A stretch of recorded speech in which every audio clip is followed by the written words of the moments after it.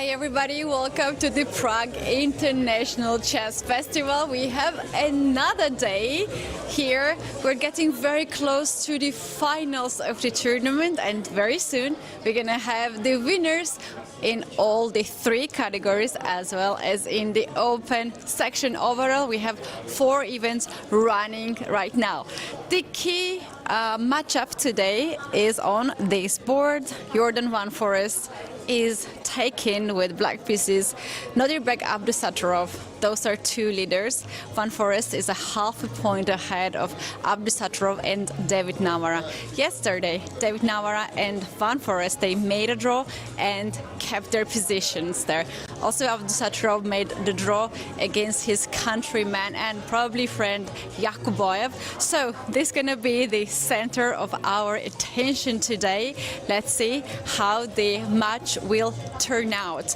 So the first board of the Masters and the first board of the Challengers is out there, and the first board of the Futures is over here. So this triangle of the first board is over here in the center. So the spectators are seated there and they can directly see all the action.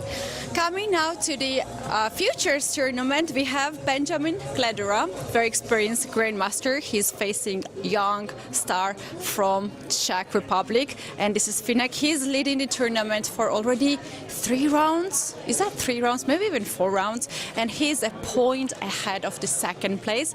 Let's see what he gonna bring today with white pieces. Now let's go to the other side of the room and look at the pairings what we have. Here we have a group photo of the Futures. As always, they have most of the fun. The girls are cute. They are having the time of their lives here, so cute, and they enjoy so much this tournament. David Navara is, of course, as always, early for the board. Here we have a photo situation. We have a participant from Italy over here. She just made a photo against Yakuboyev, and we have also parents here with us. That is really amazing. So out of 10 masters, we have already 2 in the house waiting for the others. You guys probably noticed that Gukash is always the last person walking in the venue. He's gonna playing here on this board with black pieces. He will take Parham Maksodlu. These 2 don't really have the best tournament as we expect them to have, but the last rounds are so important for everyone. And on the other side of the board, the room, we have Yakuboyev already getting ready with black pieces against Aravind. Aravind, I have suspicions that he might be the winner and author of the best game of the previous round, because he won this nice game against Gukash. And every day we are voting. In the end of the day, we are voting for the best game in all the sections. You guys can go ahead and check it out, Prague Chess Festival website, and vote for the best game. So let's move a little bit around who we have here. A lot of people, so many well-known faces in this area. So we have more and more players joining us. As you may remember, this is the door where the players are walking into, and also the players' lounge is there. So I have noticed that most of the players, when they are passing through the walk hall, then they are going to grab some water, sometimes coffee, and then they are coming here. We have Judiner joining right now, the playing venue. A lot of journalists also would like to make the photo hunt for the best shots. The playing venue is I think already half full, no, more full than half. Everyone is ready. The participants of the open tournaments are obviously here as well, getting ready, starting to focus.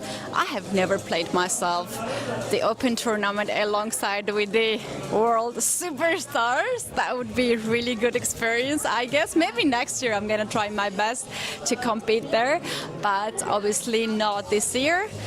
And yeah, once again, the kids have the fun in this round as always. They are from the different countries, but I've noticed that they are pretty good in English. That's one thing that we have to mention. We can maybe get close and just see what they're doing. And they are also just like learning, teaching each other different languages, how to say hello in their own languages. So we have representatives from Italy, from Czechia, from Germany, Switzerland, Poland, and more in the Futures tournament. Yeah, so that's it. We are now having more guests. And I think we're about to start. Let me check the clock. 2 minutes before the start. We have a special guest here to make the announcements. We have also the best player of a round. My bet is Aravind. And we're going to see this. So our special ambassador of the tournament, the world champion in the beach volleyball, is also here. He has made the opening game against Gukesh at the opening ceremony, and he's back today. So I assume he will make another first ceremonial move, and let's see where it is going to happen. Let's go to check out how Jordan Van Forest is doing. He's the leader of this tournament for a few days. And let's check. He got the glass of water for himself already and signing the filling the score sheet. A lot of cameras around him. Obviously, he's quite focused, and yeah, it must be a little bit tough to, concentrate on the board with so many people around, so many noise, cameras, everything. But I assume they are ready for it, and maybe even they like it. We don't know. So we are just a step behind the start of the round. I think 1 minute to go, and we also have some of the officials joining right now. We can take a look. We have Divya joining, Abdusattorov coming to the venue, Aravind, and also Vincent Keimer. I don't see Niman. Gukesh is also walking, and it is Hans Niemann who is the last man walking into playing venue from the Masters, as I don't really see him. Yeah, he should come here on this board. We're gonna see him for sure. It's not a chance that he will not come, and I think it's time to say bye from here and see you from the venue.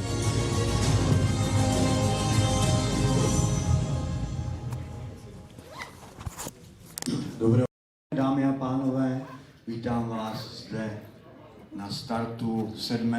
kola Pražského mezinárodního šachového festivalu. Good afternoon, ladies and gentlemen. Welcome to the beginning of the 7th round of the Prague International Czech Festival.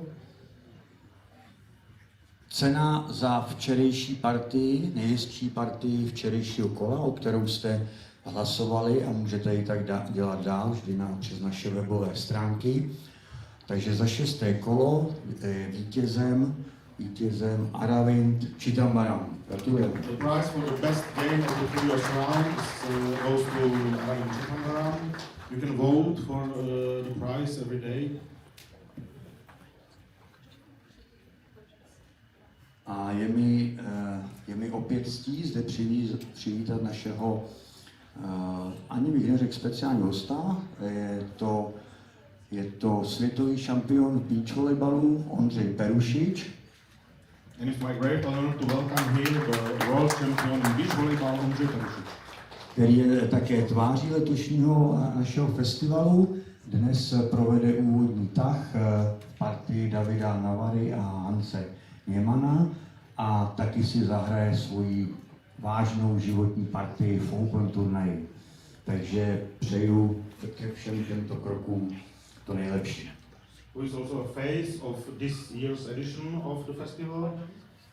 He's going to make the first move, the ceremonial first move in the game of David Navara and Hans Niemann, and he also goes to play in the Open tournament today, so we wish him good luck.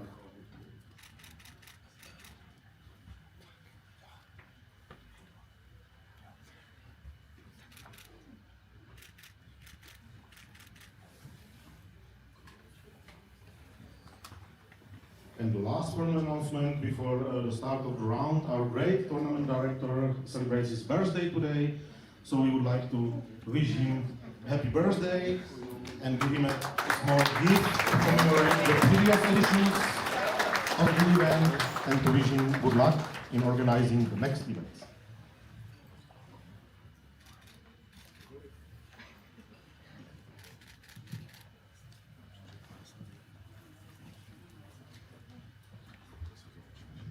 Okay, and now, after all, please start your clock.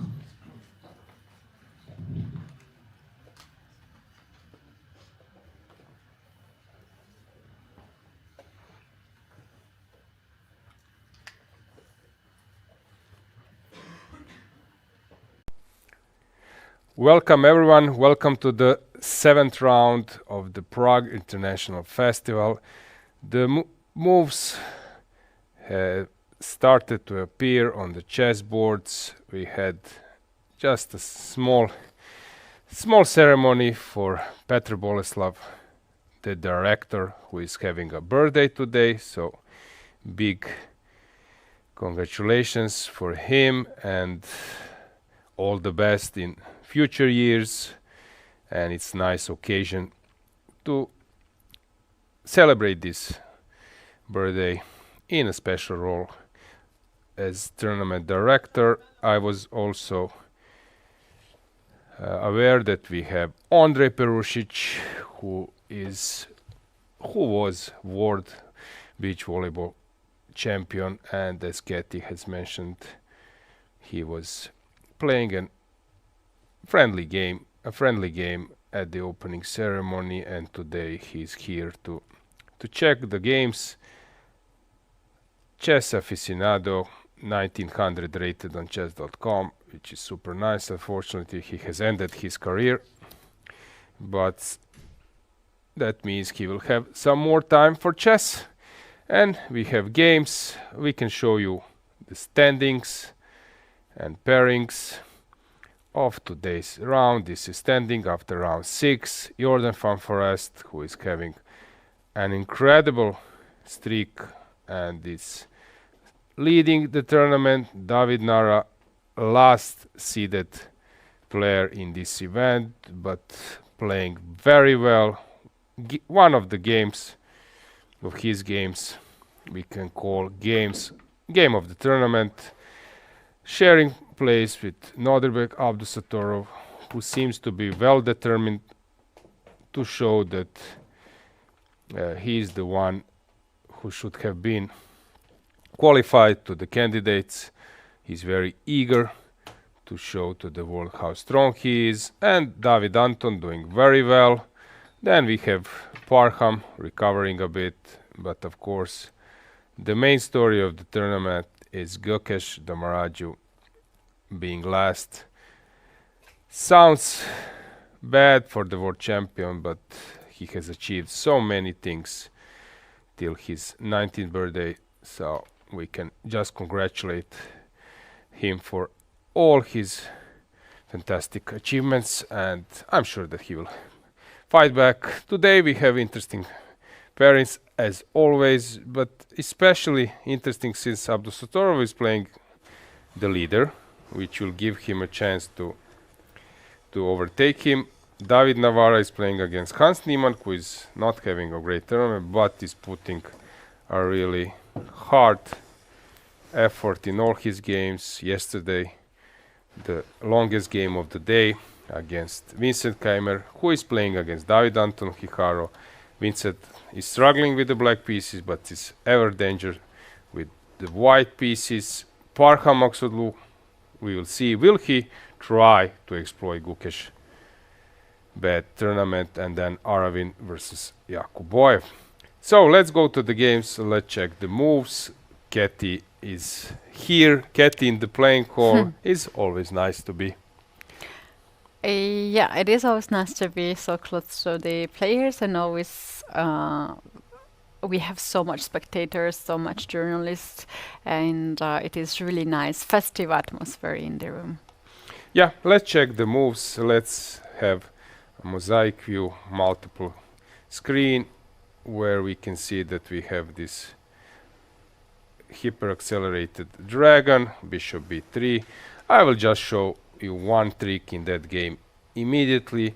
Here the worst move in the position is knight a5, and please don't play it. This is Reshevsky, Fischer versus Reshevsky, which was famous due to the e5. If you take on b3, e takes f6, and after knight a1, this rook is hanging with 2 pieces for the rook. White is much better because black cannot defend on the dark squares. This bishop should belong on g7. If he can retreat it, then there will be some chance. And here after e takes f6, if black takes on f6, a b3, different story, but the same evaluation here, a piece up. So here after e5 it's necessary to go knight e8, and now we see why this move is bad, because it takes space for black's queen, and now comes fantastic trick which was executed by none other than Bobby. And here the point after rook f7, knight e6, and x-raying the queen, and queen is trapped, no available squares, so this wins. And if you take with the king, then another trick, so it goes in the same fashion. D takes, loses a queen, and after king e6, queen d5, king f5, g4, you take, rook g1, king h5. Now e6 doesn't win because of rook f5, and f3 square is not available, but queen d1 just does the job. And this is a famous miniature. Reshevsky leave his queen and prize and lost the game anyway. So after bishop b3, don't play knight a5. I was mainly analyzing queen a5. The idea is to force, actually players who are playing this accelerated dragon, they want one detail is, the point is to postpone d6, and if white goes for like f3 castles, queen d2, then black goes d5, which is a known line with the pawn on d6 and king in the castle.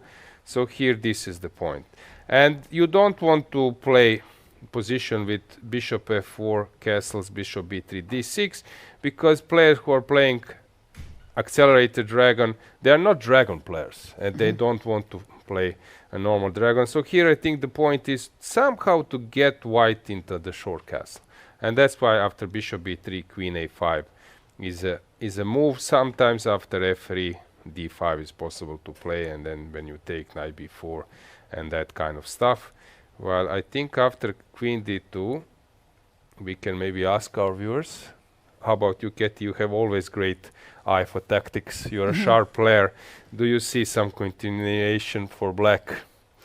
I see an idea. It should be connected with e4, d4 pieces. There's too much Hanging stuff. Yeah, hanging and pins. There's also this knight on c3 and a queen and a king on this diagonal. So I would say something connected with knight d4, knight takes e4. Exactly. Then we can trade the queens and then take the knight on d4. But the thing is, this actually does the job. But the problem is, if you go knight e4, then there is this intermezzo knight c6.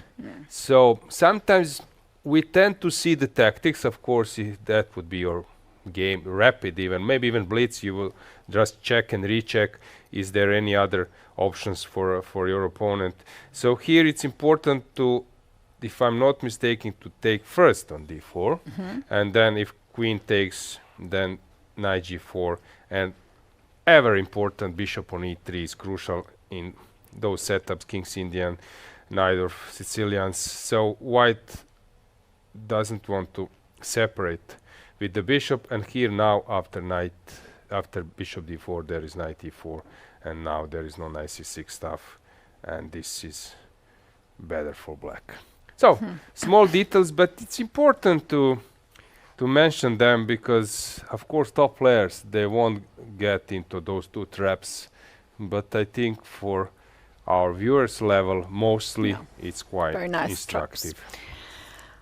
Yeah, very likely we will not see this happening, but never bad to know such kind of ideas because all these players, they also started knowing these drops, and I'm sure most of them have actually won a lot of games based a lot of drops in the openings. We have a new move by Van for us, and this is pawn to a5 to get some space advantage. Yeah, the I point assume. is to combine this with. So if I push a4, white takes because white is controlling it twice and black only once, but I can combine it with knight e4 stuff. For example, and now if you take with the bishop, I can take on e4, and this is how I exploit these tactics. a5 is a normal also line. Here there is even some super subtle stuff like rook e8, like e6. Of course it's possible to enter the dragon with d6. By the way, I was always told that it's a dragon, Sicilian, because this bishop on g7 is a dragon, like splitting this fire. But it's not. They say it's connected with stars. That this pawn structure is actually something you can see on sky at some point. So it's connected with, I understand that. yeah, with pawns, not with the bishop. And actually, this is something not many people are mentioning, right? Yeah, I Dragon, and everyone say I have this dragon on bishop, g7. yeah. I like that version though, better than the pawn structure in the stars. Yeah, It true. depends if you're romantic or not. And do you prefer dragon or Do you stars? prefer stars? Yeah. You have an Okay, option. maybe some players can, maybe if they want to, they have someone who is nice and they want to approach, maybe to some storytelling about it. Do you don't play it. dragon? No, don't do that, guys. Okay. Fair enough, Keti. And now we have a super normal position. I can switch to second one. Similar like this, just an opening face. Come on, give me a break. What's going on? What? I king think we is should doing? fix those DGT boards. Something is wrong, so please. But Vincent is well-known freestyle player, so What's wrong? how did he make it? What's going on? I was told that the king should not go in front of your pieces. This is something which, as I said, I was told and pointed out from my coaches that king should stay behind your pieces. So this is a new approach. King on f3. Really? So probably I was explaining this dragon stuff, being super excited, and I was not checking chat, and suddenly people are writing, move from that boring game, and I was so happy showing those tricks and tips. Moving from that boring game, go to this one. No, they cannot because we are 15 minutes ahead of them, so Yeah. that's not possible. You guys, we should mention that we do have 15 minutes delay for our broadcast. So our communication is not live, and that's because of the fair play measurements.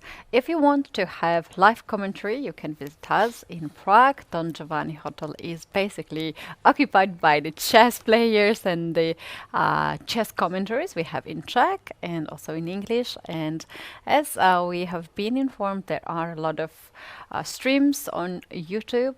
Many languages, in German, in Uzbekistan, in also we know that Chess Base India is also following, and many more. So you can take a look around. But if you want the live action, then you know the location already. Yeah, if you want to see something from the playing hall, like Keti just did, then I always like this intro because you could grasp the atmosphere a bit better, and we have so many cameras. Our technical team is there to cover any angle, so I believe that this broadcast Let's was take a watched. look at the move 6 and check it out when the sacrifice has happened.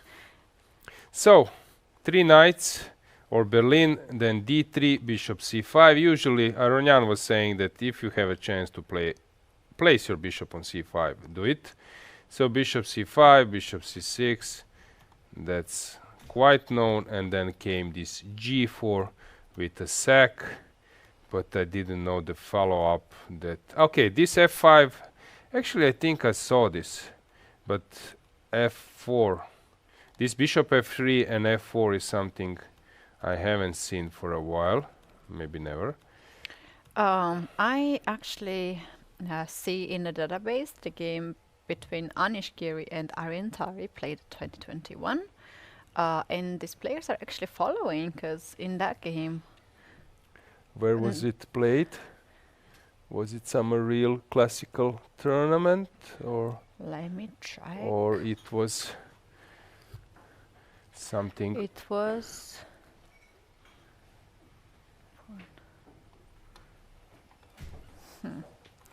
Okay, never Sorry, mind. I don't have the information. Oh, Yeah. here maybe? Never mind. Yeah, I don't have. It's not so important. So the idea is obvious. White thinks that by collecting that piece and running away with his king, that this piece advantage, a piece versus 2 pawns, will start to tell. And black is counting that he will go to the long castle, start rolling his pawn, g5, h5, g4, and that at some point he will recover a piece back. So let's check it out what happened in this game that we mentioned earlier, Giri-Tari. So it turned out that after g5, white went here, bishop to c3. And black went for bishop to f6. We had knight to d2, queen to e7, rook went on h1, h5 has been played, king g2, g4 has been played. Sorry, king e2, I said wrongly. King e2, g4, f3, g3, and the game lasted longer, and white managed to put the pieces together and then overtake black, and actually Aravind won that game. We have a deviation in this game, right? Yeah, instead of this concept of bishop f6, queen e7, here black went for queen d6 instantly. By the way, thanks for the coffee, Sotiris. Thank you. Yeah, I guys, need so we need much some this coffee. Yeah, because already Thank things you. have started super serious. Yes. And That's okay. and we are always we have nice treatment of our team, so thanks for that. And Energy. it helps a bit. Yeah, players are also consuming some water, some Oof, they do have coffee. also a lot of like snacks. They would share that.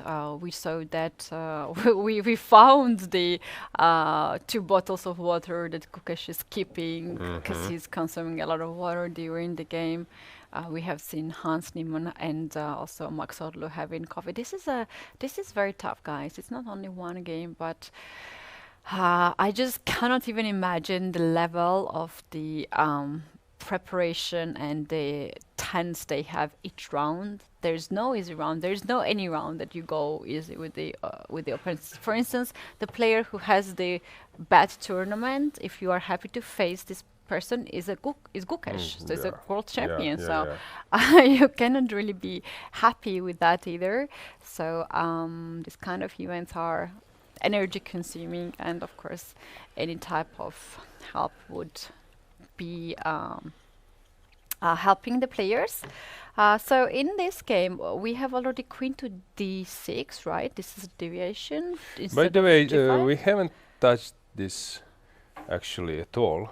So if I'm not mistaken, Gukesh was mentioning that he had some sports psychologist helping him for the world championship match. Yes. So I'm curious, is he still working with him, because this is a critical situation. You're a world champion. You're at the last place, losing so many games. So I'm curious now. Will he mention later? Was there some help from his side? Because of course, we also want to hear. It's not only about the winning. It's also about tough situation. This is my prediction, but I think he has calls on maybe even every day to talk with his team, and he spends a lot of time to take care of his mental health. We know that. It will be interesting to hear which kind of approach they took, because he's obviously having a tough time here. He's having a tough time. I wish he shares that. But for the moment, we never had a chance to interview him. Mostly we are focusing to interview the players who is winning the game. That's most logical. And unfortunately, this is round 7 and Gukash has not won his game yet. So hopefully, when he scores the game, we'll have an opportunity to speak with him. But somehow, some players tend to be very open and share a lot of things about them, and some people are more secretive and they're trying to keep this kind of information at this moment for themselves. And which is quite understandable, right? You don't want to tell your opponents how you are working on your weaknesses. He has a huge match coming up, World Championship match. No matter who is the candidate, it's never the wrong candidate, right? Anyone who wins the candidate tournament will be the one who he will be facing. So that's going to be really long run for Gukash. Yeah, but as I always mentioning, we are trying to provide you some additional info. There are many broadcasts which are going on online from afar, from a distance, using maybe cameras or games. But here we are on the face of the place, and we can maybe give you some insight. So as I said, I'm very curious what is situation now with his team and how they're trying to cheer him up. What I have noticed about Gukash earlier in the rounds, he had the lunch and the dinner in the general restaurant that all of us are using, and also the other players are using. But I've noticed that last 2 rounds I don't see him for the dinner. His second is also here.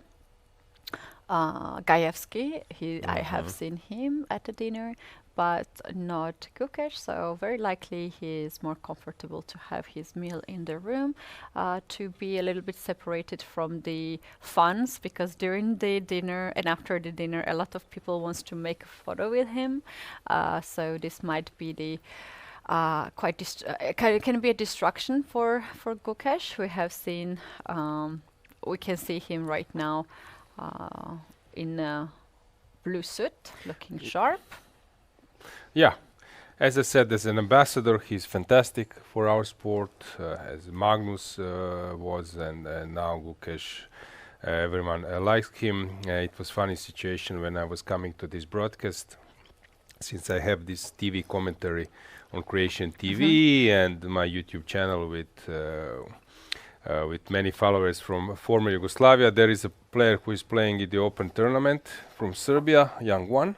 I think he's having like 4.5 out of 6, right? Okay. And he said, "Can I take a photo with you? For me, it's equally important like with Gukash, because he wants to go back to Serbia and with his friends to show this selfie." So my point was that, can you imagine how many people ask Gukash? I know on the first day, they even Sotiris asked him for a photo for his friend. Yeah, but not for him, of course, for his friend. And Gukash was super polite and immediately responded. Politely declined him.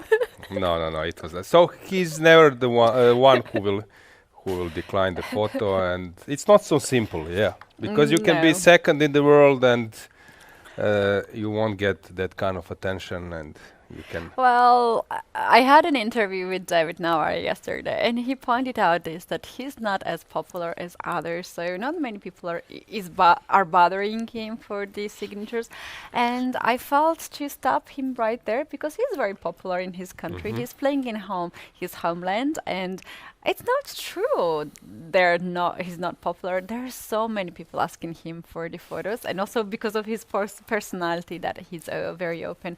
About Gukesh, he's very polite. He barely declines any photo or signature. Maybe his if he gets tired with the interviews, then he might say like maybe later on. But I had this experience to work with him in Poland. He visited us in the Ustronchas festival for 3 days, and there were thousands of participants, and mostly kids went crazy when they saw Gukesh there, and he would never say no to him. And then we will also at the closing ceremony of the tournament with thousands of people, like for real, there were thousands of people in summertime in the very nice location in Poland. And then at some point I had to step up and tell people that no, he cannot make it anymore. And I felt that I was his security, and that was really the really awkward moment. How many people are approaching him for the photo? I would probably not handle that much of the Yeah, but contact. okay, let's just bring a mosaic view that you could see also the games a little bit more. We will touch Gukesh game as well, but during Chennai Olympiad I was driving with Vichy Anand to the playing hall all the time because we are friends, so he would invite me to go together from this Lila hotel. And that experience when we would come to the playing hall and suddenly first security officers and policemen, they would notice him, and then when he goes out, suddenly hordes of people, huge crowd is asking for a photo or for autograph or whatever. And it was a really special experience. I can tell you that Vishy Anand in India, especially in his Chennai, or how it was Madras before, he is a star on a level of Rolling Stones, Cristiano Ronaldo, something like that. So it was really fabulous thing, yeah, to witness this. Yeah. I have seen many locations, Indian people being just shocked to have Visyanand in their place visiting. So that's actually Okay, true. speaking about Gukesh, so let's just check his opening. So another similar game like Kaimer versus Anton, but completely different outcome here. As I was mentioning before, Magnus Carlsen is the biggest expert in this structure, with Rossolimo Sicilian, with Bishop C6, D6, but also in these lines. The way how he regroups pieces with white colors, but also with black, it's fabulous, and it's something which is, I think, very important. If you're stable in this structure, then you can perform very well on top level. So here some nuances, and h3. I believe that Parham will of course try to win against his shaken opponent, but he will probably not go all in because he knows that this is Gukesh. It's not some like ordinary grandmaster who is having a bad tournament. Regarding next game, Aravind versus Yakuboyev, well-known stuff. G4 now, of course, castles, B5, G5. This is typical stuff, and you have this knight H5 or B4. So here H6 was played, castles and king B1. Keti, this is old school stuff, and maybe nice to have this kind of game. I can easily go backwards, let's say 15 years ago. This can be Topalov versus Anand, or for example Lukman Valley with the black pieces versus, I don't know, yeah, some player like Judith Polgar could be with white pieces. We do have quite often repeating the opening with a touch of the new engines. Players like to bring even like openings like Evans Gambit with a new life. We have seen this a famous game of Daniel Dubois. So I like that. I like that because they're always looking for something interesting in those forgotten lines that is not popular anymore. So basically, we can just talk a little bit about this position. White has made already a clear sign where White is playing. It's because of this pawn structure. White is waiting Black's king to castle on the short side, so there will be a pawn march, h4, g5. White has king already castled on the long side, and there's a very nice control of the center with the queen and the rook lined up on d file, and also knight controlling d5. Black has already made the statement as well to push b5 and start the attack on the white's king. But the question is Black going to keep the king in the center? Because none of the side looks at the moment safe for Black's king. Yeah, here the case is why people are not pushing h6, because after h4, okay, I cannot push g5 immediately. For example, h4, let's say that I play some random move. I cannot push g5 because my rook is hanging, so I need to spare a tempo with, I don't know, bishop e2 or maybe rook g1. But once I make it and push g5, g6 is destroying the shelter. So this is why h6 speeds up the process. And as we know, with opposite castles and kings in the center, who opens the doors first is the one who is better. So h6 might be an issue with that, but of course Yakuboev has his own agenda, and actually we could see now that he took this Mishra's approach and went back behind Aravind to check his game a bit. I have one question which comes to my mind. How about hours of sleep for Aravind after yesterday's win? Probably many calls, many messages. It was a huge thing to win versus Gukesh. It is a huge thing to win for With the black Aravind. pieces, yeah. And especially it gets more personal when either you're from the same country or you're from the same generation, or you have some like personal story with the player. So in this case, they are both from India, and I'm sure there was some nice touch. How about to you? You had some scalps in your career. I recall some names you were mentioning. How about a good result? Are you sleeping better, or you are excited? I sleep very good. After a win.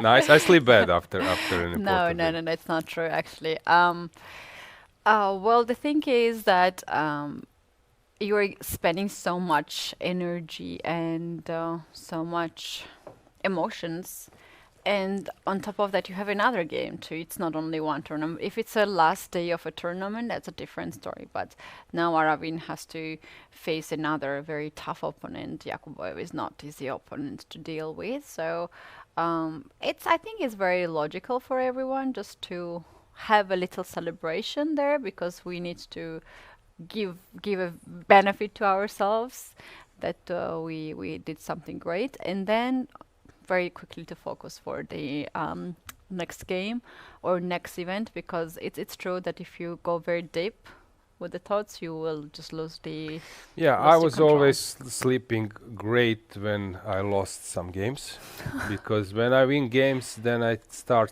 to think that I'm greatest, I'm fantastic, top is waiting for me, and then I lose a game, and then I realize I'm a patzer, and then I want to run away. I want to run away from everything, and then sleep sounds like a good idea. The sleep is actually more important than anyone could imagine for the chess players.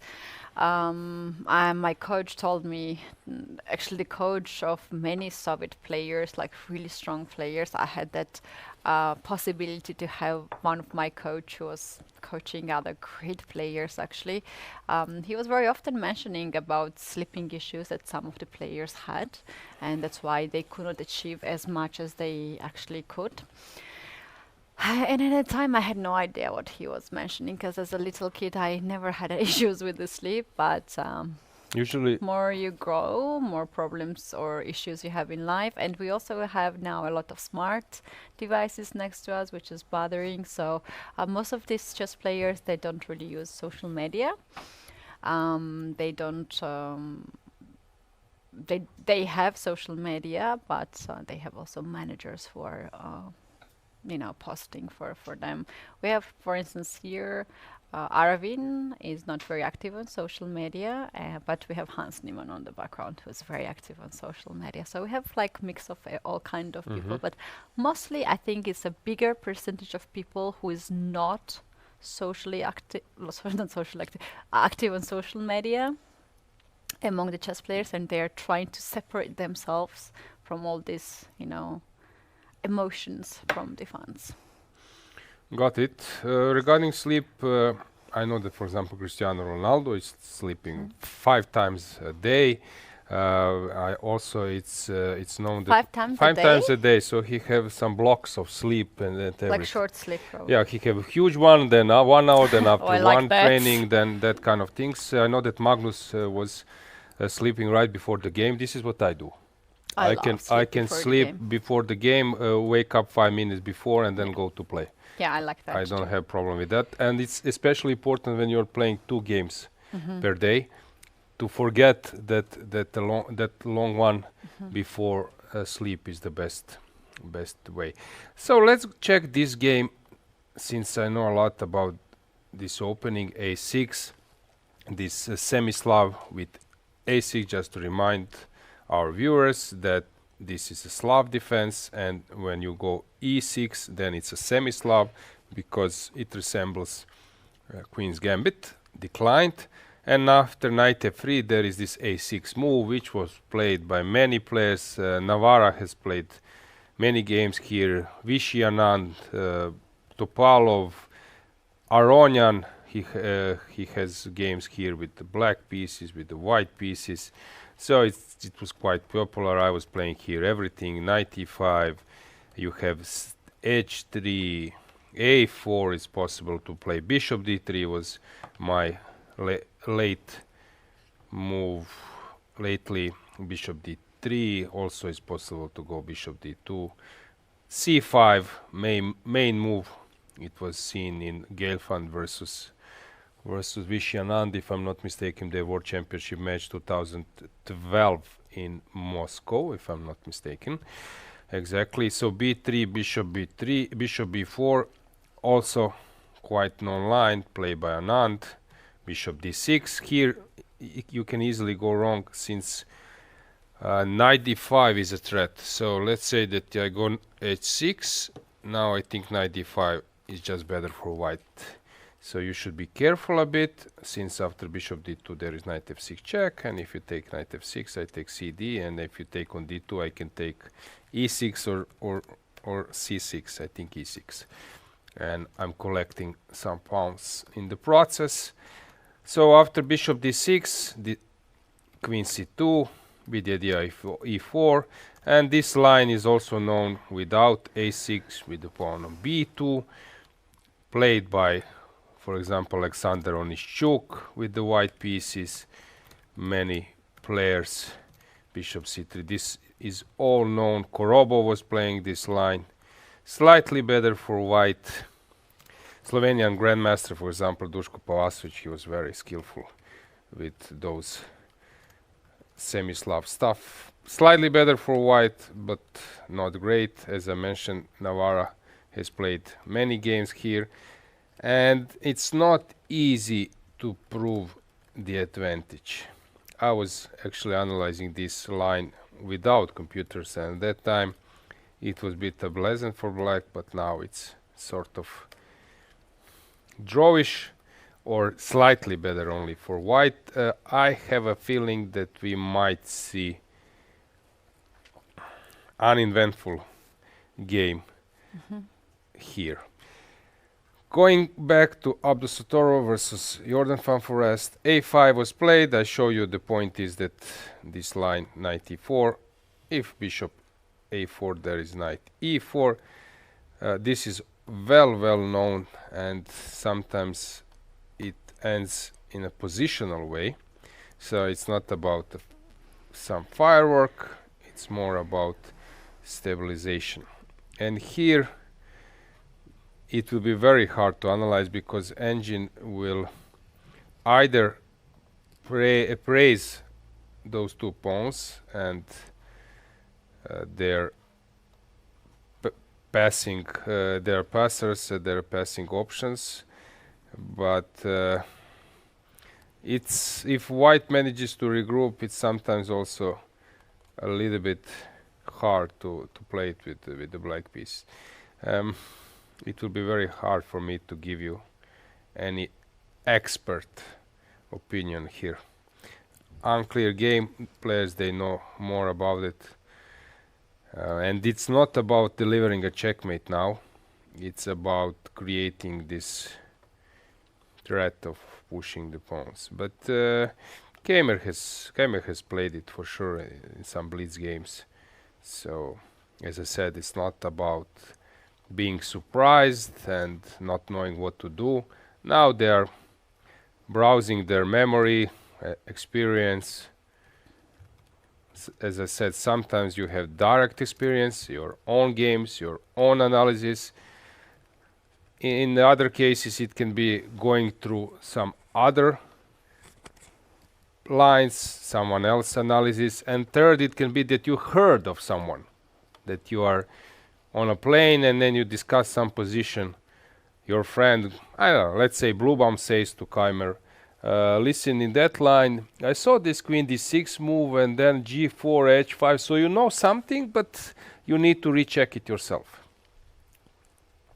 Yeah, well, this for sure they know when it happened and what happened in the game, but still, the game just continues from here. This is just starting position, and somehow I have a feeling that it is Vincent who found it more surprising than David Anton, and that's a bit strange for me, because it is Vincent who played g4, right?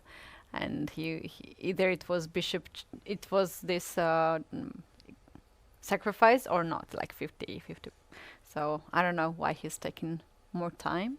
But well, this is his game, and he has to navigate here with all the lines, right? As I said, he's rechecking some stuff.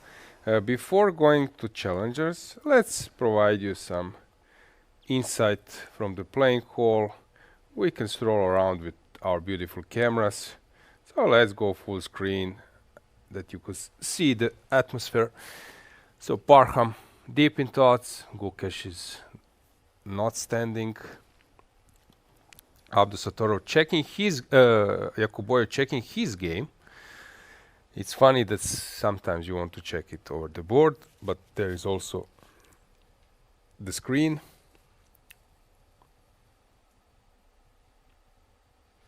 Yep, Max Odlu drinking his cup of coffee, tea, as we can see. Looks like, oh, there's a little girl with her bunny in her hand, observing some of the games. I saw her. She was waiting players for the signatures. She has this little notebook, and she was collecting the signatures there. Yeah, let's show you a little bit open section. Every day I'm speaking with Tashnik, and he said, not so easy these days in open section. Many talented players, 2400 I'm at the moment. I was 26. You could see how it looks like. Because, wow. Yeah, that's very nice. Do you see some familiar face, Keti? I see Sasikurian. Very good. I see... I saw Nevednici walking. Grandmaster. I see... Who? Oh yeah, I see a grandmaster from Poland. He's also a coach of one of the Futures tournament. Martin, if I'm not mistaken, his name. I don't know his last name. Yeah, very nice. So you could see how... Sasikurian is one of those people who are, after his game, he likes to come to our studio to observe the games of the of the Masters and the Challengers in our studio. So we had him already like 2 or 3 times among the spectators. Yeah, he was 27-20, if I'm not mistaken, something like that. I would bet on, maybe even more. At the level of the players we have yeah. now at the Especially in former times when it was super huge. By the way, I saw Hari Krishna 3-4 days ago. He is the one who could easily fit here, but yeah, he has decided, maybe due to his family obligations. We can see Ptachnik walking. You can see him right behind at the end with the glasses. He's checking and walking. Very known chess figure. World 15 winning silver medal with Czechoslovakian team in '82. Today in our shop that we have on the first floor. There's a chess shop with a lot of books and also chess sets. And he's checking the game of Irina Bulmaga. You could see her bottom right. He's checking her game. Irina is very good player who is capable to win against grandmasters. Okay, so let's go to challengers. Let's finish our stroll and let's check the challengers section. So Finek is leading the field, and today he's playing versus Benjamin Gledura. Bishop f4 is not something super aggressive, but it's a normal one. In Bertzen versus Ufa, we have this eternal Sicilian battle over the d5 square. White is trying to stop black of playing d5, while black will start moving around. Karpov was famous for maneuvering in those positions. People tend to forget that he was at the beginning, not at the beginning, but I had his book, that he was mainly an e4 player, heading towards some super sharp stuff with the white pieces against dragon, for example. So he was very known for that. In Nemets versus Herbeck, we have this well-known Ragozin line where black takes on c4, pushes this e5, but white seems to be pressing, not a simple position. And take a look of time management. So Nemets has more time than he had at the start of this round. Wow, that shows heavy preparation of the opening. Speaking about heavy preparation, we have it in Biere versus Divya. Since that, I believe it's open Spanish. This is an opening against which you need to show something. It got attention in the games of Korchnoi. Then later, Ivan Sokolov was playing this line a lot, and in the last Women's World Championship match versus Zhu Wenjun and Leighton G, no, that was previous. Then Tan Zhozhi was playing. No, that was it. Okay, that was the last one. So in that match, this open Spanish was debated. So against open Spanish with the white pieces, you need to come up with something, since black is having a very natural way of play, blocks with the knight this passer, and then starts to move around. And it seems that Divya is very well prepared, and that Jonas is trying to get a game. Yeah, Divya shows a very good preparation, and that's so much needed at the upcoming candidates tournament, that actually 2 participants of the challengers, Divya Dashmuk and also Zhuzhiner will play. As they mentioned, actually Divya mentioned in the interview, this is a nice preparation, even though the tournament is not going on her way.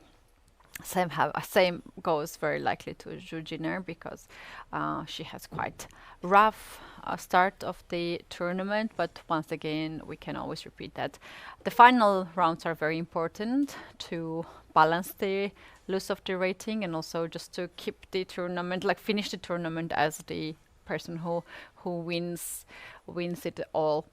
Shall we get back to the Masters? Yeah, I just want to conclude the last game, Ganguly versus Zhuzhiner. That there we have a deadly mating attack with the battery. I'm joking, but this looks really strange. The king. Really? King is on the other side. It would be fantastic if now king would be in a long castle. This fabulous battery. Queen in front, but that's not the case. The king is somewhere else. Huh? Is it funny? The wrong side. It is funny. Yes.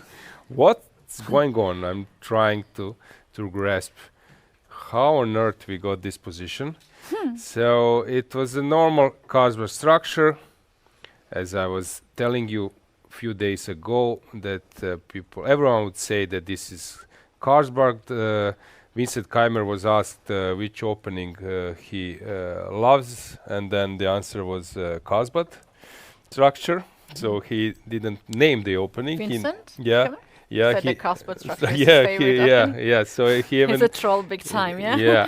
But no one actually knows that this is Karlovy Vary. This is a city in Czechia, in Czech Republic. So everyone is speaking about Carlsbad, but currently this is Karlovy Vary. And I believe that many players have passed through the city and maybe even analyzing Carlsbad structure on the train and not knowing that actually they're passing Carlsbad.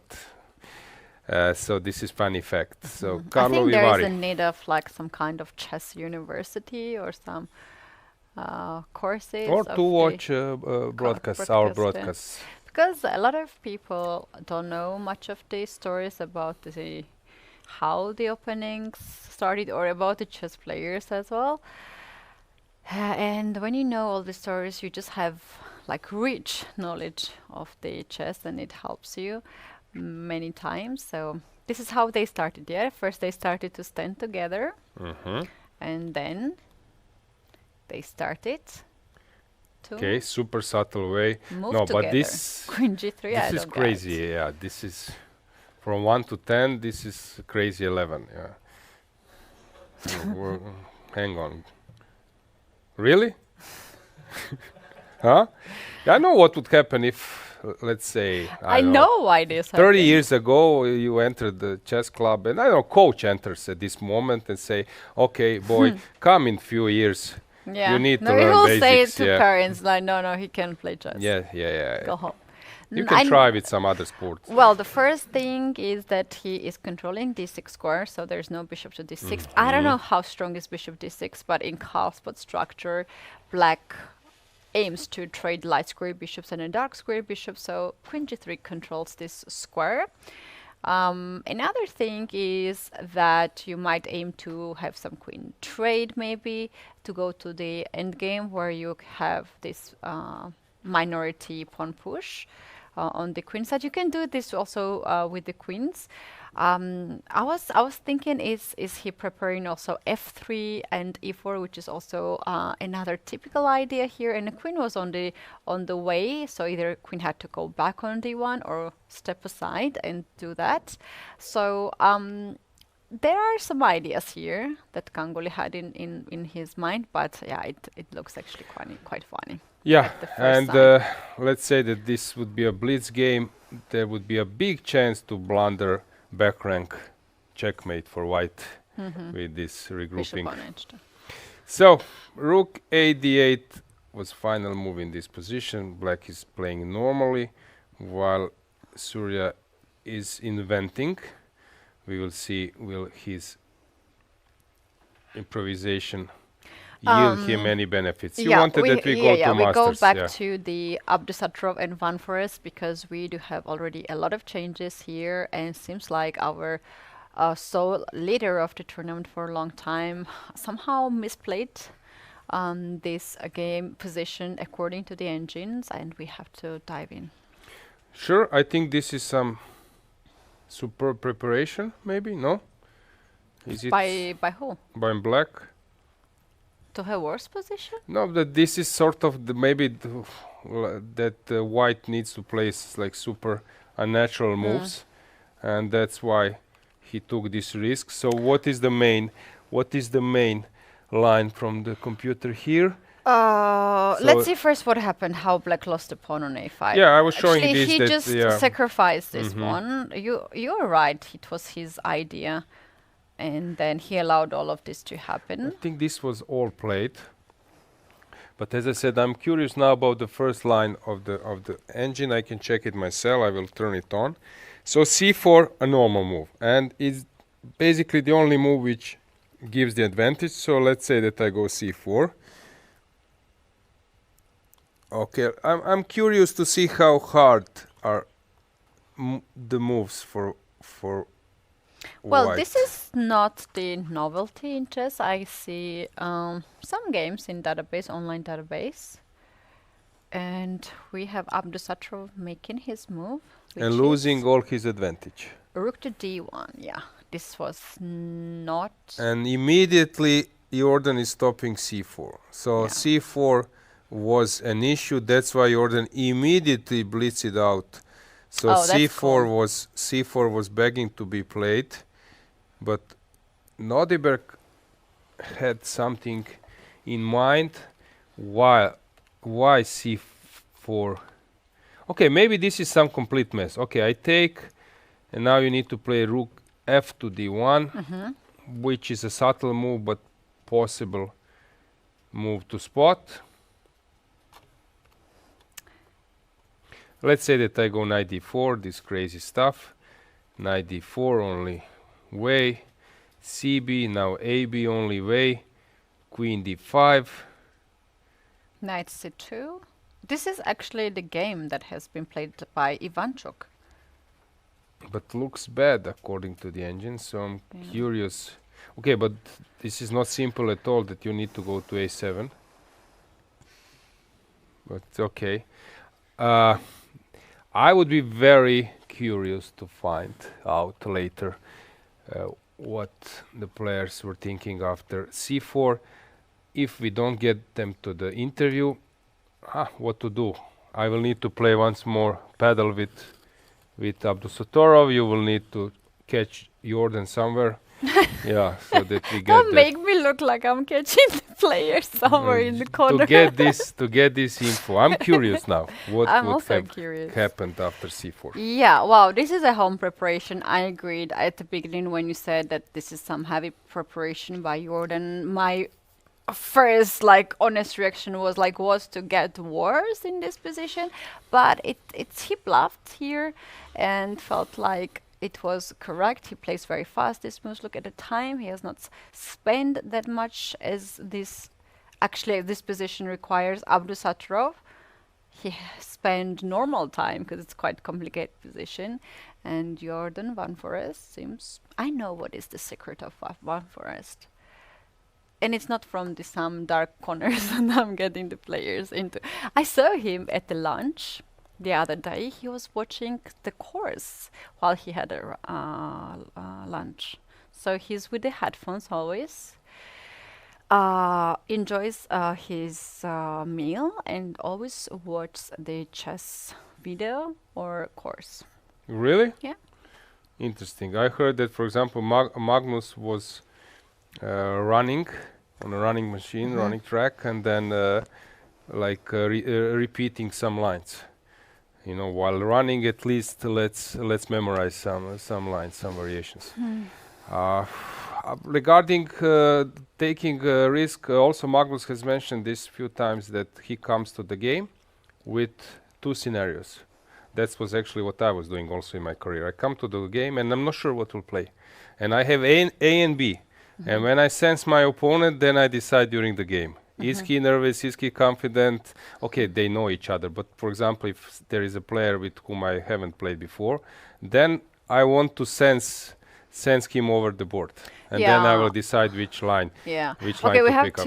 we have to also just explain what you meant, that when chess players playing professionally, they usually have different lines, different setups. They are comfortable. They know it's not that you don't know what to play. You just wait to choose according to the opponent's current situation. So you guys don't try that at home if you don't know what to play. This is not a good advice. Not to be prepared for the game. This is only good advice when you are as good to play e4 and d4 and c4 and then knight to f3. You can play any of this opening, and you just need to check out how your opponent feels like. So possible scenario of this game. So Abdusattorov can play d4. He can play c4.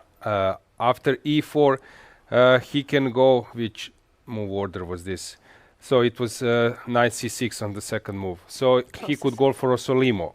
If black plays accelerated or hyper accelerated dragon, he could go for something else. And Jordan is discussing this with his second, with his coach, and he gives him some file and say, listen, if we go for that line, he hasn't played this before. You can play this, but after e6 here, c4 is a tough move. You need to play this, and after 10 moves, there is an only move for white.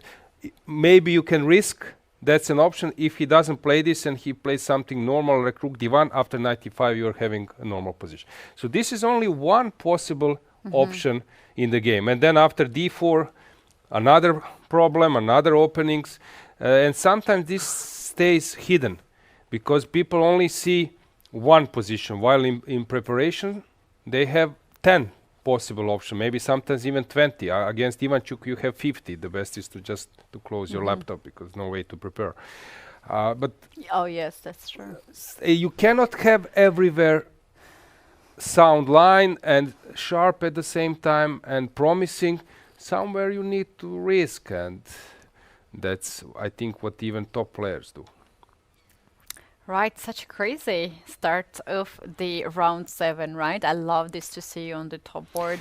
Yeah, and regarding this game, it's not about, okay, Keti, we play tomorrow. I offer you 15 moves that we play this position. Okay, let's play from this. Of course, this is only one of 25 options or maybe even more. So you cannot prepare exclusively only for this line. Yeah, true. That's true. So, okay, 95, and we are going to keep the eye on it. We have Vincent Gamer having his crazy position in the king situation. We have already a huge misbalanced position. He plays a move, knight to c4. We have not really checked the game of Navarra and Niemann, and they are progressing so fast. The game might end quite early, so let's take a look what is happening. David Navarra is feeling really good in this tournament. He was quite happy yesterday at the interview. Feels really good for him. And Hans Niemann somehow, he has not scored the victory yet, right? Him and Gukash has not scored the victory. So this is not the scenario he had in his mind, especially the way how he's playing is quite amazing. All the sacrifices and looking for all the great ways to deal with the position. Let's talk about this game as they are playing quite fast and figure it out what is happening, because David Navarra is one of the leaders of this tournament.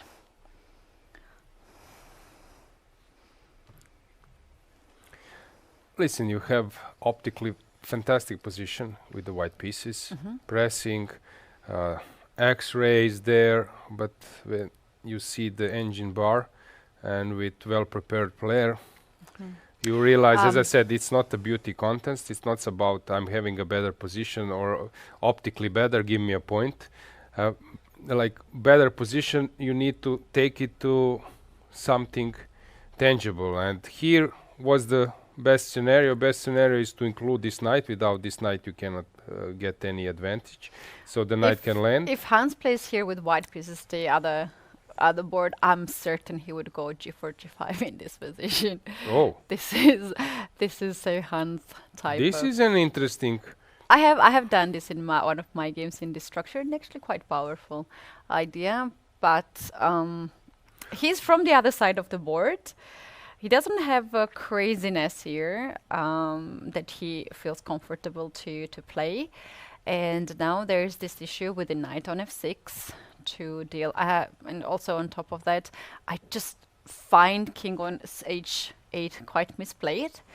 That has happened because Navarra played this typical idea, bishop to h7, if we can make that on the board. I love this idea. It's such a small thing, but such a useful thing, especially in the openings where you're trading a lot of pieces. Here we had this light square bishop trade, then we had a trade of the rooks as well, and very often black founds this king on h8 too far from the center, and also f7 pawn is a target. Yeah, I believe that it's unpleasant, especially with this g4, g5. Without that motive, bishop f6 doesn't give any special advantage. You're doubling the pawns, but not going anywhere. G4, g5, it's a huge thing, and this might be an important try. How about queen d7 now? There is something wrong with this move, and I'm trying to figure it out. Maybe rook d1. Maybe I take, and then I go rook d1, but then my initial how about I rake. trade in rook d1 and then this bishop g7 idea, or knight But h4, then knight h5? my king, he can take, and after rook d1, I have issue with back rank motive. No, rook d1 first, When? instead of rook g7. This, I was analyzing rook d1, but rook c8. And we can go in that position without bishop g7. We don't need bishop g7 here. Okay, but there is And not shall we threat. do pawn g3, let's say? Okay, rook c6. And knight h4. Okay, this is maybe unpleasant, but Knight h4, knight f5.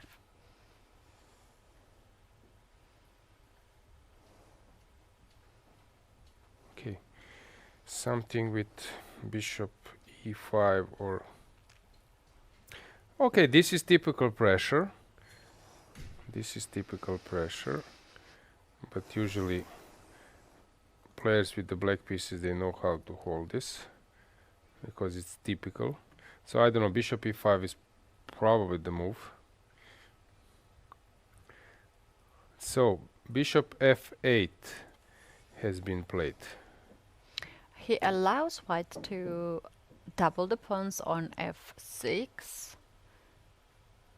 Oh, that's gonna be a long pressure. If I just take this knight and then play knight d4, knight f5. You take, queen takes, but this was already played so many times, I know this, and it looks better than in practice. Somehow bishop at some point gets into the play, and it's not enough. Looks appealing, but I have a feeling that this is not enough.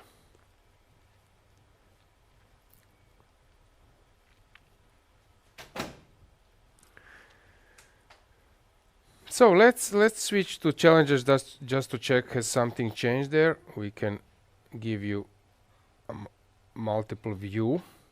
So in that section we Have we noticed David's smile? Did you see it? I didn't see it. Do we have maybe the camera on David? Yes. Here, He likes what he sees. here Look at him. But it was actually visible pretty much that he enjoys, why not? It's risk-free position against Hans Niemann, and we know that Hans Niemann can be quite a tough opponent. So, yeah, good to see David smiling.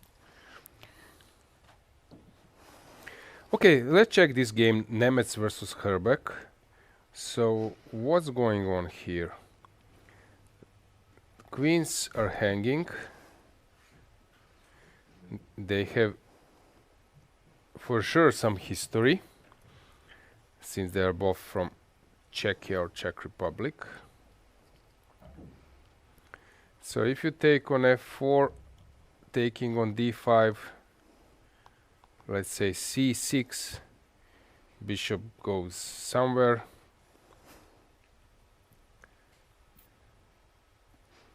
I don't know, bishop maybe here. Rook g1 is coming, so maybe okay, I don't need to move the bishop yet. But maybe I can go on bishop e6. And yeah, doesn't seem to be tough for black. So not much is happening. Ganguly hasn't changed his bishop. Divya is playing interesting move. Queen c2, trying to disturb white. Jufa Bersen, a normal game, and Finjek versus Ledura. I think that maybe it's a moment that we go for a break. What do you think, Keti? Yeah. We actually, before we take a break, I wanted to check a little bit more of the game of our leaders, because they are actually playing very fast. We have few more moves there. Okay. And let's also have a camera.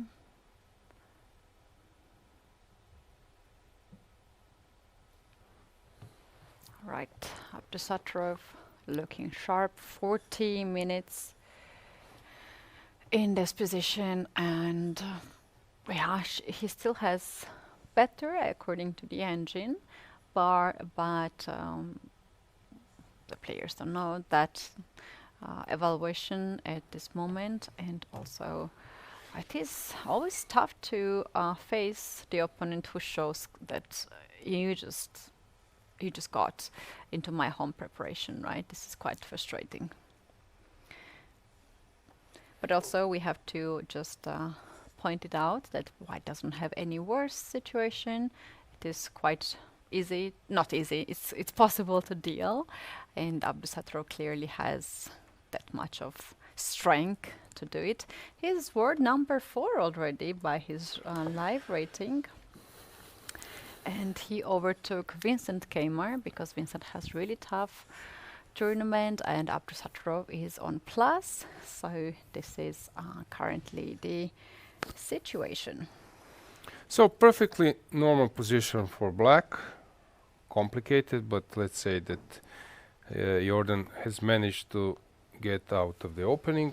Normally in Keimer versus Anton, it will be a mess, and other games are still far away from some action. Is it a moment for break now? I think it's a moment for us to have a break, but we prepared a video for our viewers. Okay. We can show what is happening behind the scenes, behind the cameras and the chess board. So let's take a look at this video and we'll be back shortly.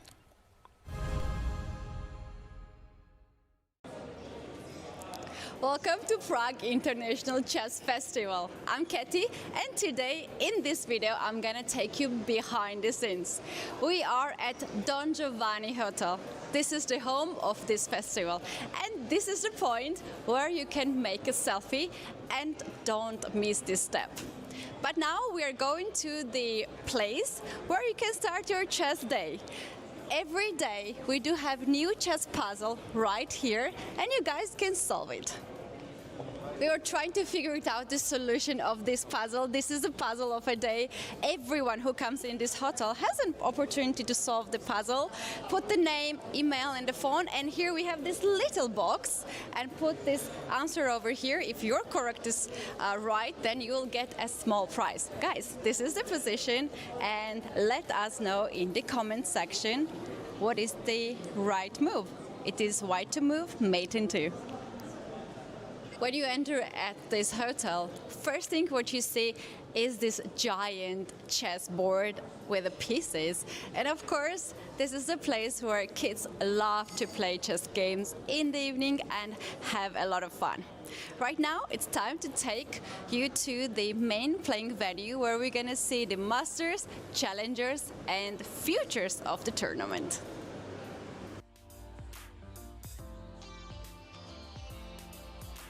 To enter the playing venue, we have to be silent. We cannot use mobile phones and cameras with flash. Now we're about to go inside, so I have to be a little quiet. But in this tournament, we have a lot of superstars. Let's now take a look at it.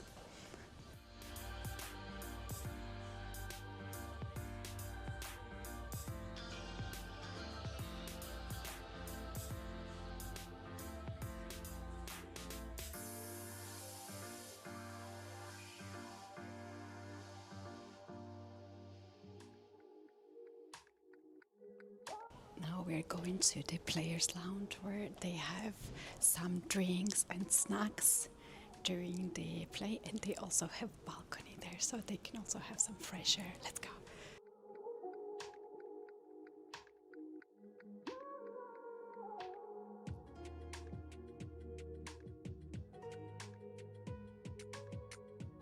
In the Masters tournament, we have the current world champion Gukesh Domaraju with us, local hero David Navara, who has played all the 8 editions of Prague Chess Festival. World number 4 by the rating, Vincent Gamer. It is always great to have Hans Niemann at the event because he shows his best style, as well as Parham Maksodlu Abdusattorov from Uzbekistan, as well as Yakuboyev. Of course, we have the previous winner of the Prague Masters, Aravind from India. Jordan Van Forest from Netherlands is shining at this tournament, and David Anton shows us his true class. I found this board here with every round update results. We have here Masters Tournament, we have Challengers Tournament. In fact, the winner of the Challengers will take a seat to the Masters event next year. So very important event. We have Finek, local chess player who is 16 years old. He is rocking at this event and maybe he'll be the next Masters. We have Divya and Jujiner representing females here at this event. Coming to the other side of the board, we have Futures Tournament, and here we have the players, the girls from the age from 12 to 14. We have additional competition at this tournament. Here on this board you can see the results of the Masters and Futures together. So these players are collecting the points, and in the end they're gonna have some awards. Let's see what it's gonna be. Our next destination is the Open Tournament, and here we have the pairings of the event. In fact, we do have 444 participants from around the world competing right now in this room. So let's go inside.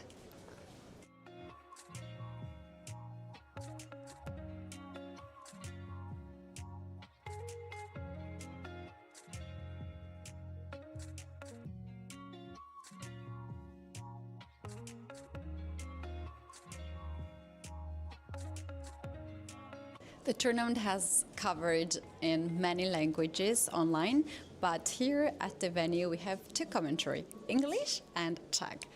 Right now this is the office of the Czech commentary. As I know, they have a break now, so let's go and check it out. How the games are going? Are you happy with the action? No, not with action, but with the position for Czech players. We are happy, keeping it solid. That's good, always. And you have here a lot of local spectators. How fun is it to have commentary and also live audience? Well, it's very nice. I mean, it's such a rare occasion here in Czech Republic to have such a great tournament. So we're very happy that the chess players in Czech Republic take the opportunity and come here to see it all with their own eyes, because you don't see the world champion every day. This is our English commentary. Usually I'm sitting here alongside with Alojzije to give you our thoughts about the games, but now we're joined by Ceremonial Abdusattorov, and he gives us his expert opinion about the games, and you can actually join us here.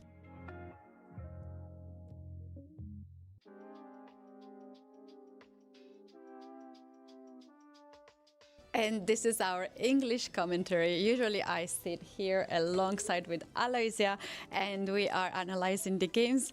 Alojzije, are you happy with the lineup, what we have here at this event this year, and also how exciting the games are? Yeah, hello Keti, hello everyone. I'm really impressed by everything. It's one of the, I would say, the most memorable tournament in terms of fighting spirit.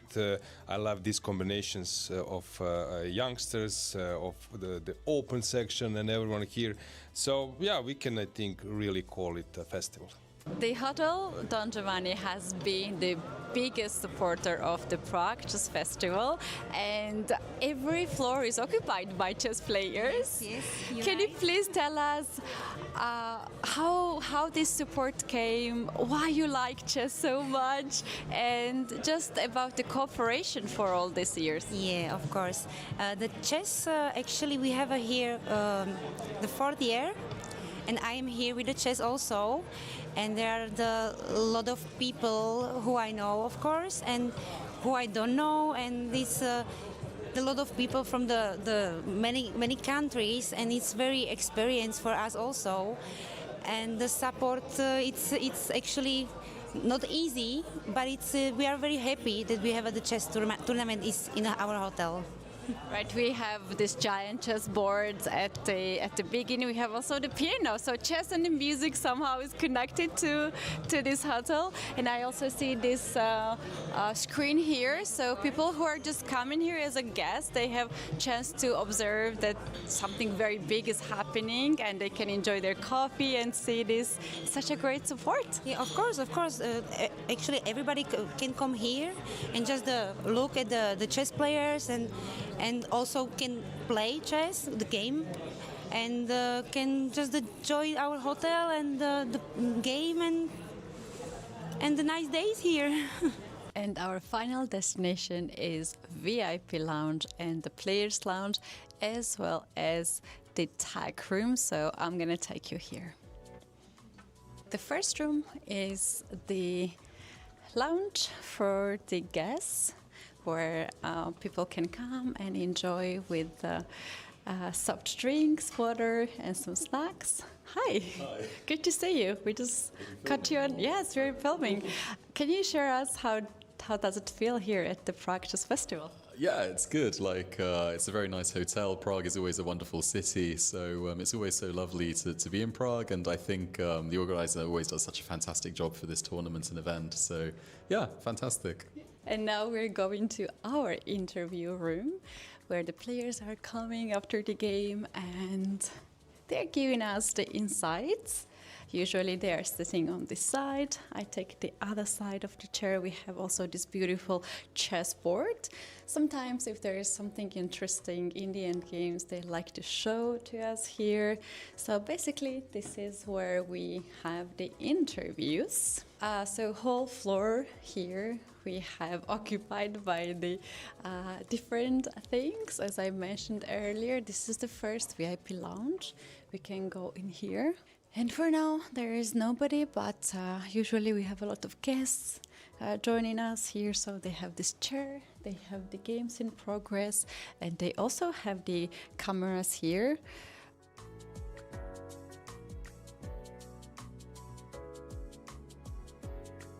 This is not the only VIP room. We have more VIP rooms the other side, but this one is very interesting, and this is the players analyzing room, and you might not expect them to come here, but I have seen some of the players from Masters.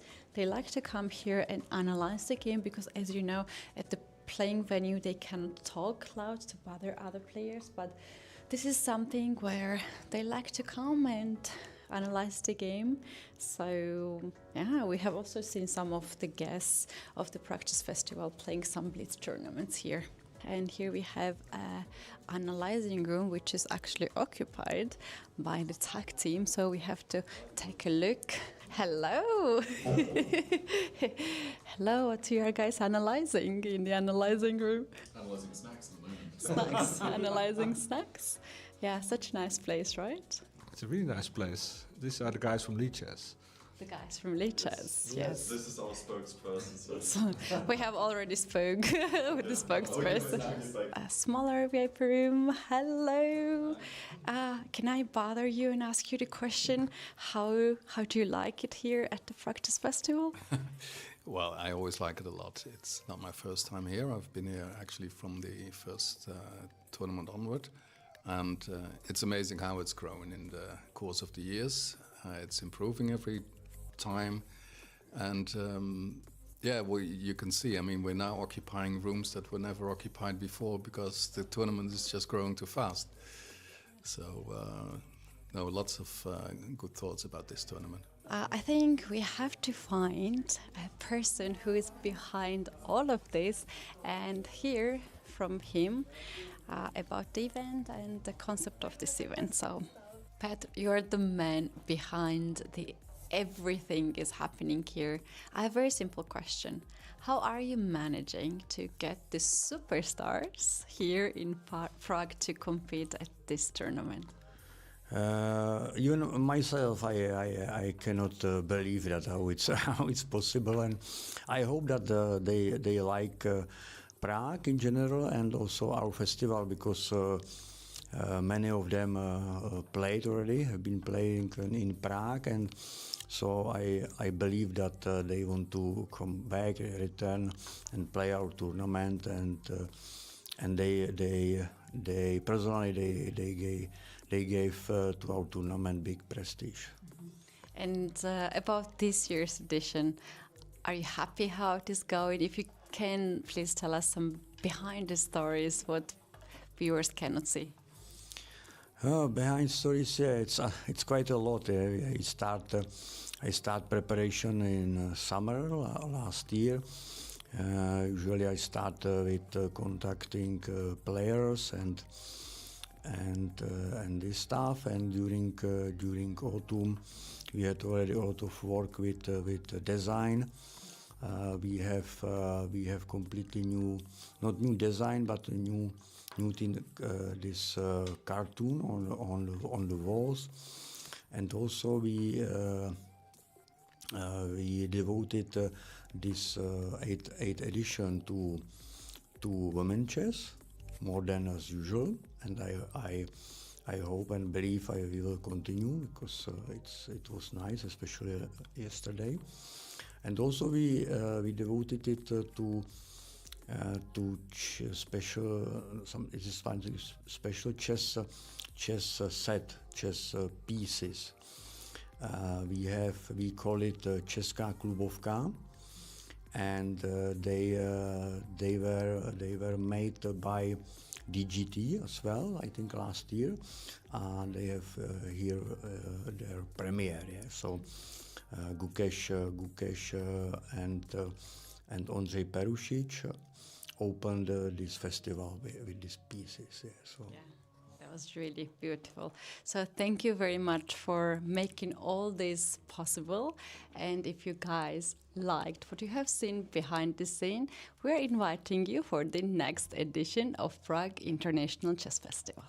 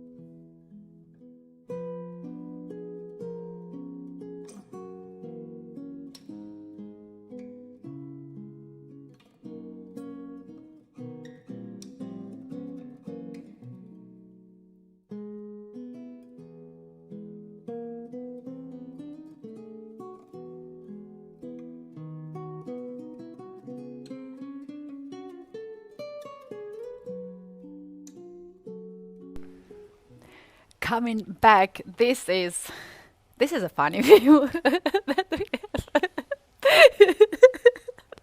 Coming back to the Prague International Chess Festival. This is round 7.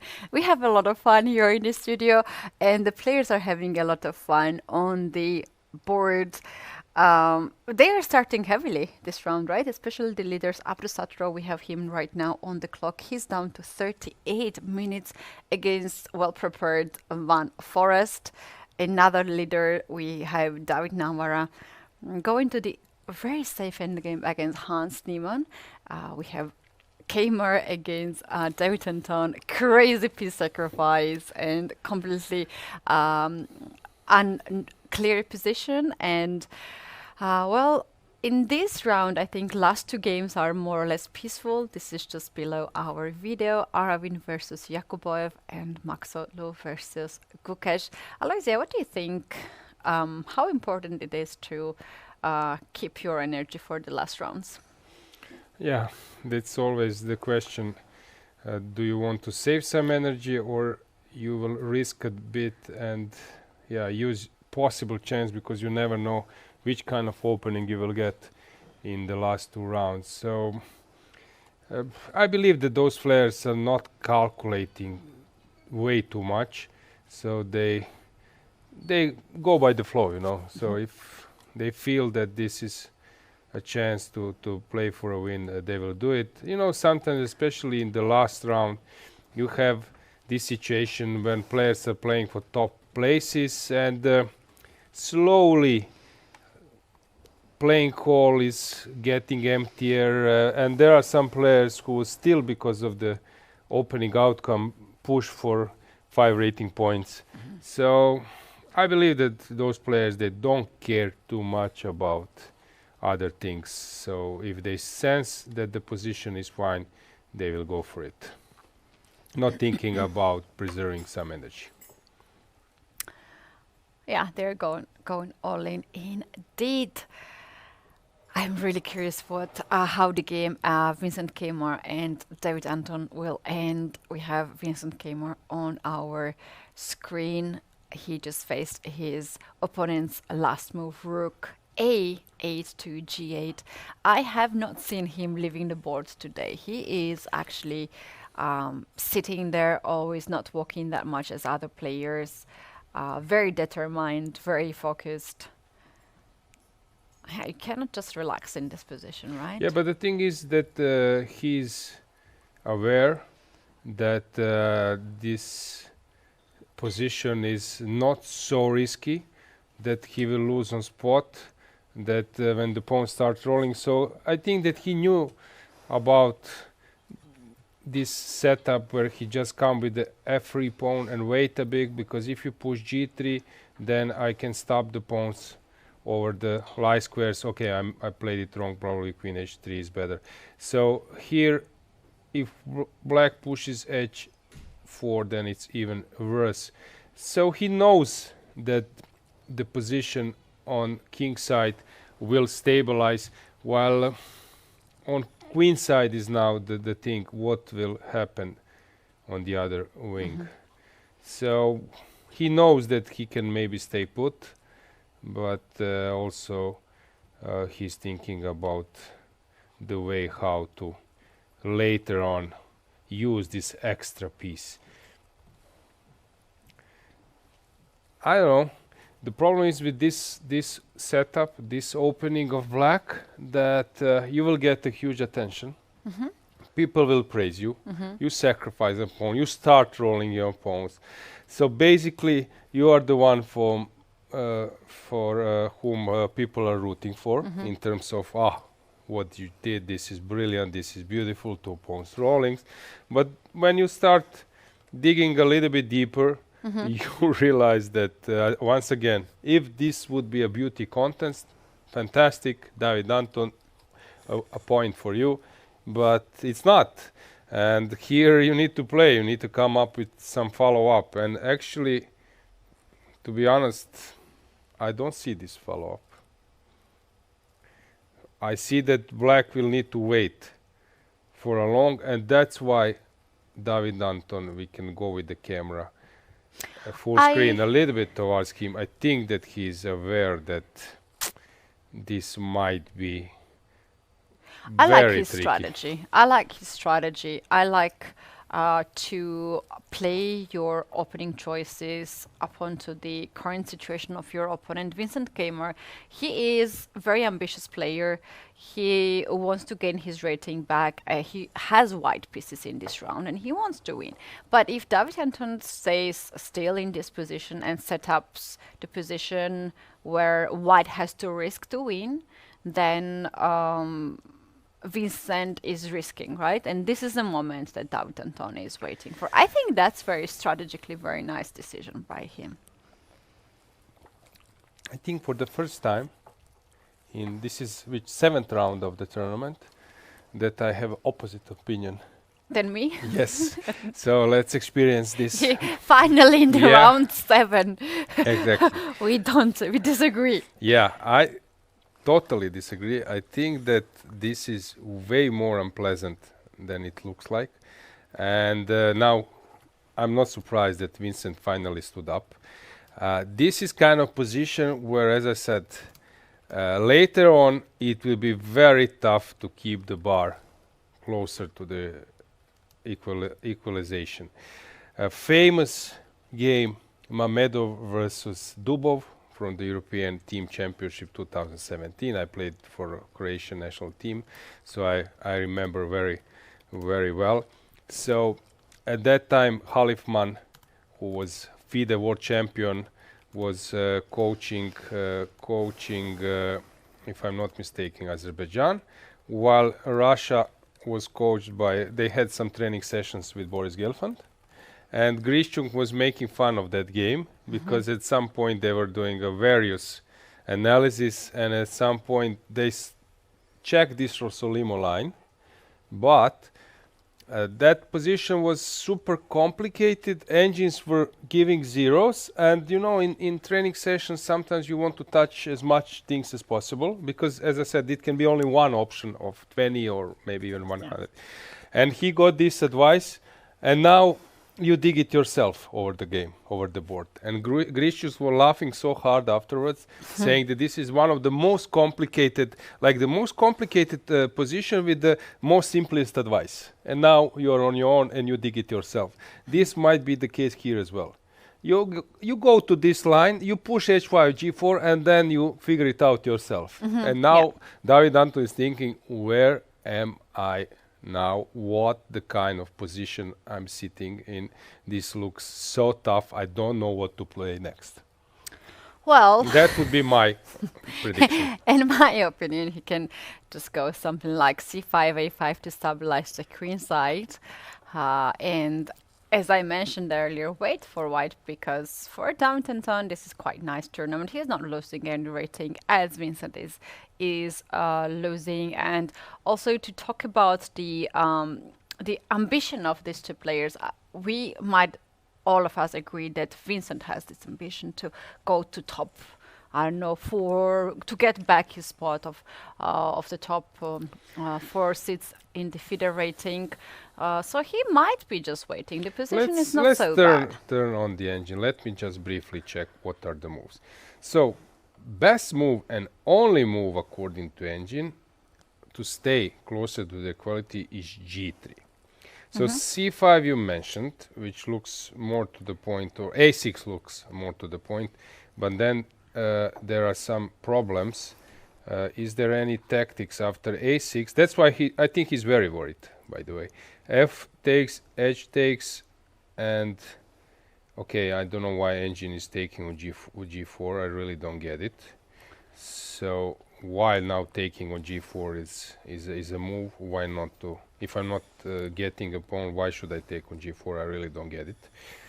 So, but let's say that he plays this g3, which engine offers as the best move. And now after queen g4, it offers h4, queen h3, and now if you exchange queens, you're struggling. Now he's increasing the advantage. But let's say that we go queen e7, not exchanging the queens. Now suddenly knight e5, or d4 is 0.6 for white, or 0.5. I think it's very hard to deal with this outcome. So, to me, it looks like this is very unpleasant for black, and I wouldn't be surprised that this game lasts for less than 15 moves from now on. But maybe I'm totally wrong, of course. I accept this. I will apologize to the players and to everyone needed, but this is just my modest opinion. I still like this sacrifice to entertain us. I think that's pretty cool to see it. We can go back to the game of now Van you Forest. saw the facial expression. I would love to go full screen. It looks like he's completely unhappy. This was actually some sign of being very worried. Okay, here we have a situation. Let's go to the first game, the leaders board. Because we have this YouTube stream on ECU channel and Prague Chess Festival channel. And we have 15 minutes delay. And there is someone very angry in the chat. Calls the names. Guys, just be very polite, please, in the comments if you want us to respond to that. Okay. But the thing is that at the beginning, when all of this started, when Jordan's gave up the pawn, it gave the advantage to white, right? Yes. The engine bar was up. So there was a comment that how come that this is totally lost position for black, and why we're saying that it's just fine for Jordan. I think you explained it quite well. Yeah, I explained it. I will repeat it But once another again. thing that I would like to add here, like it is so important to know how to read the engine because it gives slight, tiny advantage to white, not even advantage, to be fair. And you guys can have a trust to a grandmaster who says it. No, the point here that C4 was like almost a winning advantage according to the engines. But once again, that would mean that player rated 3700 is playing versus a player rated 3700. Those players, they cannot play on that level. So if you play now all the best moves in all positions, then of course this is very dubious. There are some players, instead of being slightly worse, they take some risk. If my opponent finds bunch of moves, only moves, unlogical moves, okay, and I lose a game, what to do? Bad day in the office. But it's a big chance that player with the white pieces, even a top player, as I said, these guys are 2750. Engine is 3750. So it's a difference. That doesn't mean that they can play on that level, and then why they don't see this C4, and then probably maybe Jordan is aware that there is some detail in some line after 10 moves you need to find only moves. There was a famous interview, from my point of view, a famous interview. So German player Donchenko, Alexander, he was playing European Individual Championship in Romania.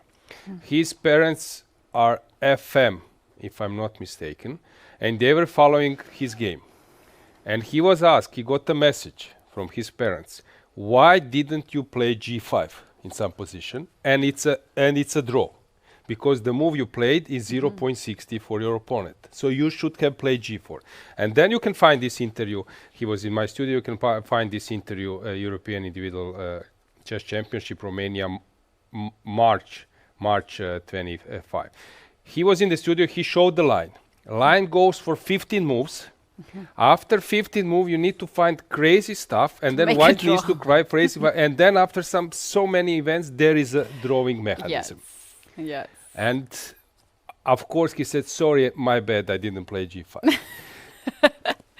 So as I said, chess is also not an ultimate information stuff. Players are maybe taking risks. Okay, if my opponent, he's not an expert in this line, if he goes here for C4, maybe... Yeah, he's risking. Yeah. He did bluff and what has happened, Rook D1, was played, and then Jordan instantly played 95, so that means that he knew that c4 is coming, and that's how it goes. Yeah, and also we have a situation where Van Forest is prepared for this setup, and Nodirbek was not probably prepared because he spent a lot of time to navigate in this. Yeah, and prepared player versus unprepared player, then you have this psychological effect.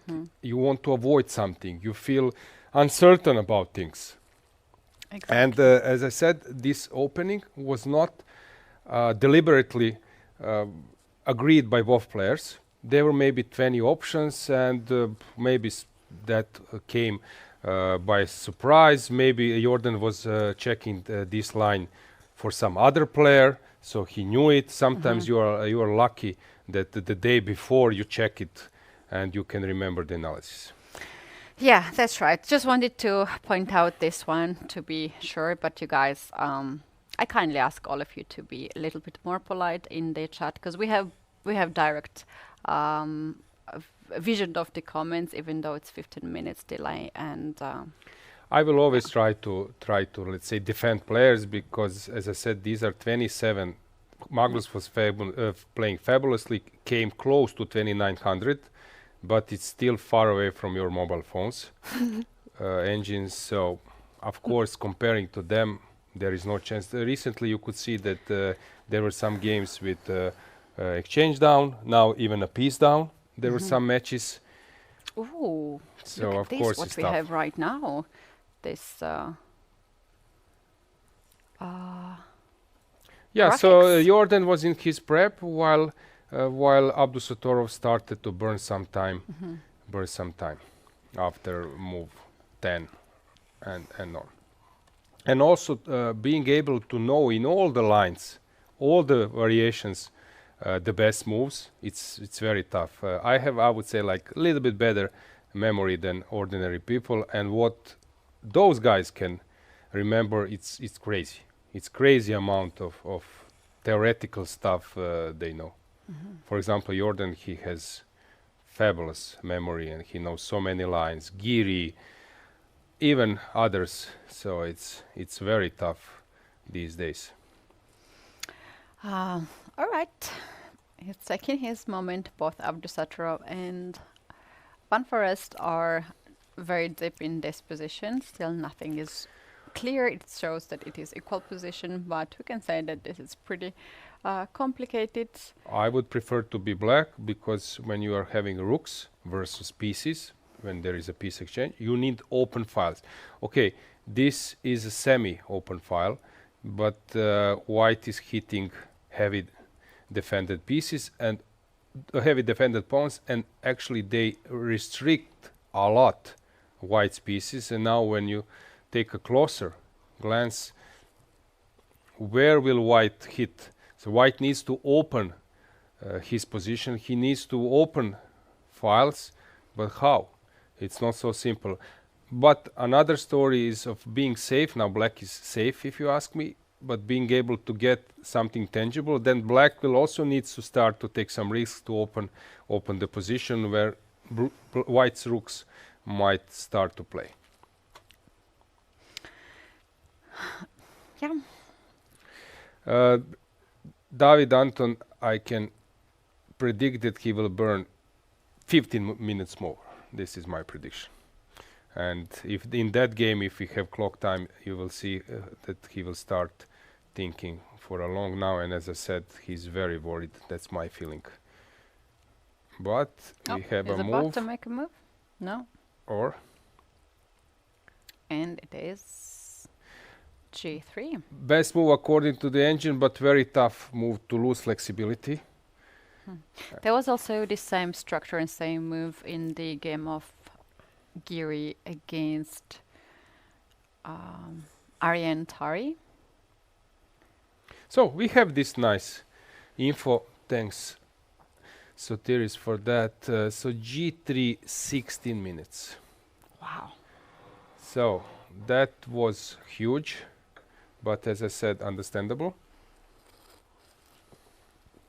And the other moves also has been not played blitzed. G4 and B6 has been spent around 7.5 minutes by Black, but Vincent is also spending heavily his time when he played F3 and also another knight to C4. Yeah, this is really nice, nice stuff for us. Grishchuk is no longer around. I know that Kasparov spent 60 something minutes or 58 minutes for his move, and Grishchuk was the one with the record 72 minutes for one move. How much time he had? And then Eternity. he had normal game. Maybe it was 2 hours or maybe even 1.5 hours, and then he ended up with 5 minutes, and then he went to his blitz mode, but 72 minutes for one move. That's crazy. But the problem is when you're thinking, when you sometimes have some problem in your life, and it's not only about chess, then time flies. And when you are bored, when nothing to think about, then of course 72 minutes looks like a crazy amount of time. Yeah. But for him, if you would ask him, probably he would say I was thinking 20 minutes. Yeah, exactly. Don't feel. The craziest experience for me as a commentator was by Vasily Ivanchuk against Levon Aronin, I think, World Cup 2017. He thought about 40 moves, Ivanchuk. He had equal position, but equal position, but not draw. Then suddenly he stood up. He made a round in one place. He sat down, thought another I don't know how many minutes, and he played blunder. And yeah, I'm not surprised with Chucky. All of us, it was a semi-finals. We had basically only 2 games in progress. It was the last game because the other finished. And you can imagine just our reaction there. First of all, no moves for 40 moves, and then we had this spin and then blunder in the position. But that happens very often, that a lot of coaches are advising students not to think more than 15 minutes. But when you don't know what's the plan, when the position is difficult, not necessarily lost, just difficult, you just need to spend some time to figure it out what is happening. Yeah, since it's a critical point and you need to decide about your plan, your strategy, and if you pick up wrongly, no need for time on your clock, so it's very important to solve it. The game Abdusattorov won for us. Abdusattorov gave up his piece on d5. I'm not surprised, and this is a great decision, because now you're changing the profile of the game, and you're getting some space for your pieces. This is a really great approach, and those players are sometimes, like I like to joke, difference between a grandmaster and beginner, that beginner tries to save things when it's already over for a long train, has left the station for many hours, while grandmaster is at least trying to change outcome when there is still some chance to do it. And you could see here maybe few moves, and if Black has managed to increase some pressure, it will be too late. So this is a sign, that's why they are much better than me. This is a sign of great quality, that you sense that it's a moment to do a drastic measure, which sacrificing a piece for 2 pawns for sure is. And I like this. I appreciate this a lot. This is a huge thing because it's also psychological. It's not just quality of the move. I'm not even.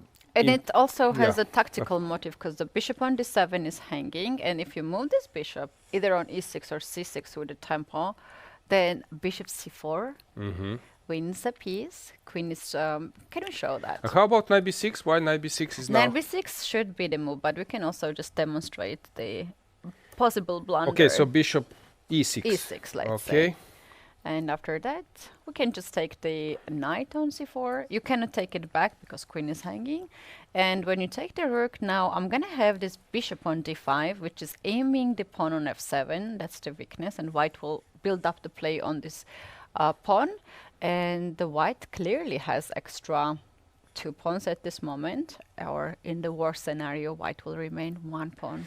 There was a famous game, Auerbach versus Spassky, where Spassky in King's Indian. He was not a big fan of King's Indian, and I was not surprised that he played that opening not in a great way. So white was dominating, blocking the center, and then preparing this pawns avalanche on the king side. It looked like one-way street, and suddenly Spassky plays nice c6, gives a piece for nothing for a pawn, but completely confused Auerbach, and then in I don't know how many moves he was already winning. And I'm showing this game as a drastic example of changing the profile of the position and undermining your opponent. That was also the case in one game, Kirill Georgiev versus Ivan Sokolov. Kirill Georgiev was world number 10 even as well, and Kirill was in his prime. He was the one who would try to squeeze his opponents in slightly better positions, and he was very skillful. And then Ivan realized that he will suffer for hours, and he sacrifice a piece, and Kirill got completely shocked, almost felt from his chair, and got so confused that he was even lost. But in the end, like in Spassky game, it ended up in a draw. So that quality, Abdusattorov has it. Gukesh, as I mentioned, has it, but the problem is you would expect that he's not defending all the time. This is very important for top players. And he was about to move the knight away. Yeah, knight we d6. have this camera to 96. see exactly where he was pointing. Now he's not. Yeah, it takes some more time. Knight to b6. While you were telling us the story, I had a chance to analyze with the engine what might happen here. Rook is hanging. So how on earth you did get to this position? I went towards the end game. So now rook to d6 is a correct move. Okay. And I think Abdusattorov has already played. Point is that after you take the pawn on b2, I have this move queen to e3. Okay. And I'm attacking the knight on b6. You can't move the knight away, obviously. You have to play rook to b8. And now it increased more and more for white here, because there are like plenty of moves. One of the easiest moves is rook e to d1 to attack on the d file. And seems like black is not only struggling on the d file, but also pawn on f7 is not guarded anymore. So what happens if black is not taking this bishop? I asked engine what black should play. Yeah, not taking on b2. Yeah. Sounds like a logical way not to play with fire. So either moving the move is here bishop to c8. Yeah. Bishop c8 or bishop f5, but bishop c8 is the most accurate move to keep this bishop here. Now after c3 makes sense to block this dark square bishop. Black has this idea to play knight to c4. I want to show the line that I have here, if you can make that. After c3, knight goes on c4. Attacking the rook. And this actually decreases the advantage for white. So if you accept the pawn sacrifice here, if you take the bishop c4, pawn takes c4, queen takes c4, bishop gets back on e6 to hit the pawn on a2, and white has this option to sacrifice an exchange and to have that position with how many pawns? 4 pawns. 4 pawns. For a bishop, yeah. Yeah, from my experience, I was always the one with the piece versus pawns, because I believe that it's possible to fight. And in my practice, actually, it was proven from time to time. I'm curious regarding this knight c4, so I would search for also for white instead of c3. I'm curious, is there an option to exploit this activity of white pieces? So knight c4 is coming, is a threat. So I was thinking how to exploit something with with white's position, but maybe there is no way since knight c4 is coming in any option. Okay, quite an interesting one. Now Jordan is thinking to go bishop c8 or bishop f5. Here David Anton, as I said, I'm not surprised. I don't believe in this position with the black pieces. No matter what engine says, I think it's very hard to keep this engine bar closer to equality, that you need to have 3700 rating, which those players don't have. Regarding this position, is slightly better for white, but usually from my experience in practice, it ends up in a draw, because bishop is too strong, and this dream of placing knight on f5 and dominating, it's not simple at all. How about Aravind versus Yakuboev? One tiny difference, h6, while all other moves are perfectly normal, and it's still unclear. White is not actually playing his moves so fast. And Maksudlu versus Gukesh, typical structure. As I said, Magnus knows what to do here.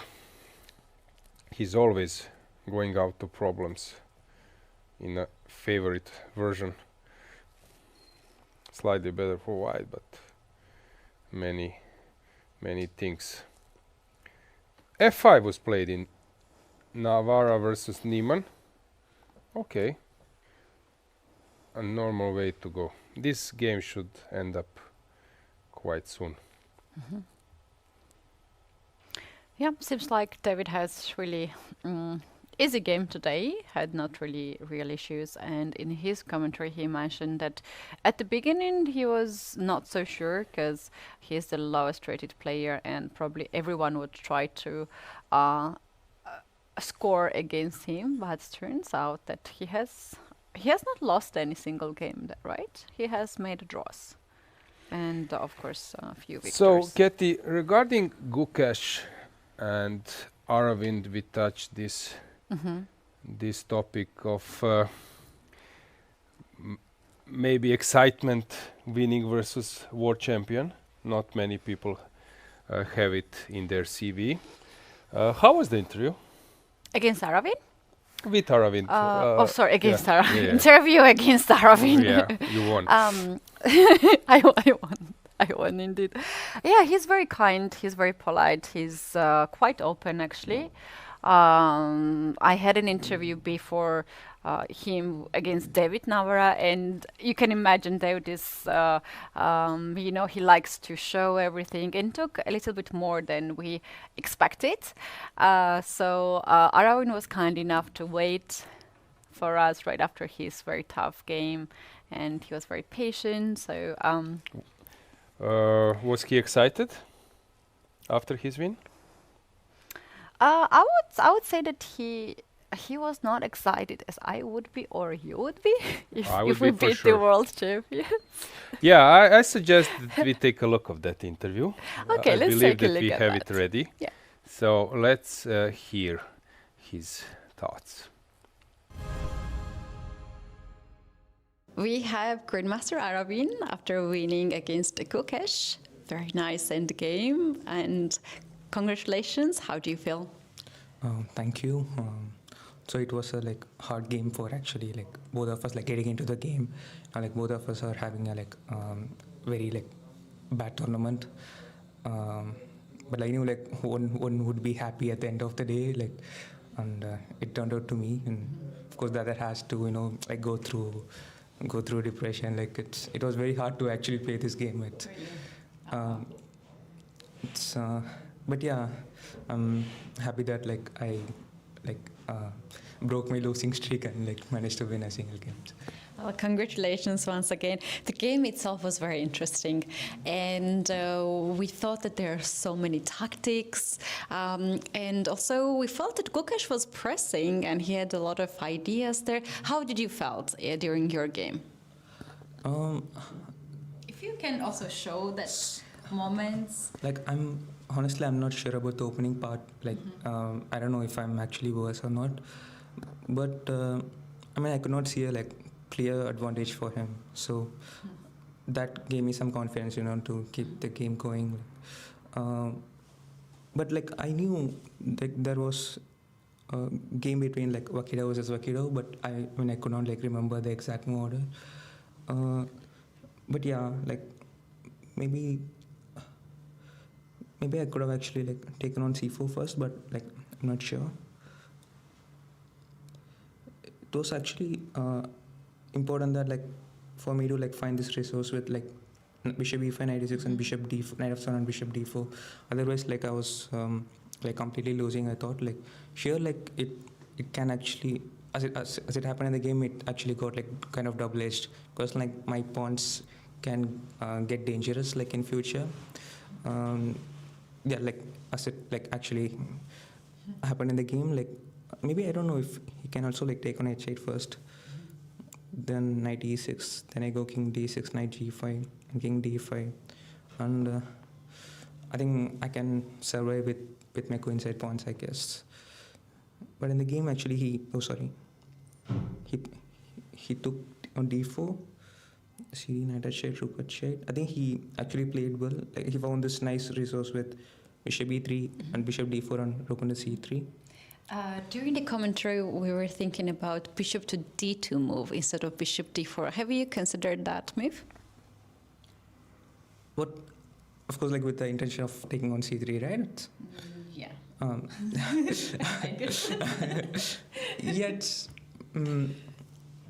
Yet it was or it's more the or same, less.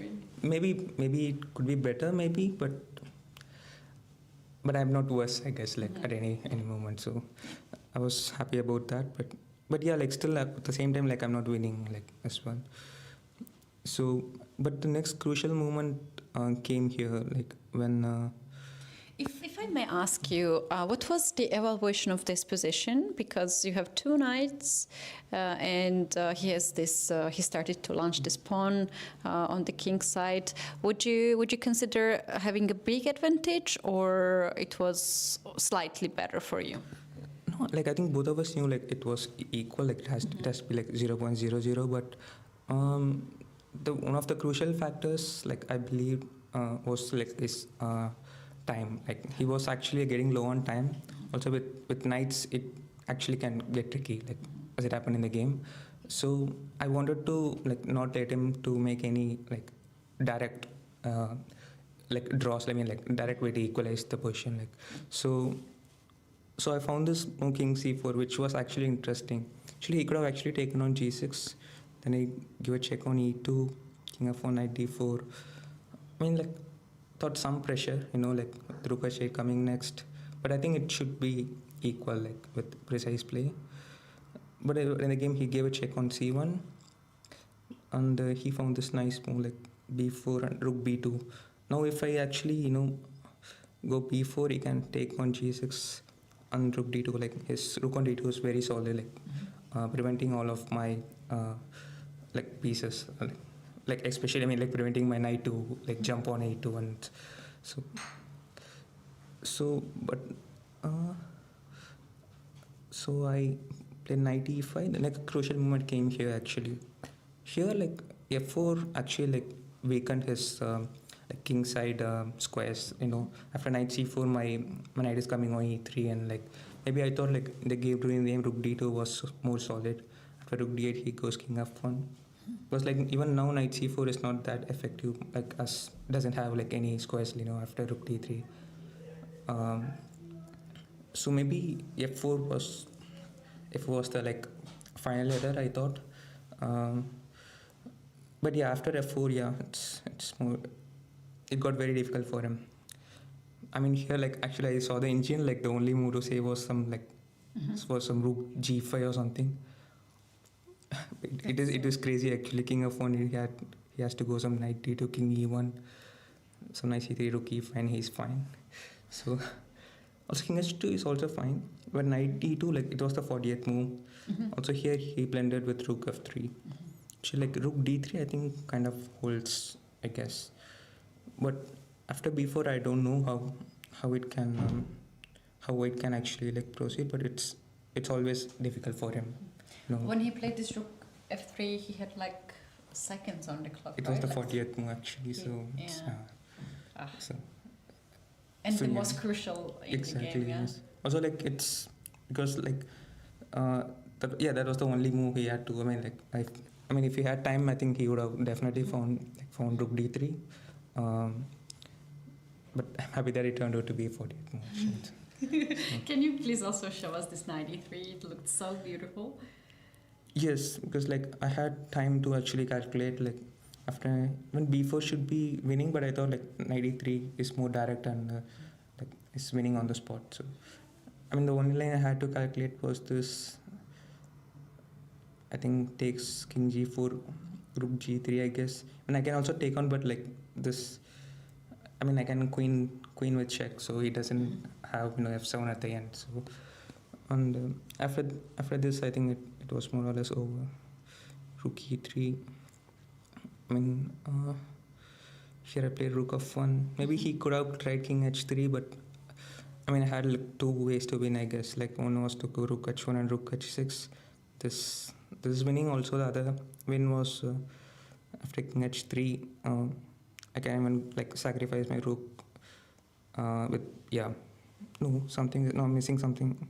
This maybe I can start with king a3 actually. This runs into some f5 like tricks. You can actually start with this. Yeah, so this is winning in game. So. When chess player makes the move and it's a blunder, that it takes a second to notice it, right? Even before you press the clock, very often you just see, but you can take the move back. Was that a case when Gukash played this rook f3 that he figured out immediately, and you figured out that it was a blunder, or you took a deeper thought? No, I thought like practically it was difficult for him like at that point. Like probably f4 was the crucial mistake I would say, because like it allowed my knights to like jump on like e3, e2 squares. Maybe if he had played rook d2 instead of f4, like I guess the game would have like ended in a draw. But I think time actually like played a crucial factor, I would say. And if I may ask you, how did you spend your rest day? Was that also important to have this rest day between the games and to have some new energy? Because it seems to be really demanding tournament. Every day is such a strong opponent. So how did you spend your day off? Honestly, I did not prepare much. It's like I wanted to have more energy for the game. So I was actually sleeping the whole day, so it's so maybe I will do the same for the rest of the days maybe.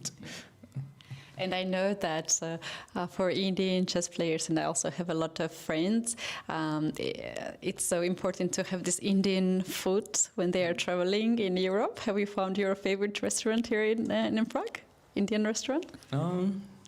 Not really, but yeah, I'm happy if there is vegetarian option for me, so I can travel anywhere with vegetarian. So it's not that I desperately want Indian food, but I can manage with vegetarian food. Okay, that's great. That's great. Thank you so much for coming into our studio and share your thoughts about your game. And hopefully we're gonna meet again in this room.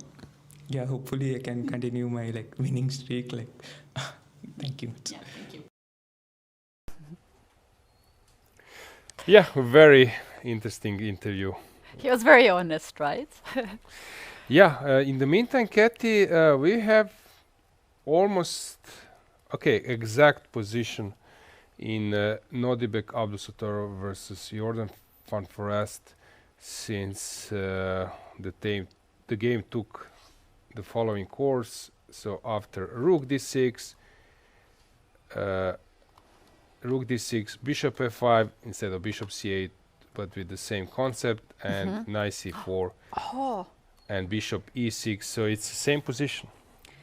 Uh-oh. Will he sack on e6? Yes. Yes. He will. Your prediction was super precise, since they ended up here. I think he will sacrifice it because if the queen moves away, then black will start to capture the pawn on a2, then attack on b2. Black has this beautiful pair of bishop, right? Yeah, let's just show it. Yeah. Of course, it's possible not to sacrifice, but those two bishops are too strong, and the white pieces, they don't have any way to attack something. So rook e6 takes, queen e6 is the normal way. If you go somewhere, then queen a2 probably is enough counterplay for black. So rook e6, f takes. Okay, rook e6 or queen e6, probably queen e6 check is more to the point, but anyway, we'll get into this position. And as I said, 3 pawns are not enough to win because pieces tend to fight versus those pawns. So additional one is on f2. Is that pawn of importance? That's the question. Yeah, the problem here in this position is that white pawns are not that active. If the pawns are a little bit farther on the other side of the board and has a different structure of the chain, then these pawns could be much stronger. Something like c2, b3, a4. So then leaves bishop on the g7, this dragon bishop.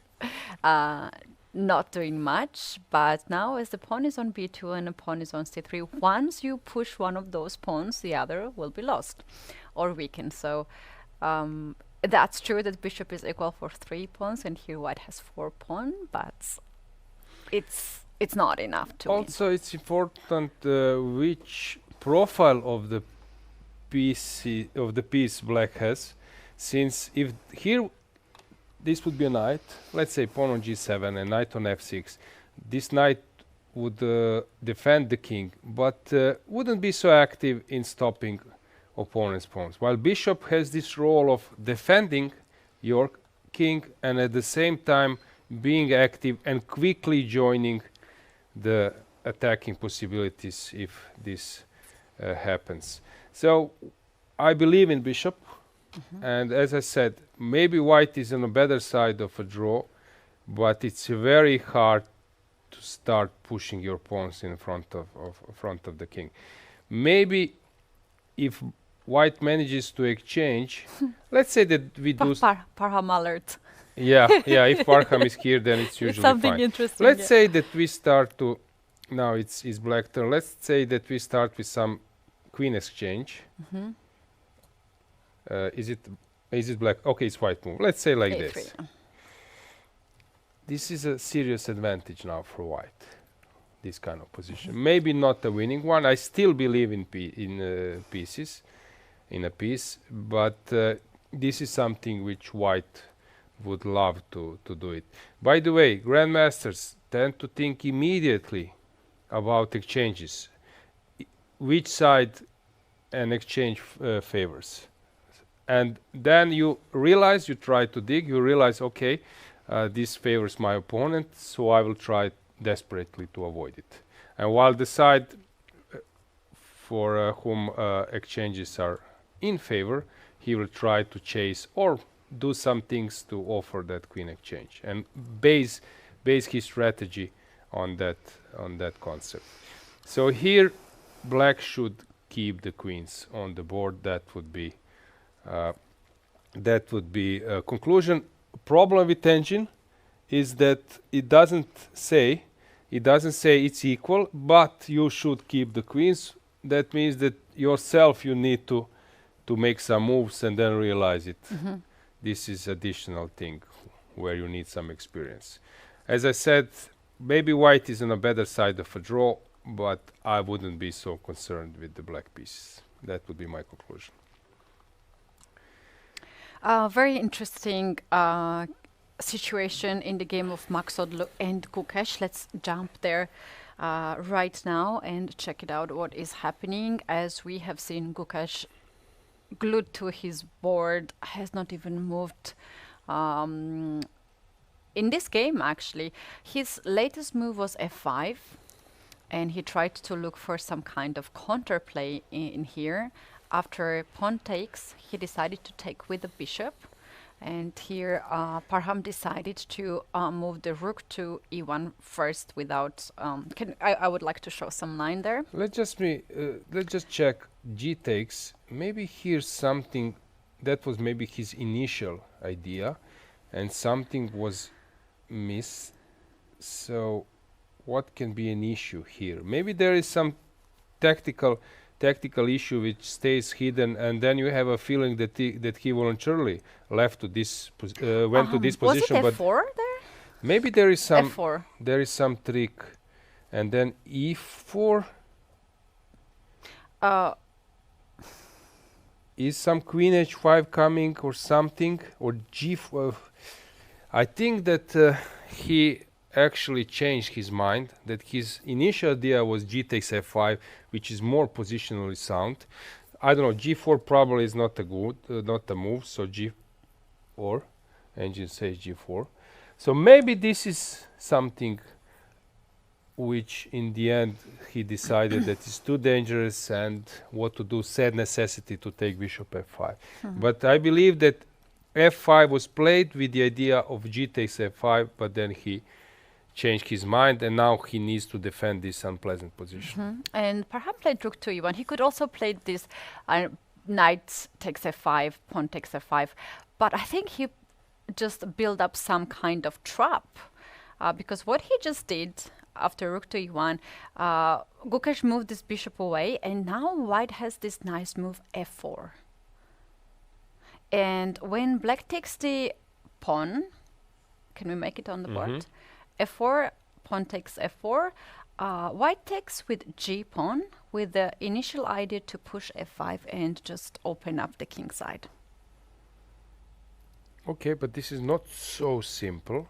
Here black's problem is that this knight had a role to attack a4 and to lock this rook, and now when we switch the play towards king side and middle of the board, this knight lost the role because it cannot jump to e4, it's not attacking d3, so this knight would be much better now somewhere around the king.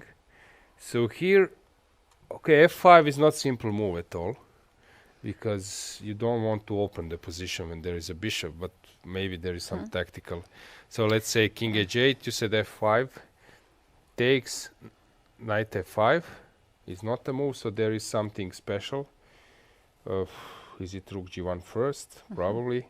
And then, okay, I'm pawn down, but I'm having this attacking possibilities. And what about queen e5? Why this is wrong? Some king h1 or rook g3? No, rook g3.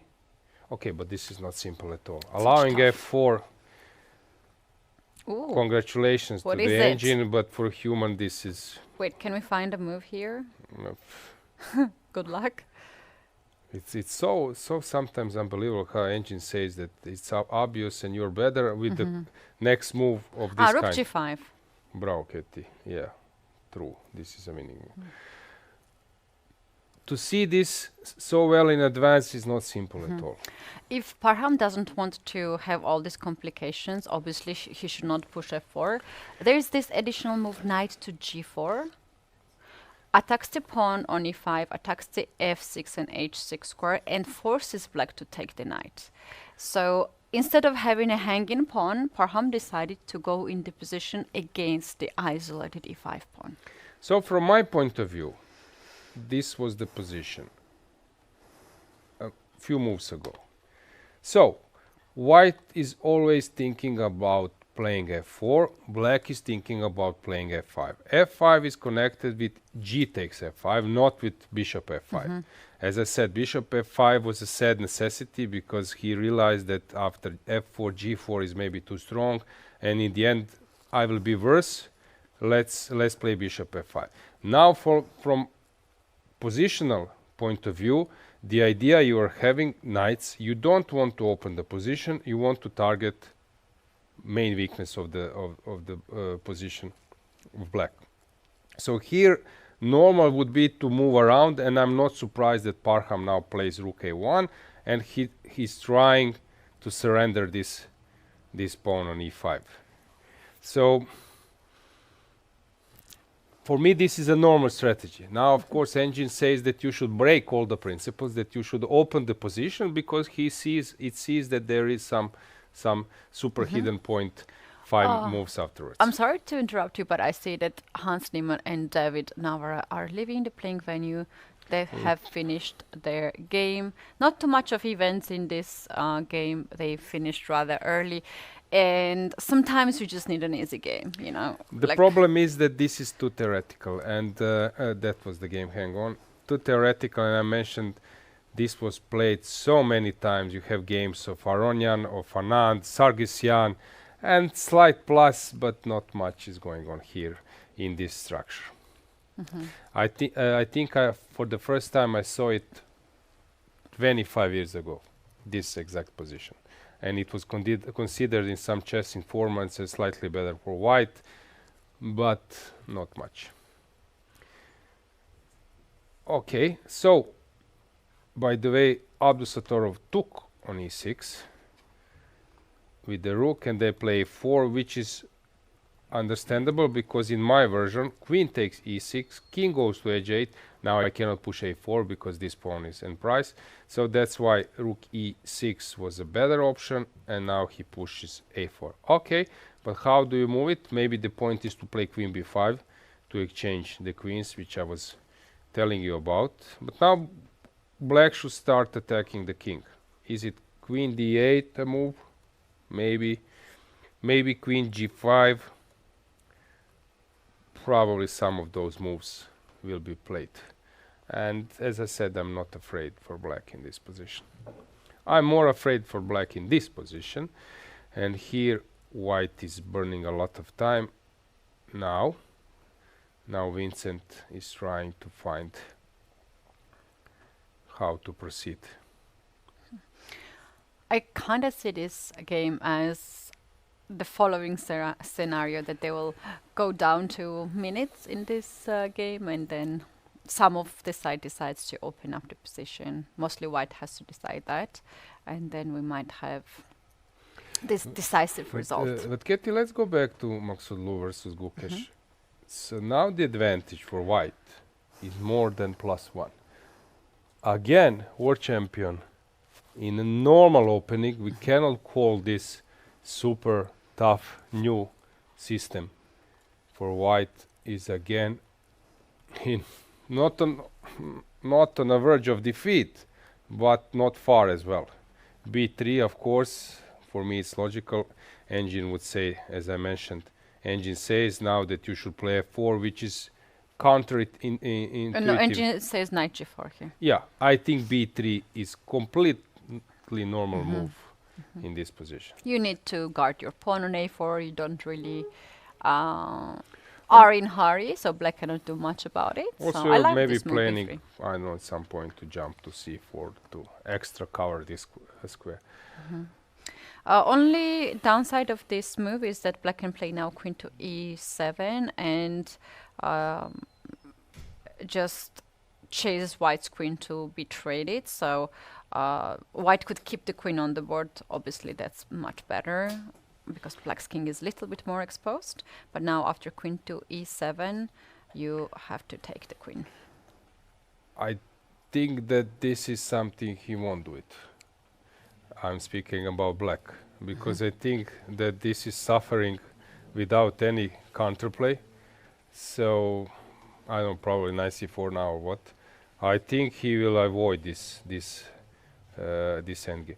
By the way, from my point of view, this is more unpleasant position for black than Engine says. I think now Gukesh will burn 10 minutes, 15 minutes, and if you would ask him, he would be completely disappointed with the position. But it's really now, I don't know, I feel, as I said, I like Parham as well, but I would love to see world champion, to see him in a better shape. Yeah.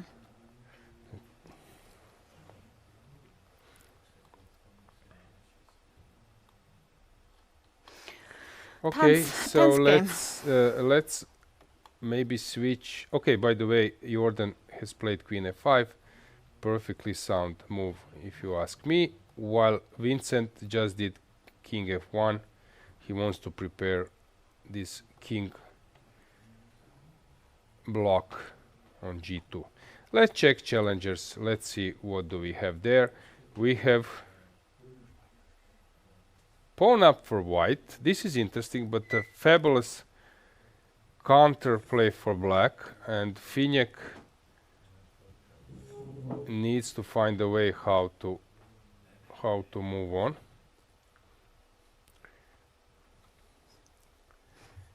And how about this one?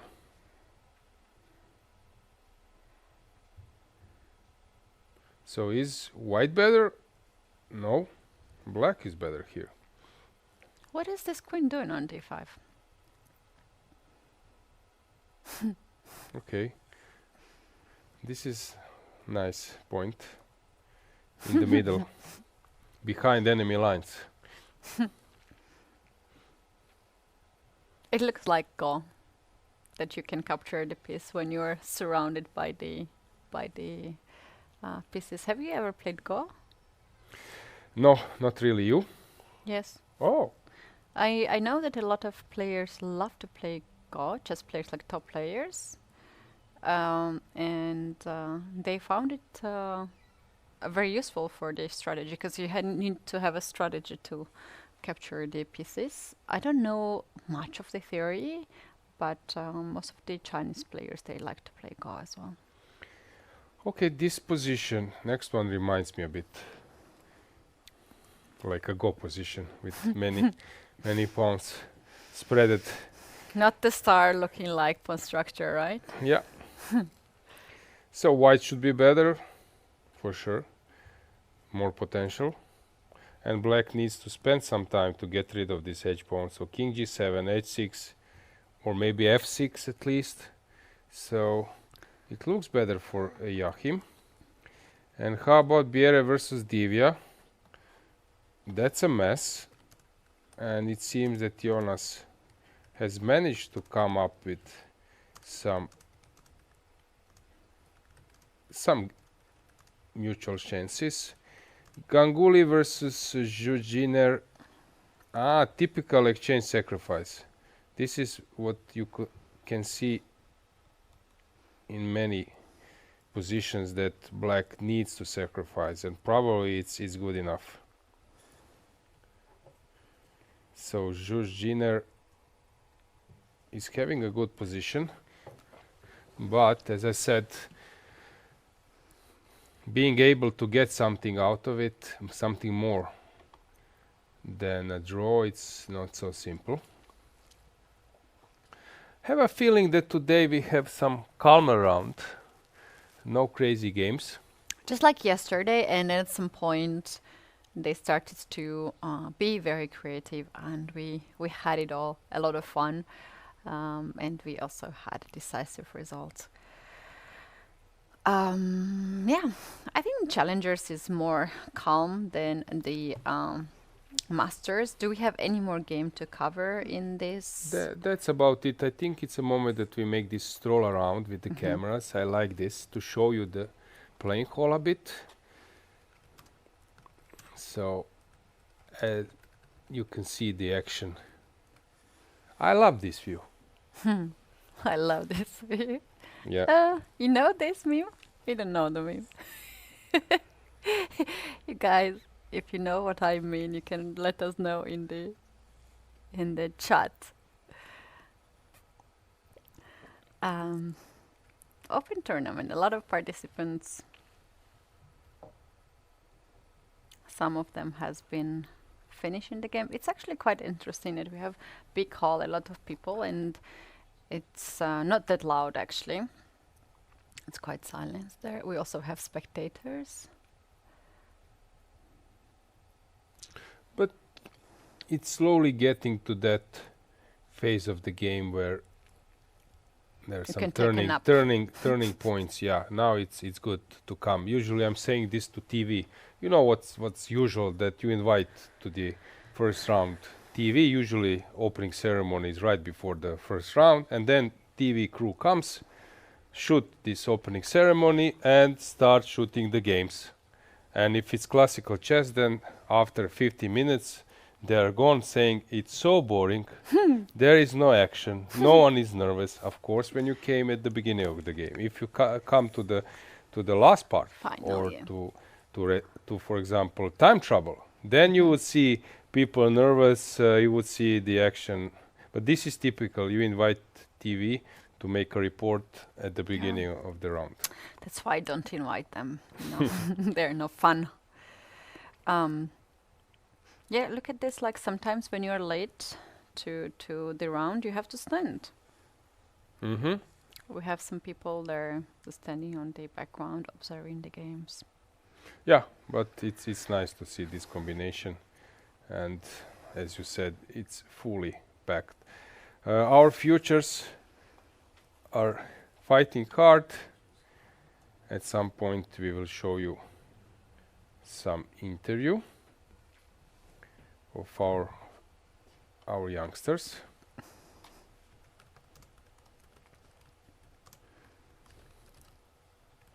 You can see them on the left.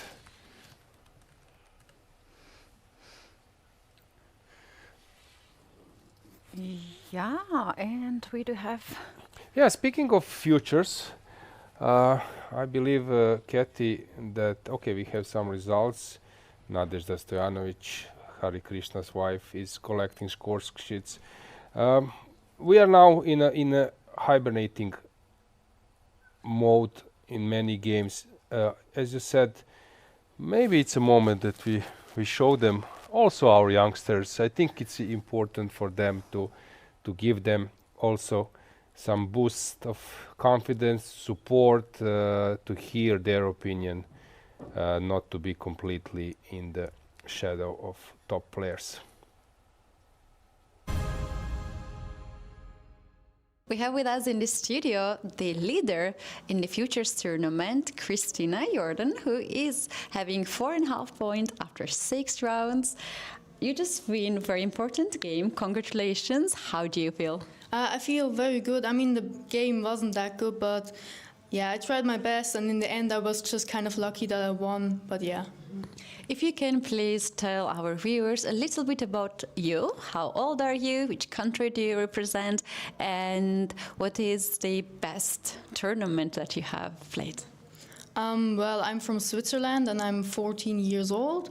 And the best tournament I've played, I don't really know. I've played in a lot of tournaments and this is a really good one. Yeah. Well, that's really good. You had really a crazy game today. If you can tell us from this moment how the game went. Well, I was not that good here in this position. I couldn't do much. I mean, there was just like standing here, and she could have just put pressure on h2, and I think in a lot of moments rook takes h2 was possible, and I couldn't really do much. I mean, rook takes h2, king takes. You can make the moves, maybe, so you can pop the ball. I'm not sure if it's okay in this person. It's okay. But like not here. Sorry. Yes. Like I think she played queen f2, and I think that's okay. I mean. And then I played knight b3, and I think here it's already possible to take. I'm not sure, but this g3, I have to go back, and this just doesn't look good at all. I mean, rook d2 and king, and the rook comes in, and I don't know what to do in this position. I mean, yeah, it's not good at all. But she didn't do it, so I think here. It's like okay. I mean, still h2 is a possibility, but she took here on d4, rook d1, and here I think just rook a3 was like winning. I mean, I'm down a pawn and I can't do much in this position. And yeah, but she castled. I don't know why, and then it should have been a draw. The whole time, it's all a draw. I tried some things here, and I think g5 was not necessary. I think just bishop c3 or something, and yeah, here this was just a blunder because I can take the pawn, and yeah, after bishop f5 I can takes this, and I'm just threatening h4 or rook takes g5 here in this position, so she has to go away and h4, and this just won. Yeah. Wow. Well, it has been really tough game for you, but you managed to keep still and wait for your moment. If you can share with us how your training routine looks like, and also another question, how you're combining chess, tournaments, trainings, and school. So like normally I just like do school and my homework, and then after that I do like chess, like openings and tactics and all of that. I think I do like maybe an hour or 2 hours per day. I try to, and I play a lot of on lead chess or chess.com just to like practice stuff, and yeah. And it's hard to like combine school and chess because it's both very difficult, but I think right now in school it's okay to just do more chess, and school is like a little bit after that.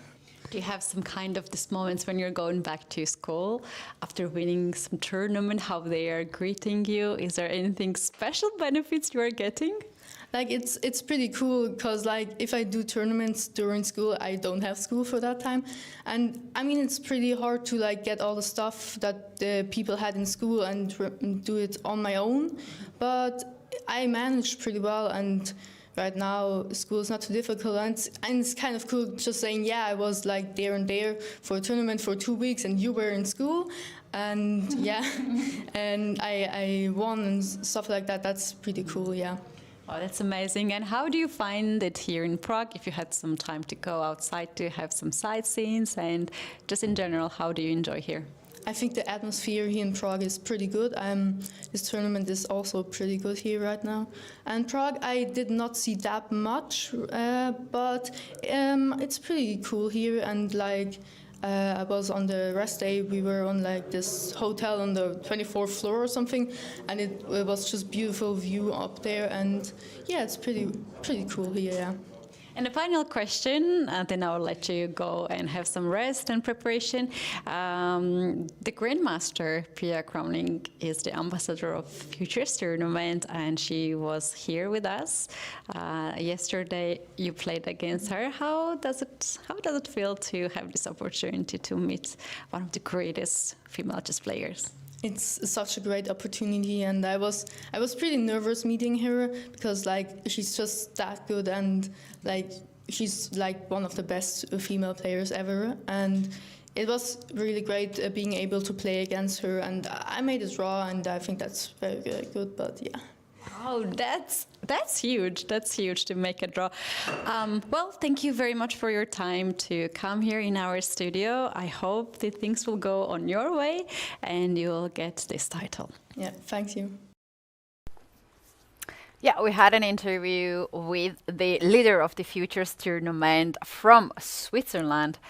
Her name is Christina Jordan, and that's the name that we for sure will learn more and more in the future, because she seems to be rocking this tournament, but also being quite smart. Yeah, I'm shocked the way how she's relaxed. She's speaking so openly, without any hesitation and everything. So big kudos to her, to parents, everyone involved, and as you said, it's nice the way that you're leading the tournament, you're rocking the tournament, but it's also how you present yourself. Yeah, that's already visible that she's very good in that.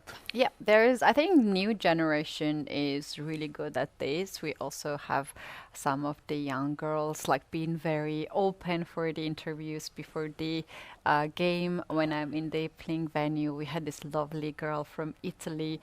That's something very nice, you know. It's not only the board, like all of us like to focus, but you can also just show others about yourself. So I think this generation is just amazing. Luckily, in my time there was only radio, or maybe interviews are not saved or published somewhere, because now I believe that it was horrible. I would be a patzer comparing to those people, how they are presenting and doing. So yeah, I'm so impressed. My beginning of my career, I would say that. I heard the sadness in your voice. Come on. No. Maybe we should repeat and do another interview, and you can sound, you know, confident and solid and everything. Jordan Van Forest, the sole leader of the Masters tournament, he shows that he's confident. He shows that he's well prepared, top ranked player. Today he has a bit of challenge. We have to admit that Abdusattorov put up compared to the other games when he had already some advantage. Jordan has been faced another leader of the tournament yesterday. David Navara made a draw, and now he is facing Abdusattorov, another player who's very close to him. Yeah, I would love just to add that as I was expecting Jonas Bjerre to create something, it seems that I was misguided, and that the game is actually totally equal, and players agreed to a draw. So Jonas Bjerre versus Divya has just ended in a draw. Other games in that group they are still far away from clear. So let's go back to Masters, as you were mentioning. Here we have some more stuff happening. So in Keimer versus Anton, around here we left, and this is a position where White is hoping to place his king to g2, which probably will happen, and then to switch with his rooks to an other side. Crazy how queen and king will become a main blockading pieces. At the same time, Maksudlu is pressing versus Gukash, but it seems that Gukash is in that mode of defending himself, where he's excelling, and here we have this is nice. Interesting position. Sicilian at its best. Now White is of course hoping to place the bishop to d3 and to press. I recall one Veselin Topalov's analysis of similar pawn structure, and the opening at Vaikanzi, where he was just explaining, I played my bishop to e4, and then I played this, and then I played that, and long term black is suffering. So he knew those details by heart. While in this game, as I said, it's very hard to push pawns. Okay, so you made it to the 4th rank, but what next? How do you push? Yeah. All the pawns are just blocked. You can push a pawn because the queen will capture. You can push the b pawn because c3 pawn is hanging, and if you push c4 pawn, then bishop anyway takes on b2, and the rook on e4 is hanging. So what do? You cannot push those pawns, so you can do something with the king side pawns, but g4 of course opens a Pandora box, which Black has usually a bishop. It's extra piece, right? You don't want to risk that much. Now we will see, is there any chance for Abdusattorov? He needs to come up with something in next 3-4 moves, something tangible, but as I said, I don't see anything here for White. In the meantime, David Anton has just made this b5. So this is an important step because I believe that a5, c5 would make him too passive, and now he's hoping to create something before drops a pawn. Actually, 2 pawns. So he needs to come up with something else. What about c5 here? c5. Okay. That's a move. This rook g5 was very important to stop queen f5. So this is the move. Okay, white can play b3, but engines are not sure. b5 has been played. c5 has been played, and now it's Vincent's turn to come up with something.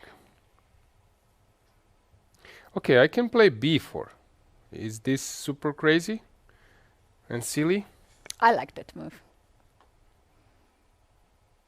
And it stands the Does test, he plays but b4? king g2 was played. Okay. I love b4 actually. Yeah, I think b4... Just to open up the position, right? Maybe you're not winning anything now, but you can always open up the file for the rook. So maybe now it's time to block the queen side, not to allow b4 at any moment.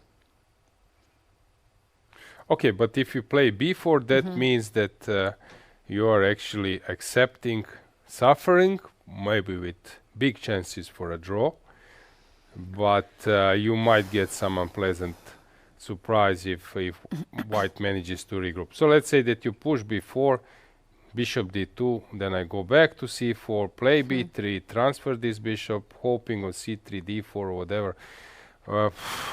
That would be a tough choice. Because as a top player, you don't want to play without any counterplay. So I would be surprised that b4 happens. Let's go and queen. Where the queen But goes. He has to control c6 square, right? So queen d6 has been played.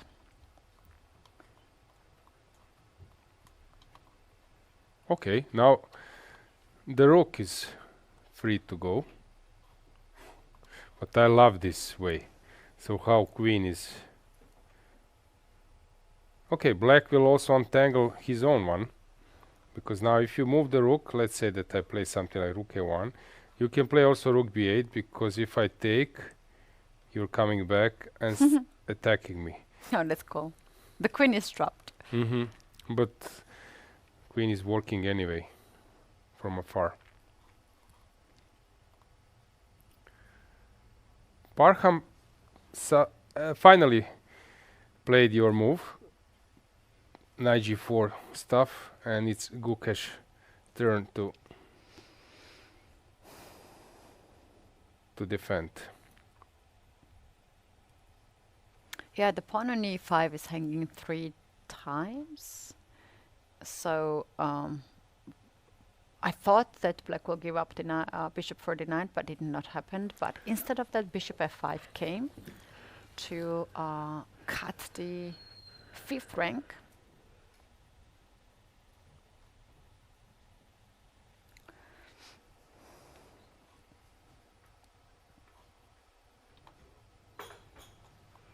Very tense moments in practically all the games. In Abdusattorov versus Fun Forest, we will have a final verdict very soon. It seems that Abdusattorov is not pressing. In Keimer versus David Anton, now it's Vincent's turn to come up with something. Aravind versus Yakuboyev, Sicilian fight, and Maksudlu is pressing versus Gukesh. Interesting games. But turning points of the game. Still, there is no huge advantage. But something is cooking in the game of Keimer and David Anton, same as Aravind and Yakuboyev and Maksudlu and Gukesh. They are just preparing some big changes in the game. Very close to the time pressure. Let's see, Aravind has already 6 minutes. The other players have good time. Nothing to worry. We have Abdusattorov on the screen. He is a very ambitious player. All of them are very ambitious players, but somehow he has this image that he is extra ambitious among others. If he wins this game, then he can overtake Van Forest because David Nawara has made a draw. So this is obviously his ideal goal here, but Van Forest, his final move, rook to f7, he just waits and he just stands. I would be very surprised that this game, Abdusattorov versus Van Forest, ends up in any other result than a draw. I still believe in White's position in Vincent's Keimer's game, and now rook a1 has been played. Aravind versus Yakuboev, very complicated position. And Maksudlu is pressing, but Gukesh is now putting a tough resistance. Abdusattorov just made his h4 move, which doesn't change much, but he's slowly stabilizing his position.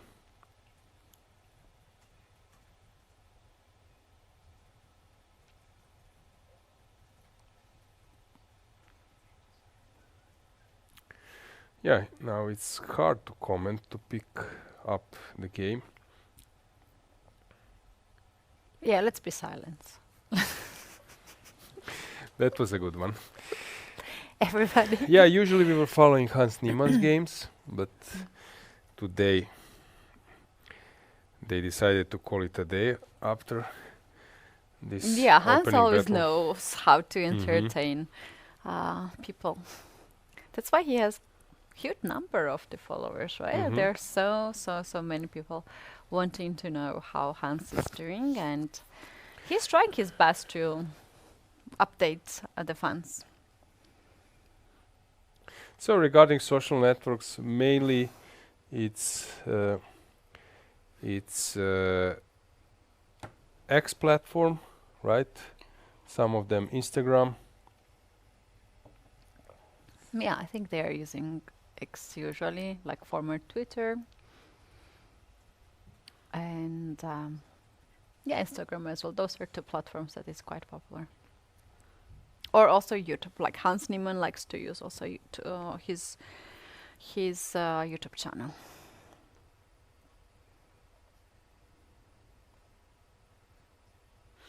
Yeah, let's go full screen. Let's give you some time to follow the game. Which one to pick up? I would rather stick maybe to Keimer versus Anton. Let's see what will happen there. We can give you some time to contemplate about that position.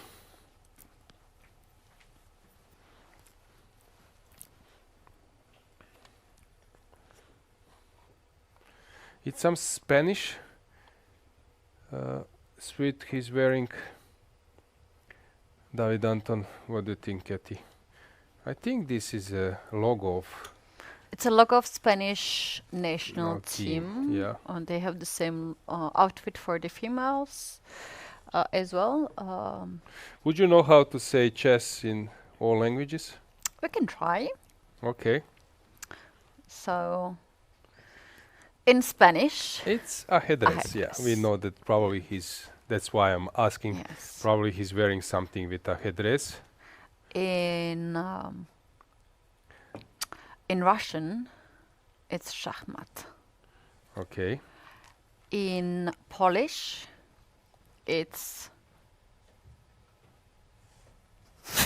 You wanted to go to that country, to go to an unknown territory. Now you need to come up with some strong defense.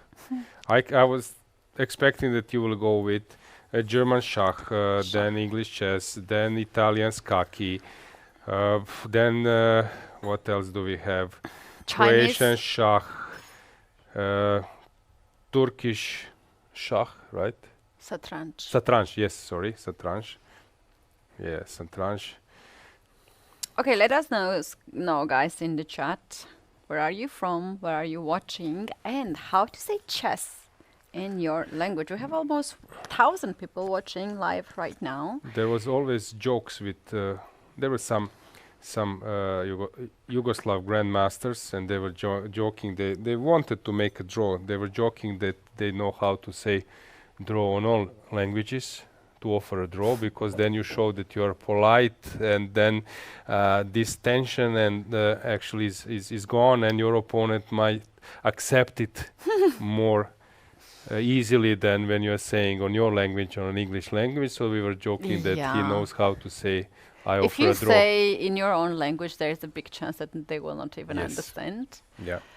How about you? When you get a draw offer, do you decline it or you just play a move? No, I don't like people who are declining it.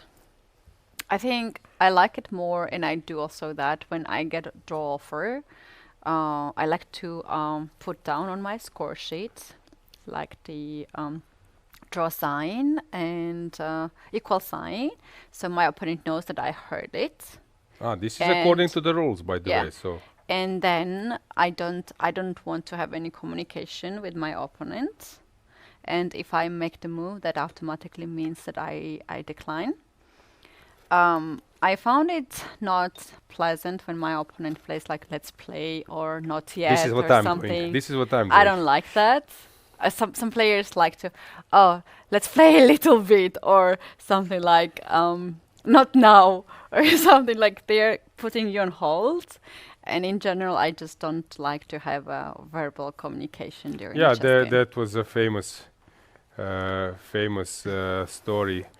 Who was playing that game? Was it a Petrosian or someone that say too early, and then at move 5 and then at move 15 he said too late. Yeah, but I usually what I would do I would say I will think, just to let know to my opponent that I heard it, because I was never fulfilling this thing, writing in a score sheet, and then later I would just say I will play on. Yeah, that was. You know why I don't like the communication, like verbal communication, because quite often we are sitting close to each other. This is the elite chess tournament, right? That has a history of years. And we have the top players, so they have a lot of space. And as you can notice, there is no boards lined up to each other, right? So, but in the open tournament, if we go the other side of the board, you can see that they're sitting one by one in the half a meter away from each other. So, some people can be really loud. Like, right, you can see here, there's not even 1 meter of the space between each other. So any kind of noise can bother others, not only one player, but like few players around you. Imagine you are sitting on the board 10, you're affecting board 9, both colors, and board 11 as well. So Keti, we were following European Rapid and Blitz in Kosovo, and do you remember Ivanchuk's cases when he gets flagged, and then people hear it on board 200, not on board 10. And it's of course it's a scream, and it's a different, like, people are scared of it. It's out of nowhere. It's kind of different, but any kind of talk in the playing venue where there's a pure silence, it's just, I think it's bothering others. So that's why this is the way how I like to deal, and this is how I've been told when I grow up. There are some people where we started to play chess from our childhood, right? But there are some people who are starting it later on, and they are not going through this kind of like normal school that you are learning some of this behavior. But Keti, if you would be paired against older generations, which against whom I was playing, they would consider impolite if you didn't answer their draw offer, and then will complain for next 5 years. This is a player this woman who or this is a player who didn't respond. But they also smoke during the game, so I'm sorry, but there's always this clash of the generations. Like, they don't like of me not saying something, I don't like them smoking. You know that during my the game. coach was smoking during 5 hours of the my class? of my class, all of my coaches. And what to do? I wanted to yeah, improve in chess. And you don't smoke because you hated it so much, right? Yeah, I don't like it at all. Once he paid a visit to my home, so he was also smoking in my house where no one is smoking. Yeah, so but what to do? That I had a strong desire to improve, and in my time, and it was funny sometimes. Not smoking at home because of children, but then smoking to me like for years. Huh? This is fabulous. So no, I cannot smoke at home. Yeah, I cannot smoke at home, but I can smoke at training with you for hours. I'm forbidden to smoke because of my children's health. Okay, but what to do? I said, yeah, good luck. So anything for chess, yeah. right? There were like famous cases. There was a famous case in a lower league, Croatian league, when one guy resigned, and they were analyzed. One guy heard that there is a draw offer, and he accepted the draw offer. And then when they went to analysis, and after 1 hour, his opponent said, "It was, I think, too early premature that you resigned." And he said, "Who resigned? But you resigned." "No, I heard that you offered the draw." "No, but I didn't offer." And then arbiter came, it was a lower league, and then said, "Guys, you need to move on from that position because you thought that it's a draw, you thought that it's a resignation." Sign. One right to 1-0, other one right at the draw. And you know what happened? They started to play over from that position, and the third decide who resigned won. So all three results were in one game. Wait, what? The side who resigned won the game. So all three results was in one game. Wow. No, but regarding draw offers, it was like famous. Sometimes you have players who are so shy. Yeah. I offer a draw. Yeah. Or and just put in the hand, and you don't know they're like offering you a draw or like you mentioned resigning. loud decliners. Yeah. I was not there in the Turin Olympiad 2006, although I was close to enter the Croatian national team. And my colleagues told me about Nakamura. I think that was Naka's first Olympiad. And they told me about Nakamura declining a draw, that this sound of no, it was so loud that he could have, you could have hear it from a mile. The end of the room. So, going back to our games, in Abdusattorov versus Fan Forest, hang on, Keti, why is important to give up a pawn? I don't get it. Oh, rook d1 was a threat. Oh, was this a blunder?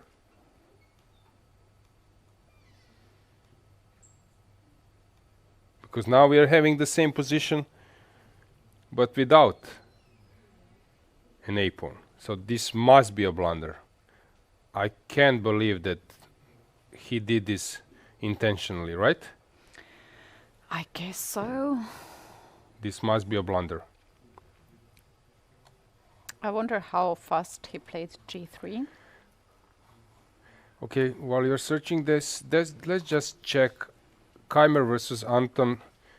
This is a memorable position. So 1 minute actually. He played in 1 minute. In 1 minute. So I still believe that white is better, but maybe, as I said, maybe I'm wrong. Now David What Anton. is the side you can choose to play, like, obviously, right? Because of the piece. Yeah, I'm a big fan of pieces. And Aravind versus Yakuboev, we are slowly getting into severe time trouble. 15 moves for 5 minutes, let's say for Aravind a little bit less, and you're getting this increment of 30 seconds. King on f8, not great, but what to do, h-file is important for Black's rook, and there was an x-ray. Gukesh is fighting for his life. Very tough position, but as I said, he's a fantastic defender, and I immediately see his signature. In every game, at some point he has to fight for the defense, right? Oh, tough tournament. Yeah, very tough. You lost the game with the white pieces, and tomorrow you're with the black pieces against a very tough opponent. So d4. Oof. I love that move. But what's the point after e4? You go knight g5 and allowing some queen h6 or maybe knight d2, not to allow knight queen h6. Okay, knight d2 and actually no. But this is knight d5. Knight d5 is the point. Okay, good. That's pretty. So can we take a very quick look why e takes d4 is not the option? Okay. Queen takes, king f7, and that should be enough. Winning a piece. So with dividends, and how about cd to include it?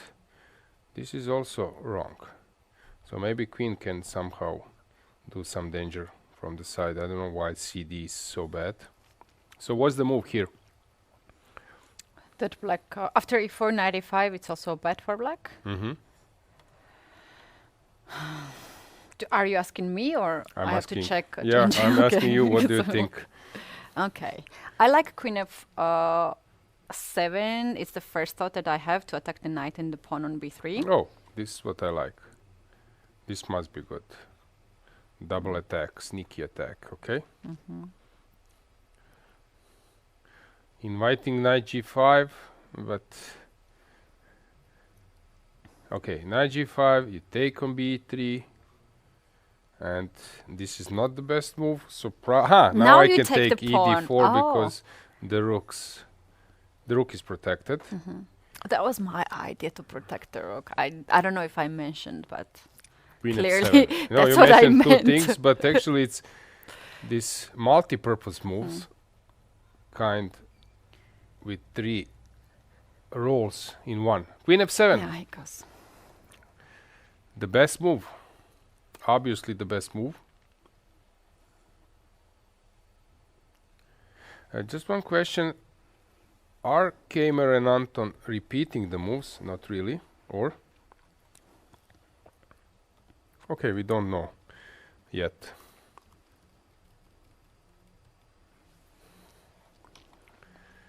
Maybe it's a moment that we get this multi-view because a lot of boards are with action. Actually, sometimes I'm struggling. For example, Grand Chess Tour, I pay a visit and there is a blitz portion and I'm sitting in the first row and then I'm trying to focus on one game and I cannot. Games. Yeah, I also have that challenge. And then in one of the rounds, I said, I'm going to pick the player and just watch that one game because they're playing so fast and all the games are having the action. But yeah, look at us having this issues of not to know which game to focus. I solved that problem at the European Women Blitz Championship because I was following only Keti's game. So I put Keti's game and then I followed. Bravo, Keti. Yeah, but you were playing so interesting. I liked. Actually, I have to admit that after watching that, I was recording the game and my camera shut down. So I was like, maybe it's somewhere on the stream. And I checked and I saw how much you were supporting me. It gave me so much boost that it's so important. Now I don't really. I have a question how Hikaru is so successful, right? He has so many people that is supporting. And you so sense this, right? You say you like it so much and you play for these people. Hang on, this is a mess. So Queen f7 was played, 95, Queen b3. And now f4, it's not the best move. But I don't know which one it is. So what was better here? Something was needed. Maybe Queen a6 is that kind of move to enter. But then knight f7 is coming. I believe that white should move the queen, maybe not to g5. This is a bad move. But somewhere. Queen d3? Queen d3. Maybe this is a good target try. G6, Yeah. Also to prepare d5. So this is a move probably, which should have happened. But now f4, Parham style.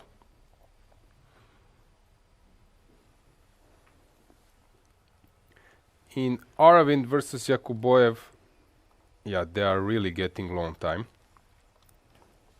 And white is better, but black is hoping to come out with, that's why this king f8 was played, hoping to come out with his bishop, which will probably happen. But knight c6 is on the menu. Very tough position. I was praising Yakuboyev, and I still have a feeling that he had better positions than his result in standings is.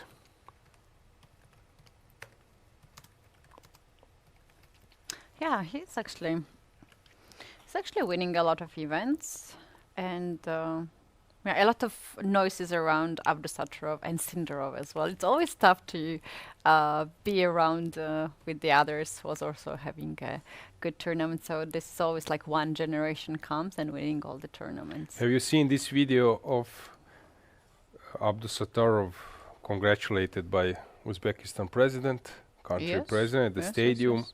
So it's a huge thing in Uzbekistan. And just to remind everyone that Chess Olympiad will take place in Uzbekistan, in Samarkand, in few months, right? In 6 months, something like that, in September this year. Yeah, I think countries like Uzbekistan, Kazakhstan, India, they are appreciating their sport people, so that's pretty awesome. Have you been to Uzbekistan? I have been in Uzbekistan. It's a lovely place with a lot of lovely people, delicious food. Yeah, I hope to go this year again because yeah, I had the best memories from Uzcup. You might recall that we had also a quite nice close tournament with a lot of participants who are here actually.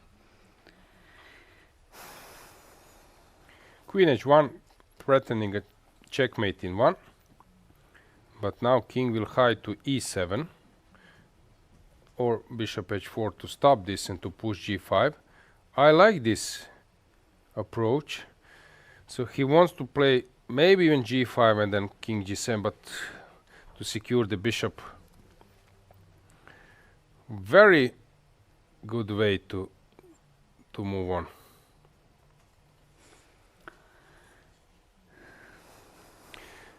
In the meantime, Vincent Keimer is moving his rook. So is he planning to double at some point and to penetrate?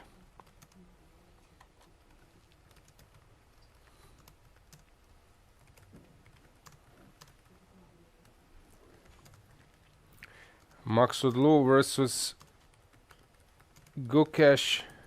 CD has been played, so Gukesh can now exchange the queens, which is probably a serious improvement. I have a feeling that Parham has misplayed it. Yeah, he had a little bit low time on the clock. Right now he has around 5 minutes, and usually these kind of positions you need to spend some quality of time there. 32 moves now, some more moves to be played still in this position. But yeah, maybe he was a little bit in rush to play d4. He could just move around with the pieces, get the close to time control, and then to play. Because this idea is to play d4 goes nowhere, right? Black's pawns are not moving. I agree. I should play this tournament. I have all the great ideas, right? Yeah, Keti, yeah. That would be also fun for viewers. But also we like to have you here and in the commentary room. I have a 0 point. I think I will not score any point in this tournament, and I will lose 0 point of rating as well, which is not so bad because their ratings are quite high. So what's going on? Nodirbek completely abandoning queenside, and heading towards the king side. So this was how the game has developed, but this should be a draw anyway. I think we will have a draw in few moves. So let's stay with the camera here. Yeah, I'm not surprised. Bishop f6. Let's see some small talk. They were playing for the same team, Super Chess, 2 years ago at the European Club Cup. Nodirbek being board number 2, Jordan being board number 5 mostly. Can you believe that the team with Gukesh, board number 1, Abdusattorov, board number 2, board number 3, Deak, board number 3, sorry, my bad, Pragnananda, board number 4, Deak, board number 5, Jordan van Forest, and what actually is crazy when I'm explaining how strong this team was, that board number 6, Sindarov. And you know which place this team took? 6th place. Can you imagine? Once again, Gukesh, Abdusattorov, Pragnananda, Deak, Jordan van Forest, and Sindarov. Who took the first place? First was Novi Bor. Novi Bor. Ah, yes, Novi Bor. Can you imagine? Yes. Was it Novi Bor first? Hang on. Yes, they were first. Yeah, they were first. So it's unbelievable. And I was joking with Ivan Sokolov. I don't know. Fischer is dead. Maybe Kasparov somehow to get him also would help you a bit, because whom to bring, huh? Can you imagine? So here we have a draw. Nice small talk.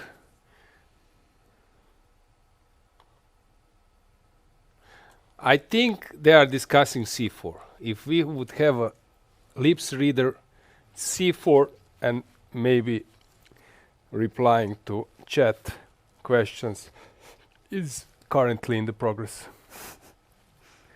c4, but I couldn't remember, you know, so many lines. I wanted to just play something normal, rook a to d1.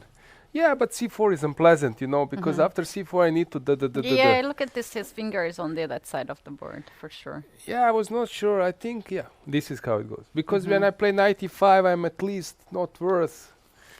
So usually this kind of talk is going on. That is right. So they have a long chat after the game. Sometimes the players are also going to the players analyzing room. We have that space as well with the chessboards, and I have seen some of the players there. But yeah, most of them just like to analyze right away. Both players are in fantastic shape. Just to remind you, Abdusattorov crushing the field at London Classics in December last year. 6.5 out of 7, something like that. And winning Waikanzi, there is a, I call it wall of fame, not hall of fame. There is a wall of fame in Waikanzi with all the winners, previous years, historical stuff, and I did some report for Croatian TV last year. And when you see those names of, I don't know, Spassky, Botvinnik, Petrosyan, Carlsen, Kasparov, Karpov, and Abdusattorov was very close few times to win this tournament. He would actually have surrendered this first place only at the last moments. So he was very eager this year to win it, and as I said, he's in a crashing and superb form. Being war number 4 now, between 4 and 5, we can check live 2700 a bit later. Overtook Vincent. Yeah. He likes to laugh a lot during the games. He's very serious, but I'm not surprised. When we played this paddle 3 days ago, he was laughing all the time. And then you have Parham, who is also laughing. And what to do? I also started to do the same. You were also laughing. Yeah, what to do? Everyone is smiling, everyone is laughing. He wanted to fit the yeah, you see, crowd. So I'm not surprised. He's very serious, but very polite, very nice. They both. So big champions of our sport. So I'm so glad to have them. Yeah, very nice people. In the meantime, Keimer and David Anton, they're moving back and forth. Maksudlu has lost some advantage, but this looks scary. F5. Come on. Now it's very unpleasant because probably engine gives equal position because of this asset of black. But that means that black needs, so what happened here, that black needs to play only moves. Since if being pawn up Did with... White just played king h3 in this position? Yeah. Oh, nice. Nice one. Yeah. It's not pleasant at all. I like Kuker's moves here. He just captures all the pawns and still just keeps the position alive, and if Parham is not converting, he's gonna have extra few pawns. Let's just briefly check Aravind versus Yakuboev. This seems that it went wrong. Something was blunder. So it was a normal position, and he forgot about g5. So he dropped the bishop? Yeah, no, yeah. So g5 was not working. He should have probably gone somewhere, but it's not easy to find. Maybe it's already problematic position. So bishop h4, but I love the way at least how he got chances, but now he is lost. Although in practical play, if we get some endgame, when those pawns start to roll, it's not so simple. But the main problem of black is that his rook is completely out of play. So this knight is dominating the rook. A check, king probably cannot go to g7. So e7 is needed. Yep. And how do you move on?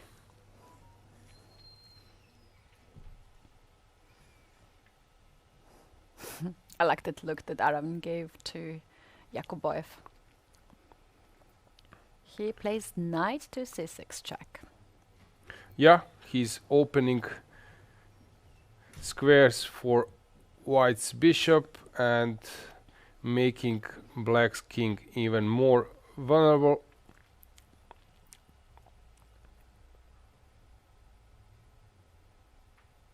Quite an unpleasant position for black. How will he stay in the game?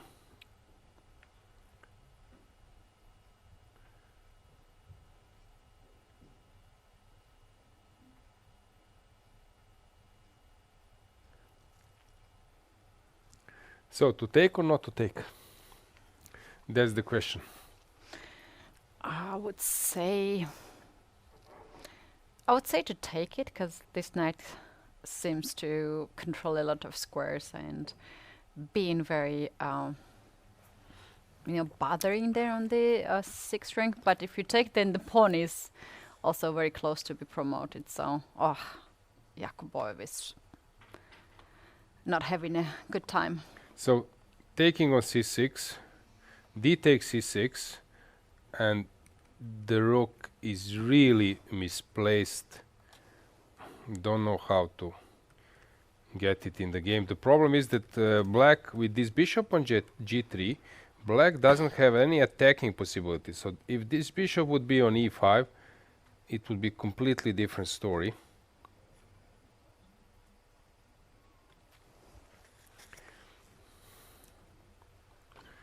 Yeah, let's go full screen. Let's check the tension there. I'm gonna go to the interview room because we have something very interesting there, and we'll be back shortly. Okay. I will keep up with analysis of the final moments before time trouble, and then Keti will come back later. We will get some material. So what's the situation here? Will we witness some mating net very soon? Probably that will be the case. So Nodirbek's tournament completely collapsed. I was praising him, I was predicting him a good result in this event, so it seems that I will be wrong, but this doesn't change my believing in him. So he is very strong, and in future he will prove for sure. He will fight back. Gukesh is thinking, and in Keimer versus Anton the game is still without clear evaluation.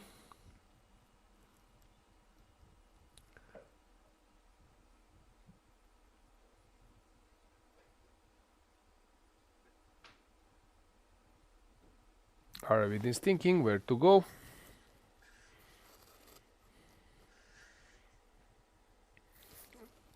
To get the queen into the play somehow. Queen d1 maybe, or queen e4. Black is hoping to play b4, which is not so simple. According to the engine, it's +5, almost +6, but as you can see, it's not so simple for even top players to find a winning sequence. He's checking the clock and getting lower than 2 minutes, probably. Farham is below, getting below 1 minute, so in case that Aravind doesn't find this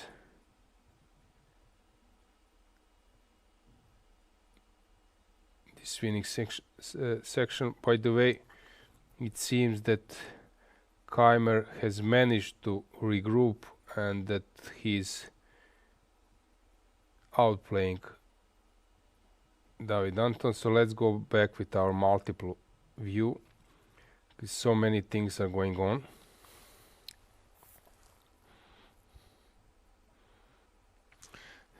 In Keimer we have d4 played. White is better now, but he needs to be precise.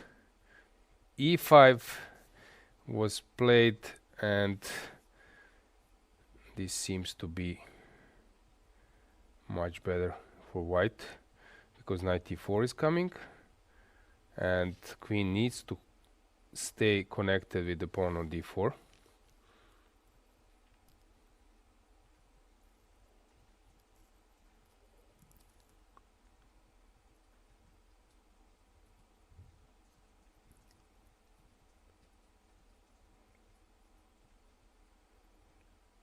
Aravind still hasn't found the winning sequence. The boards are burning. It's really hard to say which one is more interesting than other.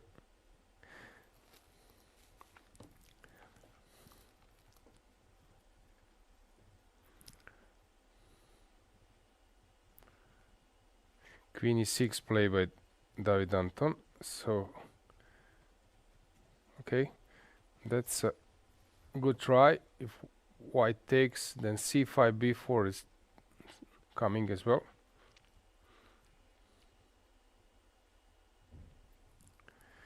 Aravind getting more nervous than usual. 1 minute.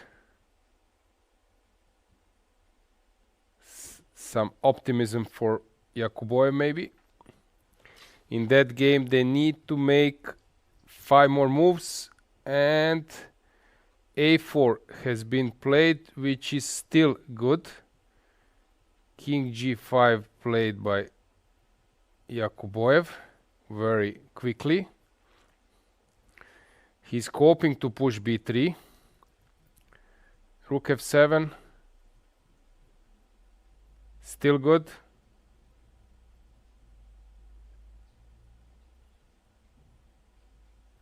By the way, in Gukesh versus Parham, I would say all three results are possible. Maybe even black is the one who is having more chances. David Anton, he needs to find a way how to create some mess till the time control.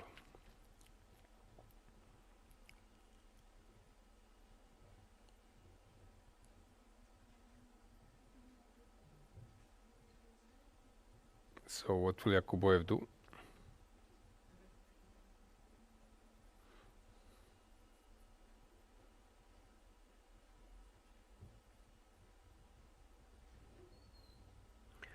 Yakuboev is thinking. He doesn't look happy at all, which is obvious. David Anton has made the move rook to d8. Probably a good one. Finally, including his rook from edge 8.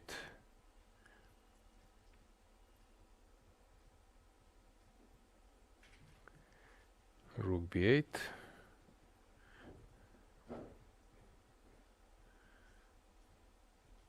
Aravind will now go queen e4, I think.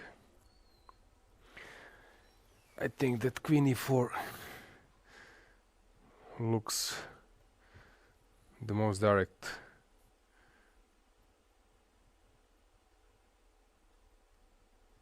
I don't see anything better.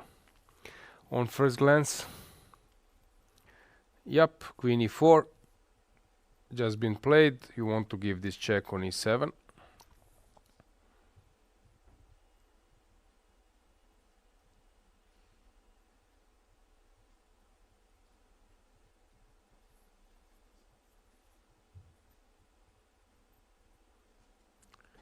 Seconds for Yakuboev. In the meantime, Gukesh is spending so much time and just made this b5 move. Queen e3 here played, stopping in Aravind versus Yakuboev, stopping queen e7 at least. Maybe stopping. It's not clear.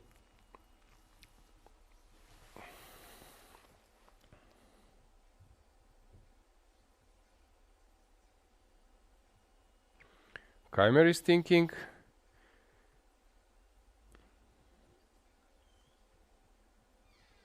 Now again it's Gukesh time to make a decision.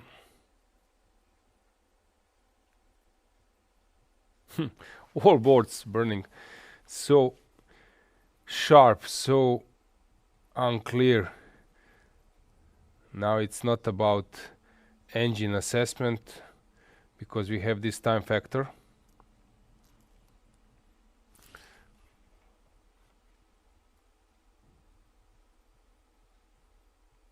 Aravind is searching for a direct checkmate or forcing win. It's not so simple to find it. When clock is ticking, queen c4. He wants desperately to keep the queens on the board, which is understandable.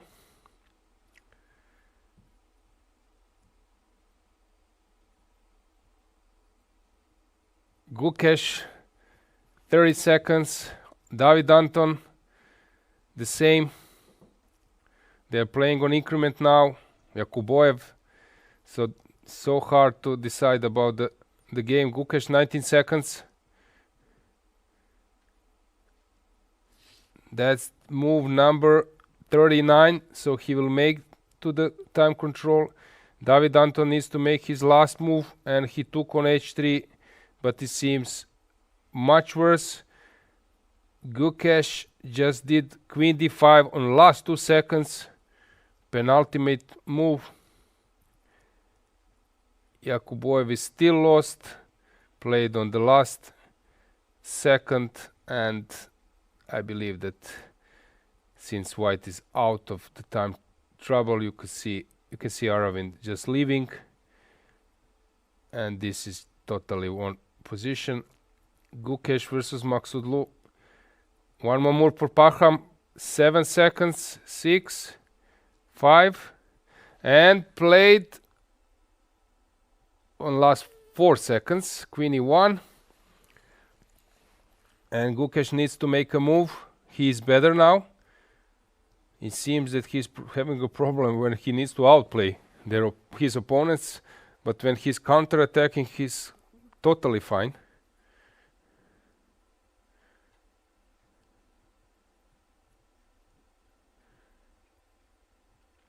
He took on e5, pawn takes e5, and still the position is not totally clear. He was checking on the screen, is this position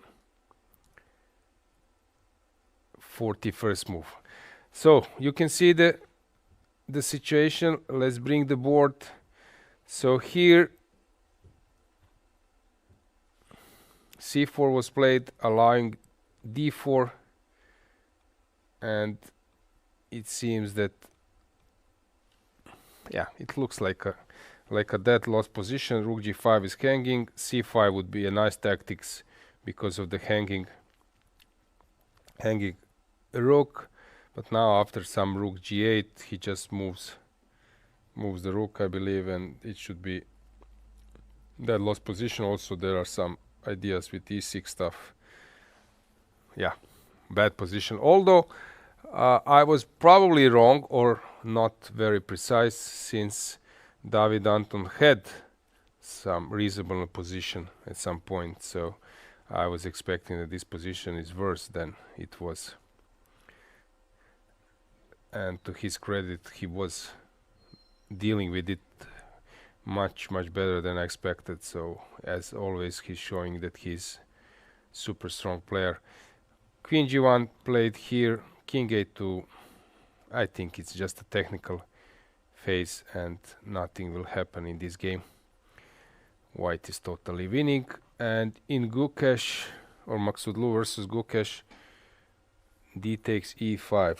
What a mess. Those two passes, they look like winning ones, but White has his threats. It won't be so simple for Black at all. Sometimes this 41st move situation reminds me of some, like, playing cards, and you're getting a hand, and then you need to check what do you have, which kind of strategy to do, because players are obviously not having total control of their positions at some point. Let's go to challengers. So in challengers, this was crazy game from the beginning, since White was a pawn up somewhere and Black just wanted to have this position with the nice outpost. Now I would say that Black is very fine with this passer, but you never know. In Bertsen versus Yufa, piece up for Danil. Yeah, he actually managed to outplay him very quickly. And Nemeth versus Herbeck, what a tough position, and Engine says it's a dead draw. It looks to me totally complicated. And Ganguly versus Jujiner, here rooks seems to be stronger than the knight and a rook. Strange, two connected passers, but it seems that there is no nice outpost for this black knight. So it's a moment that we go for a break, because it's typical in 41st move and on, players start to think more, and then we will get some more action. So coming back soon.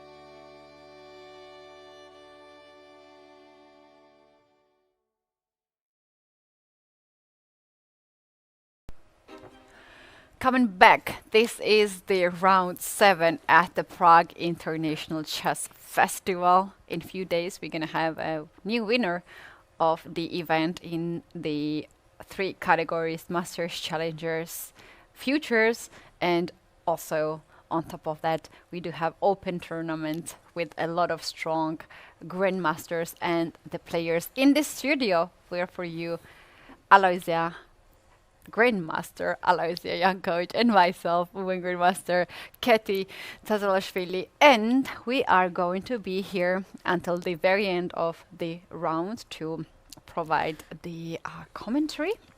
One question, Keti. Yes. What would be your guess regarding possible tiebreak? Because last year we had it at Challengers with Bjerre versus Jakubojev. That's why Bjerre is sitting at the Challengers spot and Jakubojev is at the main group. There is a chance for that, reasonable high. There is a chance, and my personal opinion is that I always like to see tie breaks. This is the most exciting part of the tournament. Some of the players are taking it as a chance to qualify. Maybe our viewers might think it's a little bit like stressful, but for the moment I thought Vincent was talking to himself. No, Keti, but I believe that now Aravind is talking to himself because this is crazy. I just noticed that from +5 plus no. So he had plus, let me try to check, +3, let's start from +2, for example. No. So he had +2 around here. So +3 for last, how many moves? 15 moves almost. And suddenly he doesn't have any advantage. So what was the case here? Something. Ooh, look at the evaluation chart. Yeah, so it's crazy because he was expecting with Queen F6 some checkmating net. What was missed? Let's say King H6, right? And now curious. So probably Queen H8, King G5. Actually, what was missed here? I really don't know. Is there any winning sequence? So after Rook E1, can I do anything else besides Queen F6? So Queen F6 forced, King goes to H8, and there was some hallucination. So Queen G5, Queen G7, King G5. I don't see any idea. Maybe to take on E1, hang on, and then C7, something like that. Is there any move with Queen E1? But I don't see here any winning. Maybe here something he hallucinated that black needs to go Queen C1 and then Bishop B7. I'm trying to find out what was actually. Maybe something now like Rook H7 and he was expecting Bishop B7 to happen, but there is Queen C8. No, I'm shocked. So Jakubojev was unlucky in some games, deserving to win or to save a game, and suddenly in totally lost he got the present game. Let's stay with the camera a bit here because it's we don't need to even a board now. He's totally devastated, and this is a face of very unhappy person, huh? Yeah, you can feel him when you see this image of Aravind. Just one move that can change the course of the game, and actually this move has been played on move 42, so he had enough time to figure it out, the best option. He could just wait a little bit and digest the position. Of course, after the time pressure, you need some some space. You need some to walk a little bit, or maybe take a glass of water. That's why we have these 30 minutes right after 40 moves. This is necessary. He's in disbelief, and it is totally understandable. He was winning so much, he did not really thought of, just give a break to yourself and to your mind and body. That is quite painful. We have all been there. It's not easy. Yeah, let's see indeed. also how Yakuboyev is doing. He is aware, right? Oh, he's very happy. He's very happy, yeah. He just got a gift from Aravind indeed in this game. Oh, yeah. Quite painful to see Aravind in this situation. He did everything to gain huge advantage. Oof, Every chess move, can be really 42 cruel, moves, he played really really cruel nice, and sometimes. then one blunder. Oh, this is actually quite painful to watch. Yeah, it's painful to watch, but also we need to show it to our viewers what Yes. to do. As a colleagues, we feel bad. Yes. But this is also Part of the sport. Yeah, exactly. So let's stay here for a moment to see when he will compose himself. Chess is tough, that's why I'm always trying to emphasize. So it was +3, +4, +5 for 15 moves. Mm-hmm. And you made it to the time control, and then again you let it slip. Yeah, and you can be less upset at yourself when you make the blunder on the move 40 like Kukesh did yesterday against Aravind, but he had enough time. He had extra 30 minutes on the clock, no time pressure. That's why he is in this state of, I don't know, disappointment, because he had it all. Winning position, enough time. Yeah, what else you could ask for? Tough moments. So this game will end up in a crazy outcome with a draw, and Aravind is aware that he can only give checks. Actually, there is nothing to do. Even if you want to punish yourself, let's say I want to be a masochist and just play some worse position. You cannot play any worse position. You can either make a draw or lose. So there is no chance to play the game. Yeah, because if you pass the move and play something like b4, rook will go on a1 check, and after king to b3, there's queen to d1.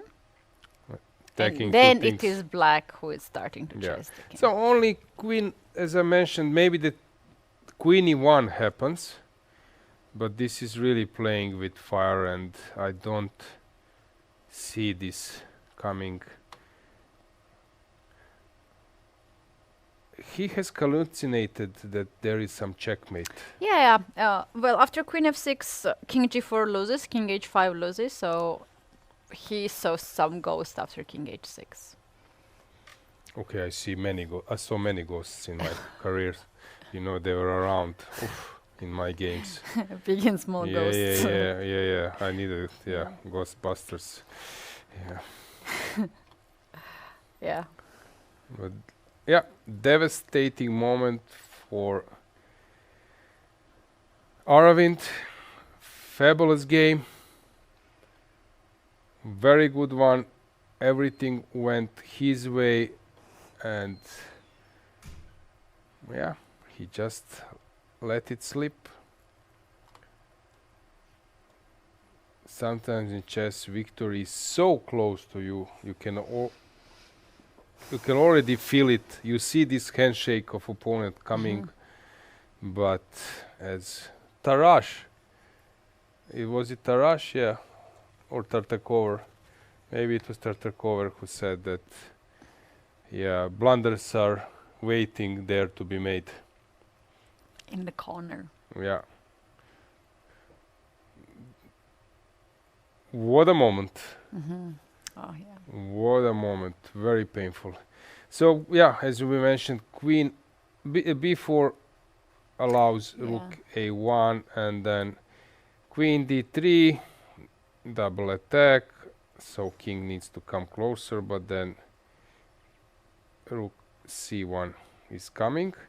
So b4 doesn't help. If you give check on f6, king goes to h6, which is logical. And only check is with the queen, queen g7 or queen. I'm thinking now, yeah, but there is nothing. There's nothing to be done.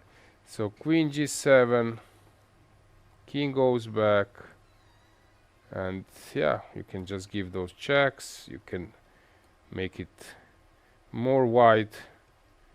Yeah, he made this queen to c3 in a few seconds, actually. He didn't even thought much.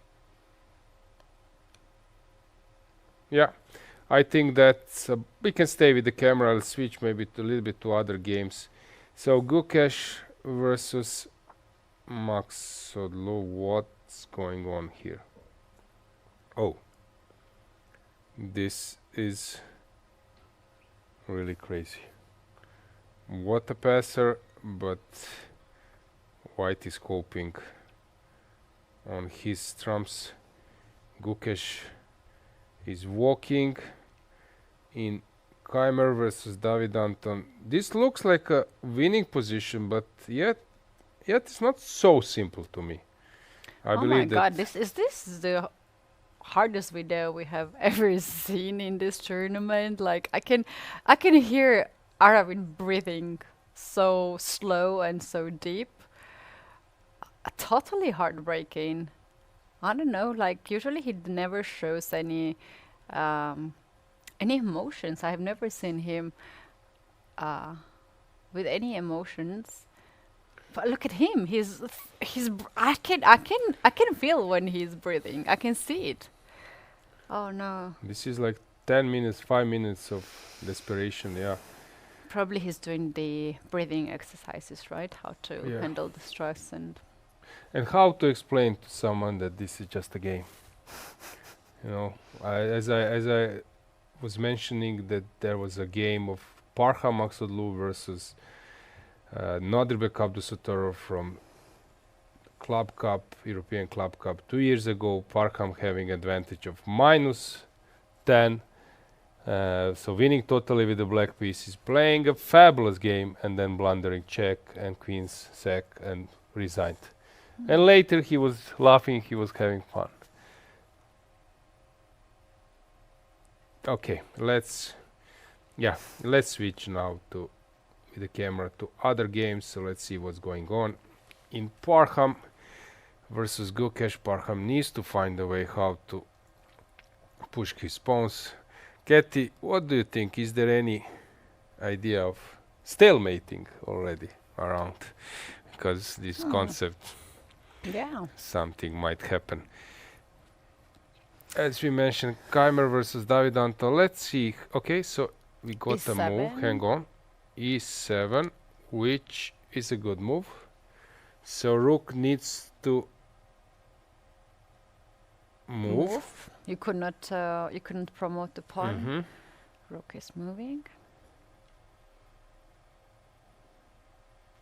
Okay, f6 allows queen promotion. So this is the idea, I believe. So you need to move the rook.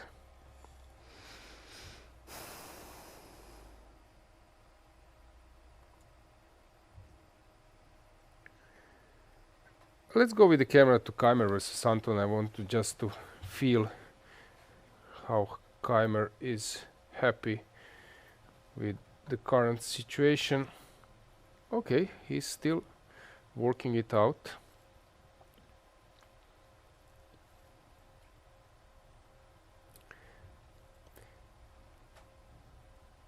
B4 is not possible yet, so he needs to take on D4. G2 is possible move, but it doesn't save. I can take maybe even on g2 and then on d8. That's also a possibility. Has something changed in Aravind versus Yakuboyev, because he's on 8 minutes?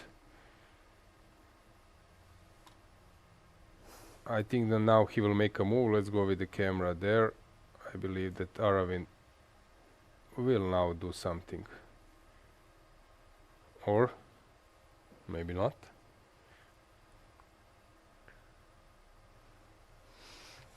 Yeah. He needs to do something. Okay, he can wait till the last moment and play this queen f6, queen h8 perpetual. But if he wants to play anything, then I'm sure that he's calculating this queen e1, c7, but it's really unnecessary. No, he's burning his time as well. Yeah. No, he has to deal that by himself.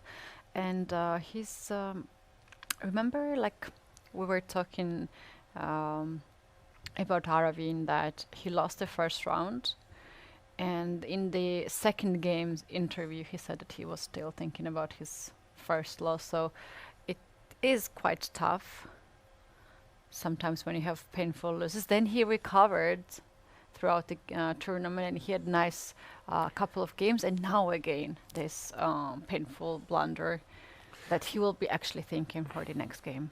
Yeah, the queen f6, yes. The problem is that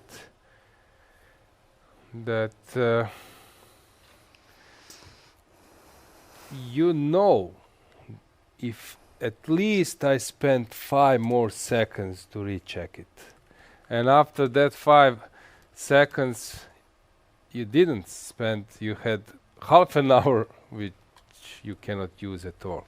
So you start being super angry on yourself, why I didn't spend at least 5 more seconds. Yeah. I had enough time. Yeah.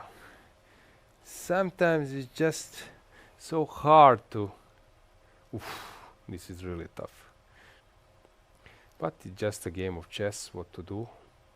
It's not the end of the world, but for them, for players, it's obvious that this is... Farham alert. Yeah, he's always there. We need some sound whenever we see Parham in these situations. We need a special sound of that.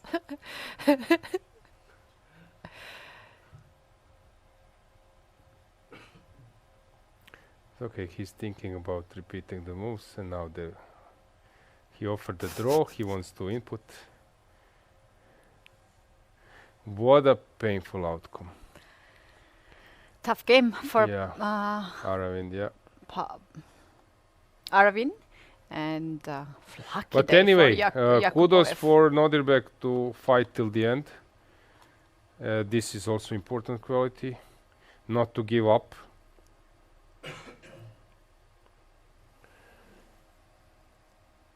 Yeah, sometimes you're just making the decision and then you don't have any explanation, right?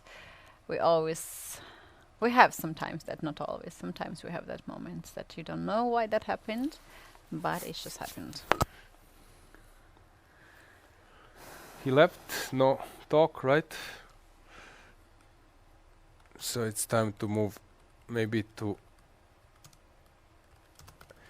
our challengers section. Let's just briefly check what do we have there. So Finjak still playing this super complicated game. Jufa has won the game. Nemec seems to be outplaying Hrbek. As I said, it's not so simple to keep the engine bar level. And Ganguly is playing a good game in the end, outplaying Zhujiner from that tough position. Okay, so this is the current state of affairs in this section. Going back to Masters, Maksudlu versus Gukesh, Rook e6 has been played, a great move, but let's stick to Keimer versus David Anton. Since here Keimer is thinking, he took with her and gone. Oops, what's that? No, this is the position rook d2.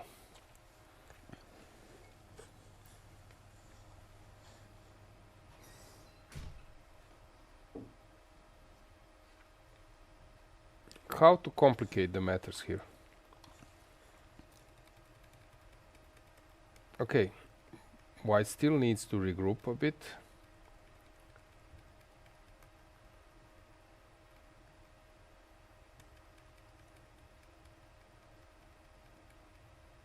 Black can start with some c5.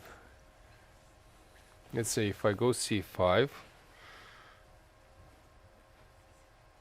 what's the follow-up?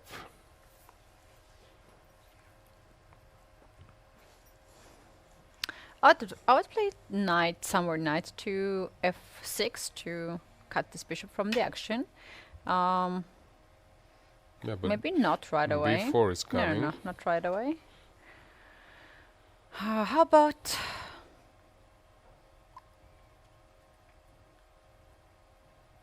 I was thinking of bishop a5. Is that the move? Nice, with the bishop Yeah. d8 idea. Or this one.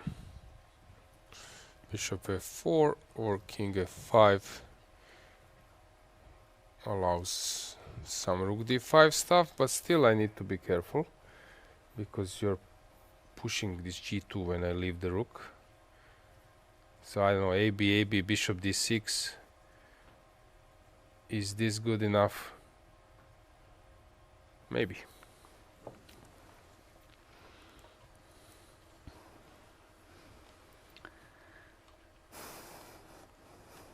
So let's go with the broad view to see the atmosphere at the playing hall, because now I believe also in the open section the games are finishing. Okay, spectators are coming. But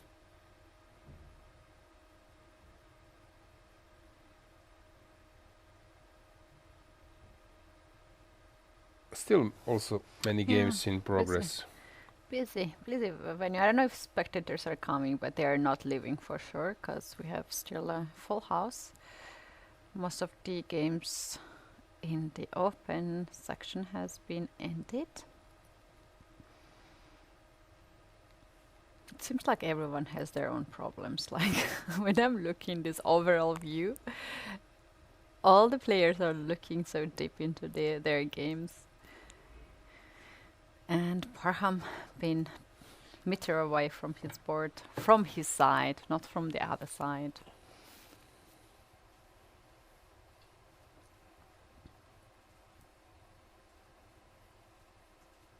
Yeah.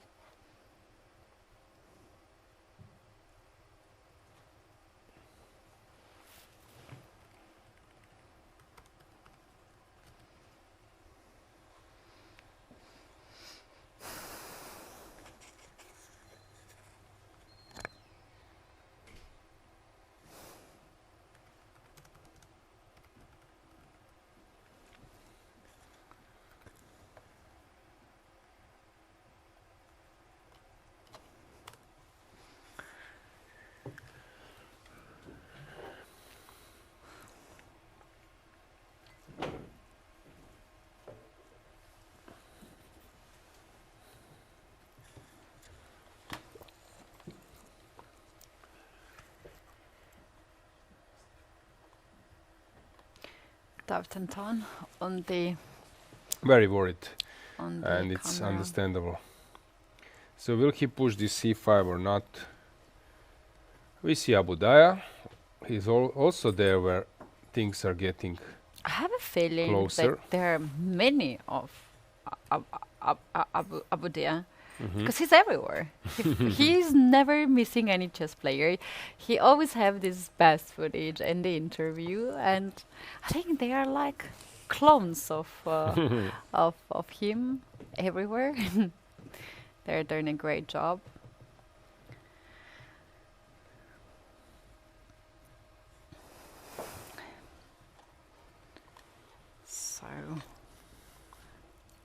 tense moments in every game.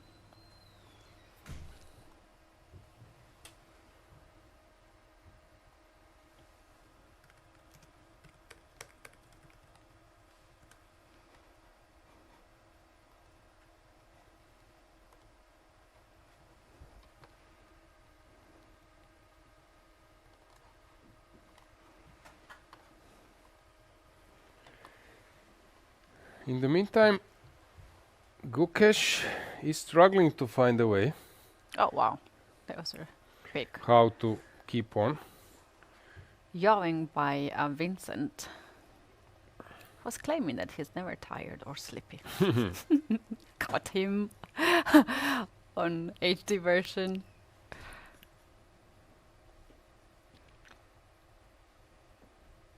And now we are in this part of the round where things will develop a little bit slower than before. Players lost some energy, they need to recover it a bit, and your brain is not so fast as it was at the end of the time trouble. How about you? Were you taking some chocolates or something after the time trouble?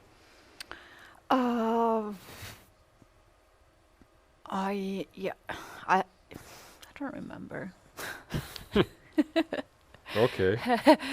I just don't like to eat sweet when I'm hungry, so that makes me not happy.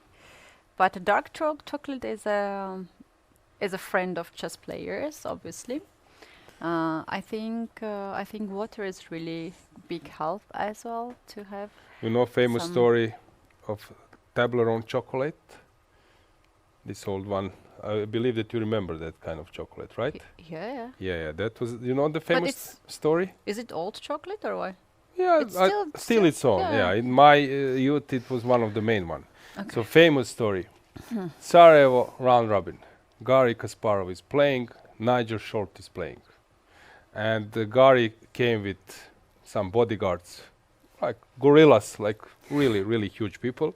And one of them had a role just to keep an eye and to watch out for this fridge. There was some fridge, and it was for players, but it was mostly for Garry. And Garry would put his chocolate, this Toblerone or something, and then I'm not sure if I'm pronouncing it correctly, but let's say that. And he had the security, so no one He has could a eat? security guy who was watching out for this fridge so that Garry can take after the time trouble or at some point the chocolate. And at some point the guy get too relaxed, like Aravind today. So the guy had +5, let's call it this way. The security guy? The security guy, and he got too relaxed, and he was not following this so closely. And Nigel took it. Nigel took the chocolate like it's open source for everyone. This is how I was told. This is second-hand story, so I'm not fully sure. But I spoke with Nigel? one. No, I spoke with one guy who was working in the organization of the tournament, and because he could claim that this is for players, which was true. But Garry had his separate section, and then I think this bodyguard was fired. No. Yeah, because his main job he couldn't fulfill. To keep an eye on the chocolate. So this it was a big drama, yeah? Yeah, of course. Garry, can you believe? Can you imagine Garry standing up? You know how he was always intense in his game. He was super concentrated. Can you imagine Garry standing up, going to take this chocolate, opens the fridge, and there's no chocolate. Nothing in. I wonder what happened after. There was a famous, I think, footage. I think it was also shown somewhere, not maybe in the chess queen, but somewhere where there were score sheet missing. I think it was Linares tournament. He went to the second part of the score sheet, so another score sheet was needed, and they didn't bring it to the board. Yeah. And Garry's face searching for arbiters and to be fired.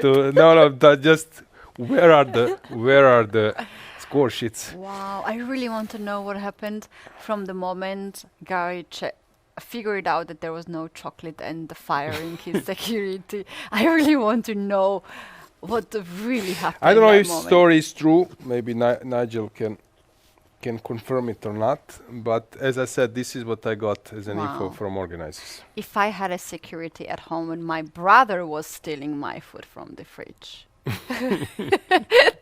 that would be really good. You know, it's help. same like you know, there at breakfast there were juices from machine, and then you go in the evening for dinner, but it's closed. But anyway, you take it. So it reminds me of that. Wow. So Nigel was still concentrated enough to keep this in mind. Can we name the players that we would like to have them in the era of, you know, smartphones and the social media? That, like, for instance, these stories of Gary is the stories, right? We don't have evidence of the footage. We have Magnus, a lot of evidence right now. So who it will be? For sure Magnus is first, Kasparov is second, Fischer. Oh, I would love to have footages of Spassky. For example, the Bugojno tournament coming with a racket. And then he placed racket on the like next to his table, which means that he's for a draw.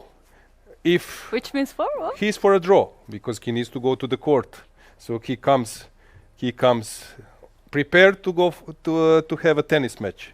So I he's thought ready like something like baseball. No. He comes with a tennis racket, which is a signal that he's ready for a draw. And then if his opponent is over ambitious, then he moves away his racket and then Focus on chess. and then he wins. Yeah. Oh, So wow. also there were famous stories of Petrosyan switching off his Glasses. No, his like earring machine on. He was deaf a bit, and that means that he doesn't need to hear about your draw offer, so it's already gone. If he's ready to make a draw, but if you see that he is switching it off, then it's No draw for accepted. you are too late. Wow. Yeah, so there would be Okay, you some can interesting footages. I know many stories, so as you have noticed, I'm a big collector of that. I like to memorize all those anecdotes. That is actually funny. Who else will be in the list? Ivan Sokolov, my dear friend, that would be great. That famous quote when I was working as a second, and he was totally winning versus. So first round he played versus Van Kao, made a draw. Second round he's playing versus Nakamura and totally winning the game. And then -5 with the black pieces and manages to misplayed it. And then he says this famous sentence when journalists asked him right after the game, he was walking to the corridor and asked him, "What do you think about the game? But it was so funny because I know him. Yeah. And I know that the answer wouldn't be a normal answer. And they say, Mr. Ivan Sokolov, can you tell us a little bit about your game? The answer goes, if I don't kill myself tonight, I will live for 1,000 years. Yeah. And then he walks away. Yeah, that's a famous story of Ivan Sokolov. Yeah. Okay, so let's just... Oh, we forgot Hans Niemann as well for his... For his exactly. There are plenty of people, actually, in the list. Okay, Korchnoi. Yeah. Just to check, hang on, what's going on here? Just to see, is there any drama around, or it's just dead lost for black? So Vincent still needs to work a bit. You know what? As Vincent is trying to figure it out, the way to win this game, we do have interview with Abdusattorov ready. So let's hear some of the insights of one of the leaders of this tournament. We have in the studio Nodirbek Abdusattorov, one of the leaders of the Prague International Chess Festival. You have just finished your game against Jordan Van Forest. That was a really nice game. If you can share your thoughts of the game. And my first question would be, did you expect this opening that Jordan played? Yeah, I kind of expected it, and I repeated it before the game, because Jordan is known for his, pretty dubious opening ideas. And yeah, he played against me c5 in Vaikanze in 2023 and beat me with black pieces. So I thought maybe he might repeat this opening. And yeah, when he played it on the board, I thought, okay. We got this dragon position, which I was prepared. But after bishop b3, he went for a5, which is a bit rare line. Yeah, I spent a lot of time, and I think I played the best way possible for white. But he told me after the game that he was well prepared. He was prepared up until queen c7, and he knew that this is a objectively dubious line. But he hoped that I wouldn't play so many best moves. And but yeah, once we got this position, I thought objectively should be better for white. But black has nice compensation. If I may ask you, because we had this position on the broadcast, and there was a moment when you played rook a2 d1, and there was this move suggestion as well to play c4, and we thought that, oh, maybe that was a nice move because Jordan played knight to e5 very fast in that position. Yeah, I considered c4, but I didn't like some move. Maybe it was knight a5, I'm not sure. CD, knight b3, I think. Yeah, I thought he has knight a5, so I spent a lot of time. Like I burned like 50 minutes in whole. So I calculated all those lines, and yeah, I thought rook a1 should be very logical. Yeah, I think it's objectively the best what I played, but I mean he knew it, up until queen c7, and after rook fe1, it was the first time that he was out of preparation, and I think he played not the best way. Knight c3, b5, h3, and here I was happy with my position after knight c4, knight d5. He has two pieces for the rook, but I have 2 pawns and I have sort of domination.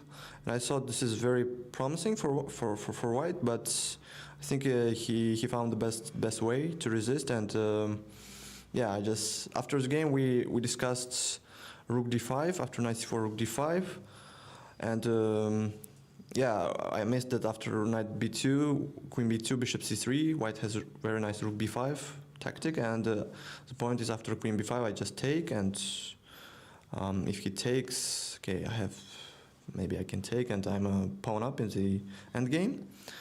So, yeah, he said that he calculated queen b6, a4, knight d6, some very long variations, and yeah, we arrived in this endgame, and we are not sure about the evaluation, but to me it seems very, very dangerous objectively. Yeah, maybe it's just winning, I don't know. So yeah, maybe rook d5 was my best chance. But yeah, I thought going for this position I was very happy first, but after king h8 I realized maybe it's not that much actually, because my pawns are very far from queening, and he has a very quick counterplay, and I can coordinate my pieces. So I think, yeah, objectively maybe it's all right for black, and I think, yeah, after that I think it was a pretty much normal game, and I think objectively it was a very high quality game. Yeah, it was really fun to watch all this game. Is there any game, I might take it, is there any game that you are super happy that you played in this tournament? I scored two victories with white pieces in two completely crazy games where I was much worse at first, and then I won the game. But yeah, when I had an advantage, I can't, I couldn't convert it like against Vincent. I had big advantage, objectively winning. But yeah, this tournament is going, some strange for me because when I have advantage, I can't pose any problems. But when I'm worse, maybe I'm getting chances. Maybe I have to get a worse position first to score a victory. But yeah, I mean it's very unpredictable. Well, it's very often when you have bad position, you're so focused and locked in that you are not paying attention to anything. Would you give some advice to our viewers who struggle to have some kind of concentration on the board? What is your way to focus on and unlock in the game? It comes with experience, with a lot of experience, and I have played many games. I've a lot of experience playing against top level players, and yeah, I think when they push you to the limit, you kind of improve on that field, and you become more resistant, and you kind of stay focused. Yeah, I think it just comes with experience, and by playing like elite players like Fabi, Magnus, they are the goats of chess, and yeah, when you lose against them, you kind of learn from your mistakes and start resisting better. Now we're towards the end of the tournament, and it is so important to keep mental shape and the physical shape too. We know that you are quite active. You like to do sports and gym. If you can tell us at this event, what is your preference of activity, and if you are also just exercising gym? Yeah, in the rest day, I went to the gym, and we also played paddle. Me, Parham, Daniel Yufa, and the commentator Alojzije. Yes, it was very nice. Although it was a bit cold, but I think everybody enjoyed it, and yeah, we are looking forward to repeat it after the closing ceremony, and yeah, that was my training routine. Oh wow, big plans then, I see. If you can share your thoughts about the Prague itself, how Prague treats you, if you enjoy here, food, city, if you have any chance to go out. Yeah, it's a very nice city. I mean, it has historical sites, historical architecture, and also the people are very nice. There are a lot of people from my country as well. They're coming for playing hall and rooting for me. So yeah, it's my third time here in Prague, and I feel like it's not a different country, or I feel like it's kind of close to home, and so yeah, I always enjoyed the city and the tournament itself, and everything is going well, and yeah, it's just a very nice feeling. Oh, that's so great. Thank you so much for coming here in our studio and share your thoughts. I hope to see you again here in our studio and wish you best of the luck. Thank you very much. Fantastic interview, Keti. I loved it. I'm a big fan of Nodirbek. I didn't know him so well, and in last 1 year I was present at some more tournaments, and he's really likable person, and I'm admiring him a lot. We have a draw. This was a memorable game, but as I said, this is not a World Championship match, because some of them we will have the focus all time. Yes. Here we are switching from time to time to other games, because so many things are happening in this tournament. It's so interesting, and we can praise this game as also one of the most interesting. It is very interesting game indeed, and Gukesh here stays, and we saw earlier he was smiling. Only Parham can make him smile. Parham is such a likable person, true gentleman, and they are sharing their thoughts. I guess who will get all of this on camera? Yeah, Abu Dhabi is there. But quite a tense game. Gukesh was almost close to turn the tables, but still he is struggling in this, not right after the opening, but let's say early middle game. Nothing goes his way today. According to the engine, he was so close to defeat, being on +1 for opponent right after the opening, or as I said, that early middle game. Yeah, nothing goes his way, but he's a great player. And what? He wins a match, then he stabilizes, and he can even He's growing. Yeah, come back to top 5, top 3 players very easily. Yeah, in one of the interviews, perhaps in our tournament, he mentioned that his goal is to become the best player of all time, which also includes the World Championship title, which he already collected. Then it also includes to be the highest rated chess player and to be winner of many other tournaments. So he's very young, and he is trying his best to grow. And Alojzije, the other day we had this conversation that chess is one of these few sports that you also need as a part of the training to do the home preparation and also to exercise that in a real chess tournament. You cannot just work 24 hours at home for, I don't know, 1 year and then come and play chess. That would affect in a different, on the other way, negatively, right? If you don't play. Yeah, the thing is actively. now focus is very much on him.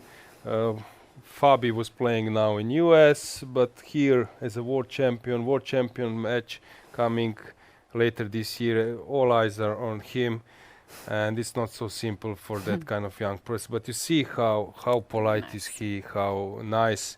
So as I said, I'm a big fan, and yeah.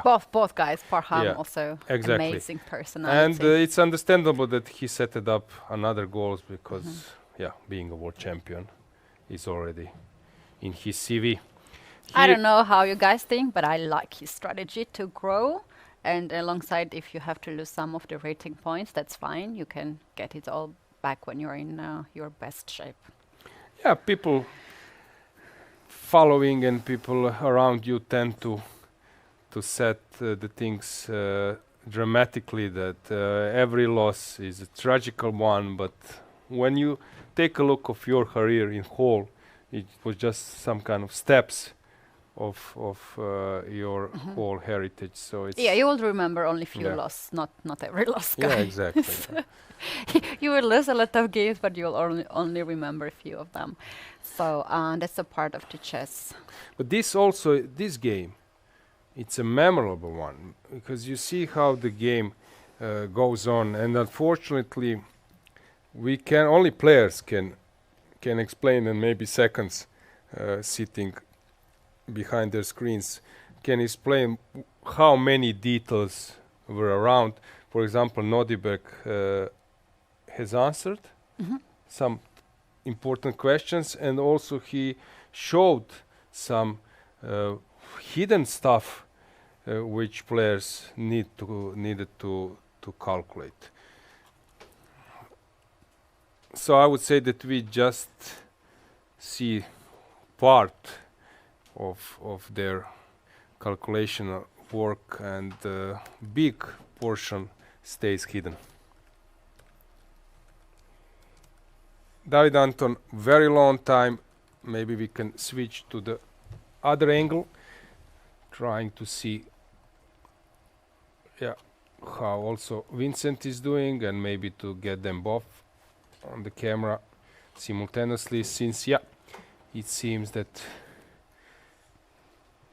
David Anton is really struggling. It's a maybe moment that we show standings as well and maybe results of today's round to get a feeling what will happen after possible win of Vincent. So today we had not yet decisive results, so all draws, but anyway, maybe to remind you how the situation is at standings, results and standings. So you can see all draws, but we cannot complain at all that they were dull draws. Maybe David Navara versus Hans Niemann we expected because of the style of players that we might see more interesting stuff. So Jordan is still leading, and David Navara, Nodirbek keeping their second position. David Anton is really struggling and in this game, and most likely he will lose it, which would mean that Vincent Keimer is coming to 50%, 3.5 out of 7. So he will share fourth place together with Parham Maksudlu. So let's go back to the game. So this is the situation, and Vincent is thinking. It's not simple, although engine is saying that is all over. In the meantime, in challengers, we will have a draw in Finjak versus Gledura, Nemec versus Herbeck. Let's go there. Let's go to our challenger section, because Nemec is about to win his game. We might see the resignation, G2 or whatever. Yeah, king takes, and now I was showing this many times. Probably the best is to give check. So let's just calculate. If I play the slowest way, I was showing you this endgame together with Movsesyan. So this is what you need to know. I will play now badly. So here, if black is on the move, it's a draw, and usually best is to go king e2. If so, king e2, and on check you never stop in front of your pawns. You should go on the side, and you're threatening f2, and this is a draw. So you only need to know this position. If here with kings in the opposition, if here white is on the move, or stronger side is on the move, it's a win for white. If black is on the move, weaker side with the pawn, it's a draw. So when you're calculating, you just need to have this position, and here black is far away from that, because here he's actually one step further. So win for Nemec, a loss for Herbeck, and let's just check Ganguly versus Jurjiner. Ganguly is winning, and Finjak versus Gledura, this will be a draw. Let's go back to our masters with Keimer versus Anton. The move has been played. Rook g7.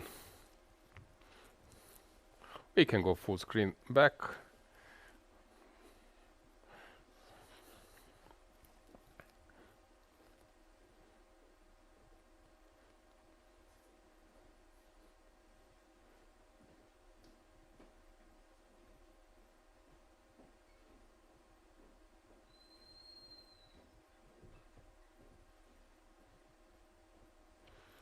So Keimer still needs to work a bit. It's not so simple,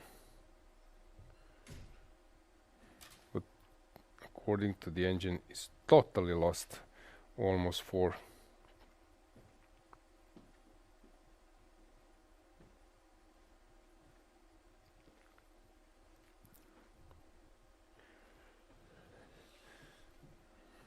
So why he's thinking to go back to h3 or something super subtle? Doesn't look great.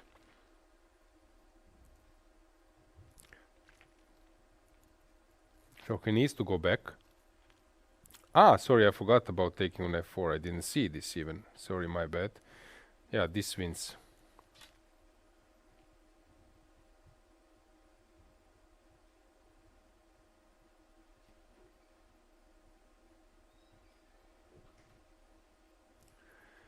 King a4, bishop c7, e5 is dropping.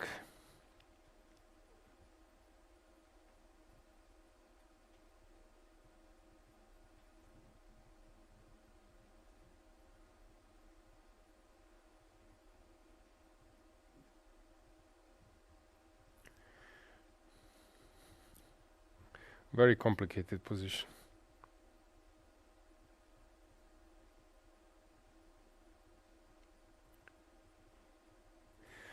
So if I go king e3, g2 is coming since the bishop is on the way.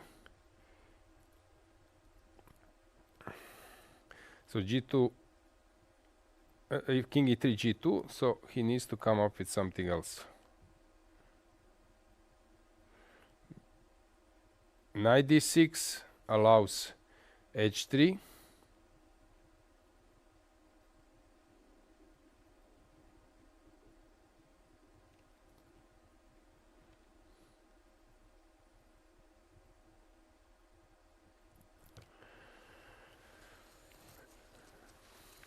So Keimer needs to come up with something. 4 minutes. He has this luxury of using some more time at the right moment. And big kudos for David Anton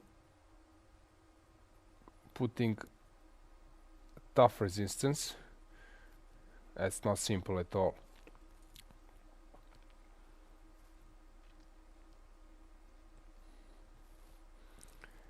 So king e3 is wrong.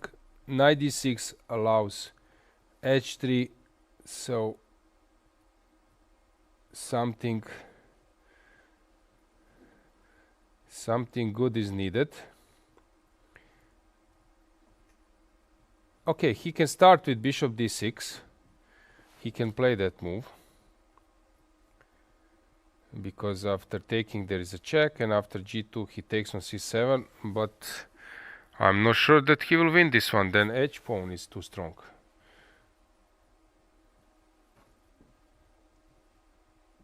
Bishop d4 is possible to play, but then g4 is coming anyway.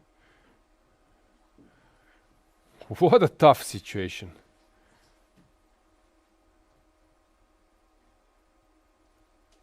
It's so hard to concentrate. Bishop d4 in the end was played, and this still keeps the pull.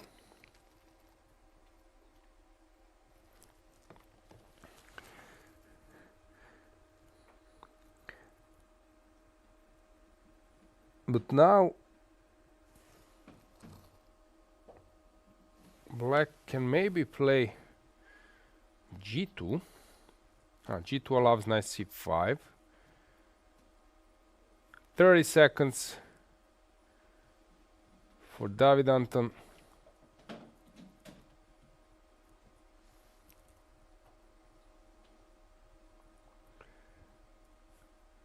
"18 seconds. h3 just been played. Knight takes g3.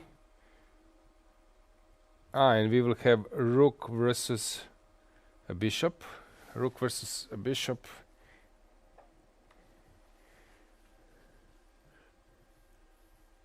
c5.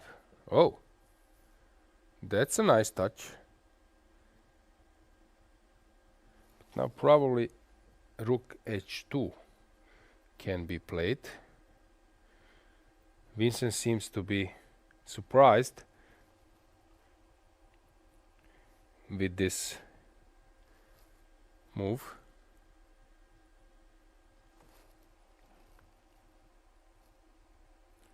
So rook h3. 3 minutes.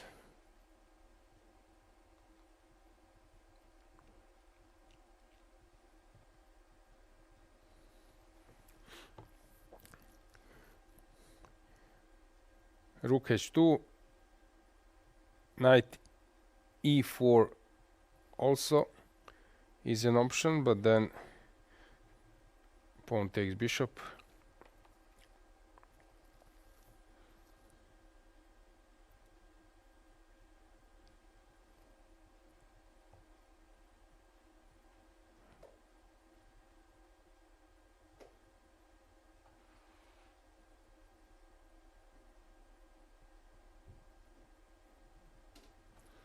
Vincent seems to be worried.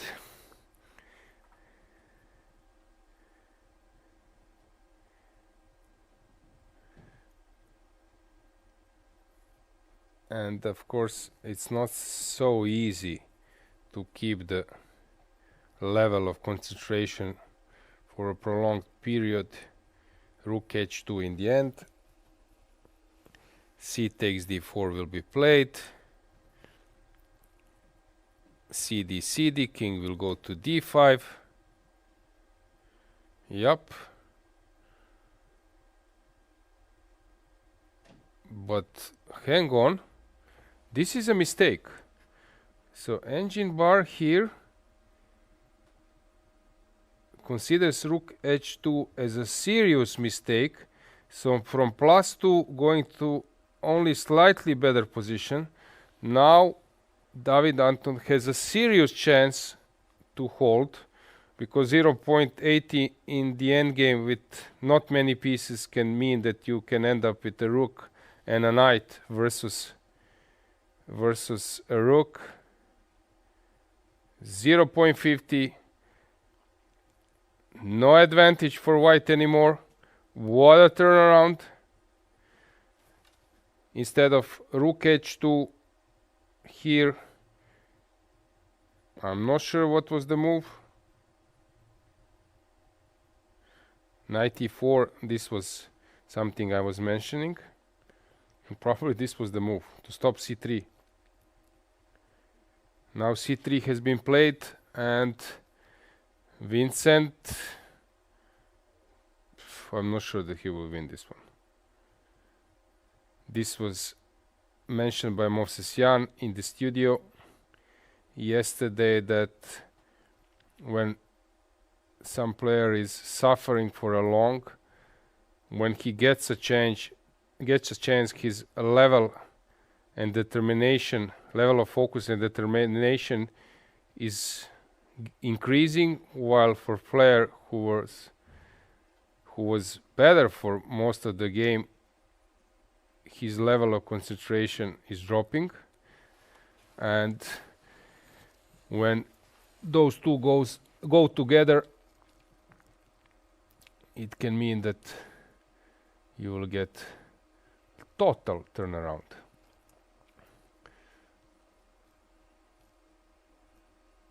So Vincent is thinking about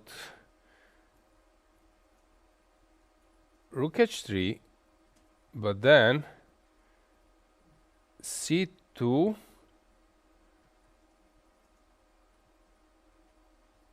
so what's the story about? Let's bring the board. So if I take on h3, c2, rook h1,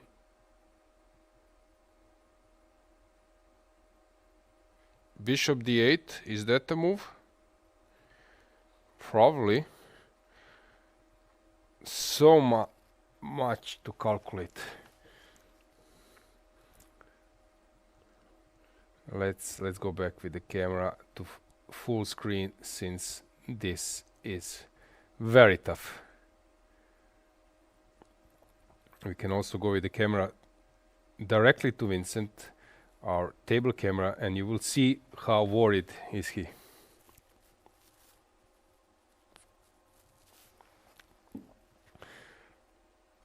Half a minute. Took on h3, c2 will be played. Right. knight rook h1 and now bishop d8, I think, is the move to open the doors for rook to c7. But okay, there is knight e4 move. Okay, now is David's turn to react precisely.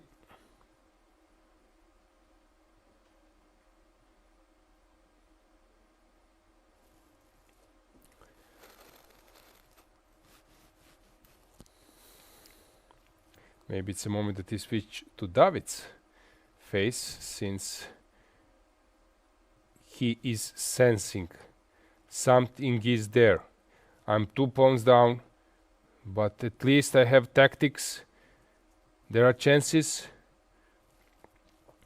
I need to use it. I was defending for 5 hours. Now it's my turn. I must do it. So I propose bishop d8, but then knight goes to e4. Is there anything better? Knight e4, rook goes to g2. That's a total mess.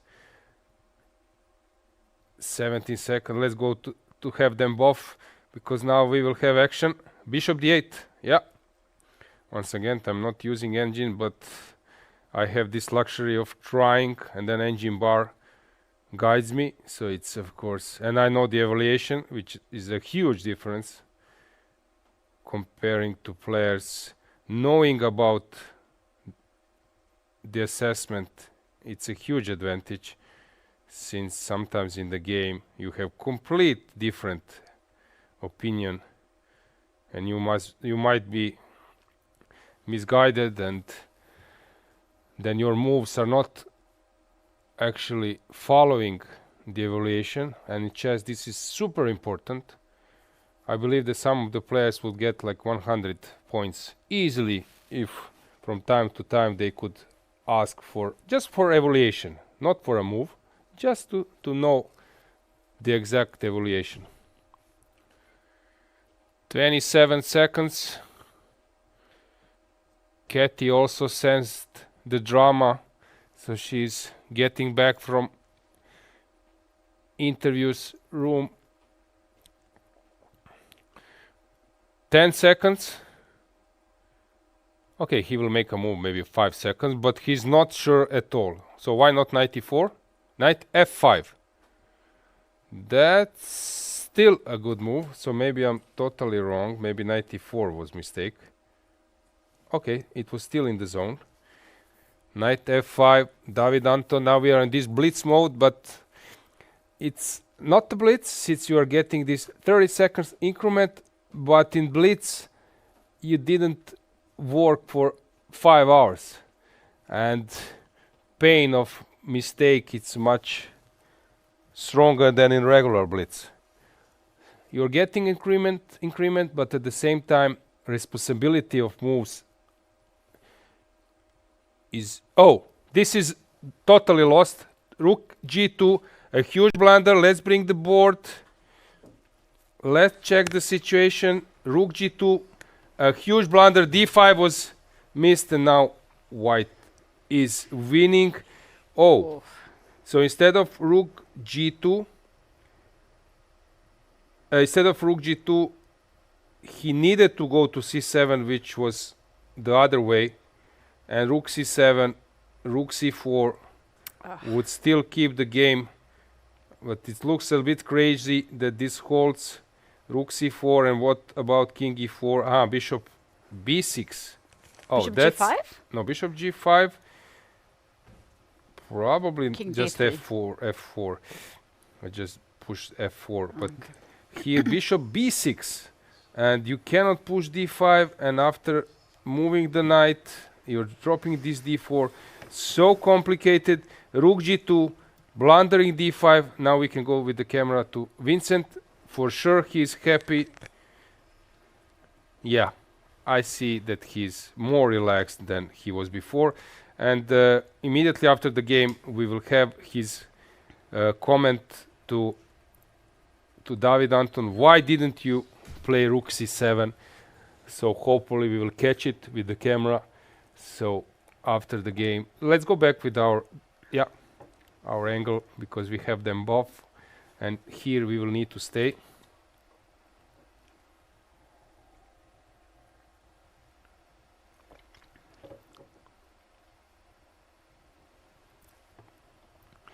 King f6.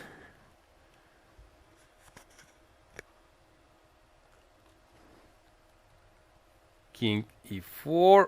Not an ideal, but still good enough. Okay, now there is a chance that this complicates a bit.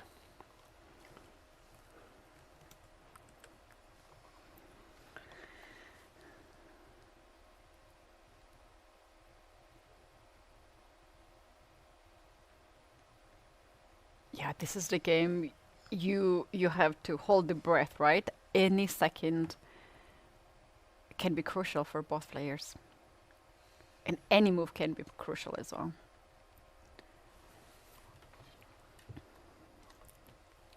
Down to 12 seconds. David Anton, he has to make the move. 5, 4, and bishop to b6. Better late than never, but it is late, unfortunately, for David Anton. Since now the pawn is not on d4, it's already on d5, but still it's complicated.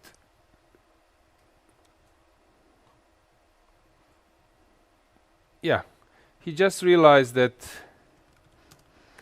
after rook e2 there is king f4, safe haven for the king, and nothing will work for black. I don't know, it looks to me that this kind of game would just burn 3 kilos out of me, right? It will, if not more. Nice try, but he might even push just d6. Although he's trying to calculate the checkmate or something. It's possible to...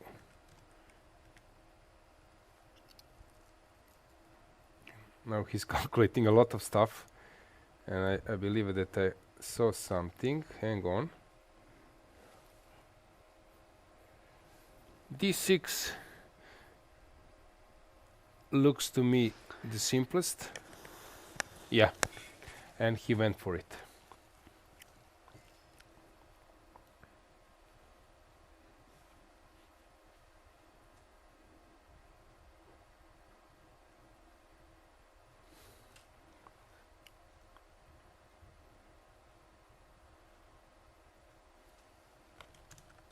In the meantime, in challengers, Finek and Gledura will probably end up in a draw. Ganguly is pressing, sort of winning, but still the game is in progress. Bishop d6 just been played, and now he can just take the queen because there is knight e3, right? So we will have the promotion. He's rechecking, but David Anton sees, yeah. And we will have resignation. What a game. Oh, knight. What a game. A knight. Why he put the knight? I Really? should check. Because there's no rook e2, yeah? But rook e2, knight e3, what's the catch? Why didn't he take the queen? Okay. Okay. Of course. he can even afford it. There was sometimes the case when at some tournament, I think Svidler was actually waiting for arbiter to bring another queen, or sort of his opponent was waiting an arbiter to bring another queen, which was not at the table, and then Svidler says, never mind, I will promote the bishop. Oh no. And the bishop is also good in that in that Yeah. case. Everything else besides queen and a bishop, because it was diagonal check, Yeah. is not working. He said, as No Svidler worries. is smart and genius, he said, no problem, I will promote the bishop. Oh, now he will ask him why not bishop rook c7. I'm pretty sure that they will discuss rook c7, but unfortunately We can. Okay, now we have this angle. Yeah, Vincent very happy. Tough game.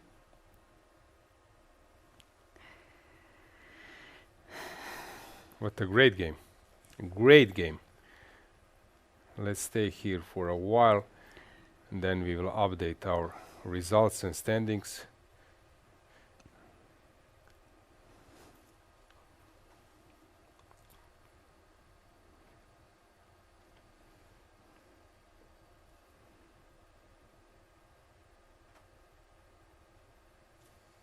Oh. Oh, beautiful cover. Beautiful angle.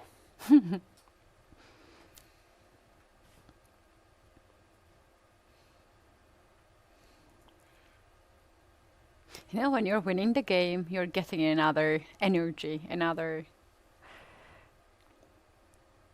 you know, you're Yeah, so different- happy. yeah, You're- different- You might be tired, Yeah. but when you lose the game, you feel more tiredness. Well, you're happy Because now this part which happens after the game, so you communicate with your team, with your seconds. You share the worries, and they were following the game. Then you speak with your family. Then other players are asking you when they see you somewhere. So now you have also you want to check with engine some of your thoughts during the game, and usually it's huge thing, and you're running immediately just to check it because you're curious about evaluation. Anyway, very good game by David Anton. As I said, he made it almost to a draw. It was equal at the end from tough positions, so that means that he is really capable of solve unpleasant situation. That's a huge quality. Getting back to our challengers, there Finek is heading towards a draw versus Gledura, but he's a knight and a rook versus a rook. I had this 10 times. Even Judy Polgar lost it against Kasparov. I think it was shown in the chess. Never bring the chess king queen. in a corner. I have Yeah. lost as well because I thought it was safe anyway. Also, there was a game of Magnus versus Stelvagen or Smets. I think Stelvagen. Magnus won it at Vaikanzi. Yeah. I have to leave for an interview with Okay. Vincent. I will just give you the number where the pawn was captured. It was move 90, knight to f3. There was a last capture. So Okay, after so that, they will 50 move moves. on. Yeah. Going back to Ganguly versus Zhuzhiner, we have a result there. Very good win by Ganguly. Tough loss for Zhuzhiner. It was a normal position, but nothing goes her way here in this tournament. So another loss. Let's have now results from both groups and standings. Let's start with Masters. There we have all results. So one decisive game, but round full of interesting results and standings of this group. As we mentioned, not much has changed. Jordan van Forest 5 out of 7 plus 3, like professionals like to say. Then 4.5 for Navara and Abdusattorov plus 2, and David Anton, Vincent Keimer, and Parham Maksudlu, they are sharing this 4th place. 7th for Yakuboyev, -1, although he was very lucky today. Aravind should have made it to 50%. Hans Niemann struggling, and Gukesh especially being lost. Let's go to results of challengers. Okay, many decisive games. 3 out of 4, probably it will stay that way. 3 out of 5. Jufa winning his game against Thomas Bertsen. At the beginning, Thomas was playing much better. Nemec is doing very well, and Ganguly just made a very, very good game. Nice technique and standings prior to the last game.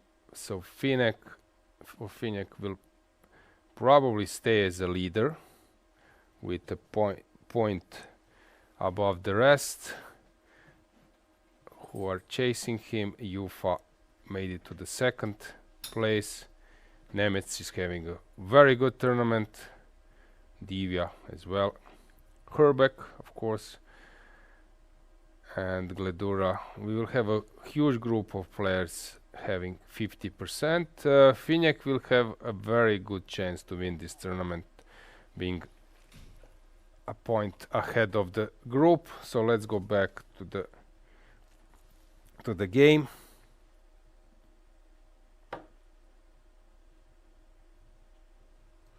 Okay, they will move back and forth.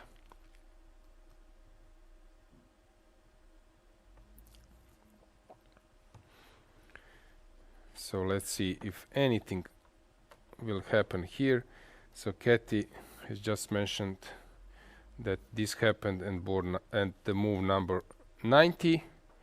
So they will move around for some time.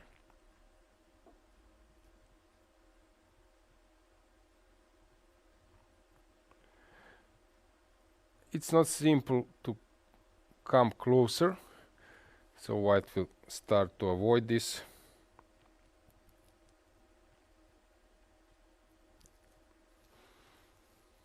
Yeah, it will take some time.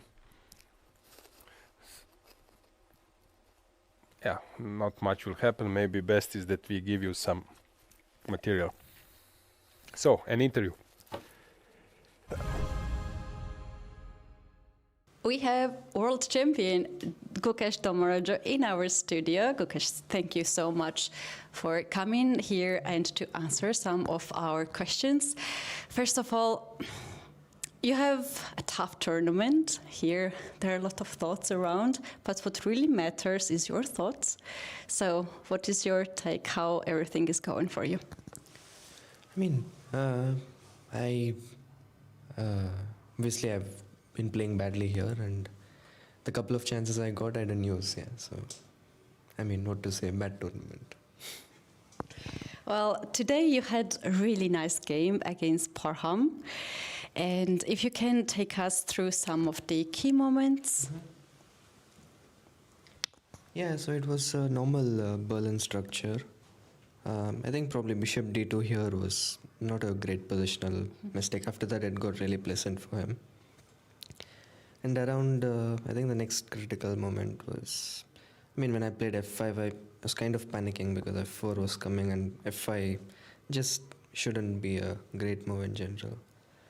And I think around here, maybe knight c4 was very strong for him. Because I think rook f5 runs into g4. And obviously with the isolaनी on e5, it's just very pleasant, if not clearly better for white. But he played knight g4, which gave me a nice trick with rook e8, because knight e5 runs into bishop h3. And I was kind of surviving for a while with some nice tricks like knight d8, because knight e5 runs into knight f7, d4, take, c5. And then we were approaching time trouble. I managed to complicate the position a bit, and I think that after the time control, the position got really interesting. Because around here, I thought I must be taking over, but I think there was nothing, like, because my king is just too weak, and obviously it was nice to play queen d5, but I think he found this key resource with rook e6, and unfortunately none of the lines are working for me. I mean, I initially thought I had queen d4, but then he has rook a6, and I came up with I actually, when I was calculating, I thought c6 was very clever, because now queen c1 I have queen d4 and he doesn't have rook a6. but I completely missed that queen c6, king f7, rook h6 might even just be winning for white. So I kind of took the safe road. I just took the repetition, and I thought I was winning, but now I'm checking. After I checked with the computer, I realized it was just a draw all along. Yeah, so. Yeah, you also had a chat with your opponent after the game, and you guys were sharing a lot of variations. Did he told you some line that was surprising for you? Yeah, he mentioned some funny line. As usual with Parham, like discussing chess is always interesting. I don't clearly remember. I mean, I think it was around. Yeah, here he mentioned h6. No, not here, sorry. I think here h6. And he said he was thinking about king h4, g5, king h5. King g6 or what's it? Yeah, I mean, I think he was half joking, but yeah, I mean, it was a fun conversation. Yeah, he made you laugh. We saw you on the camera. So my co-commentator, Alojzije Jankovic, thinks that if in chess there is the title like in football, you would get the title of best defender, if that makes sense, because he believes that you are the best player in the world who can defend the worst position. Would you see this like as the best side of it? Yeah, one of the best, I would say. I mean, it's always been my strength, yeah, being resilient, fighting in bad positions. I mean, like, it came from my childhood because I was not really working much on openings, and I would get all these crappy positions out of the opening. So I basically had to defend to survive my whole career. But and it's one of my strong suits, but yeah, here it not, nothing really was working in this tournament, but yeah, it happens. At the World Championship match, at some point you mentioned that there were a lot of people behind the scenes who were helping you a lot to deal with the different things. Is there anyone here helping you, or you have to deal by yourself to the tough tournament? If you can share as much as you want. I mean, obviously, I have my, team. Gayu is present here in Prague. He is, obviously, other than the preparation, opening work, he's also someone who I can just share things with, and we've been working together for more than 3 years, maybe. So we have a pretty close bond, and obviously my parents are always a huge support system, and also working with Paddy also kind of helps. Yeah, so I mean, he has always been there whenever I needed, especially in tough tournaments. Talking to him kind of gives you some clarity, and having such kind of people who understand what really goes on in a sports person's head is quite nice. I should use this opportunity to ask this question because so many of our viewers are curious about that. Your glasses. We want to know what is it about and why are not you wearing it anymore? I mean, I recently found out I had some eyesight issue. Yeah, so I am wearing glasses whenever I'm in the room or something. And first round I did wear it for some time, but it was very recent, couple of weeks. So I'm not fully adjusted to it, and during the game it just felt, because I usually sit like this, yeah, and it bothers. And it kind of bothers. Not a huge issue, but I thought, till I get used to it, I better not use it during the game. I think our viewers found it really nice to see you in the glasses because we had some polls and we were asking people about it, and most of them actually approved that look. So that was, if that matters. The final question, because I don't want to keep you here longer, is about the fans here. Everyone is waiting for you. They are always lined up in the in the hall before the game and after the game. Everyone leaves when you're leaving.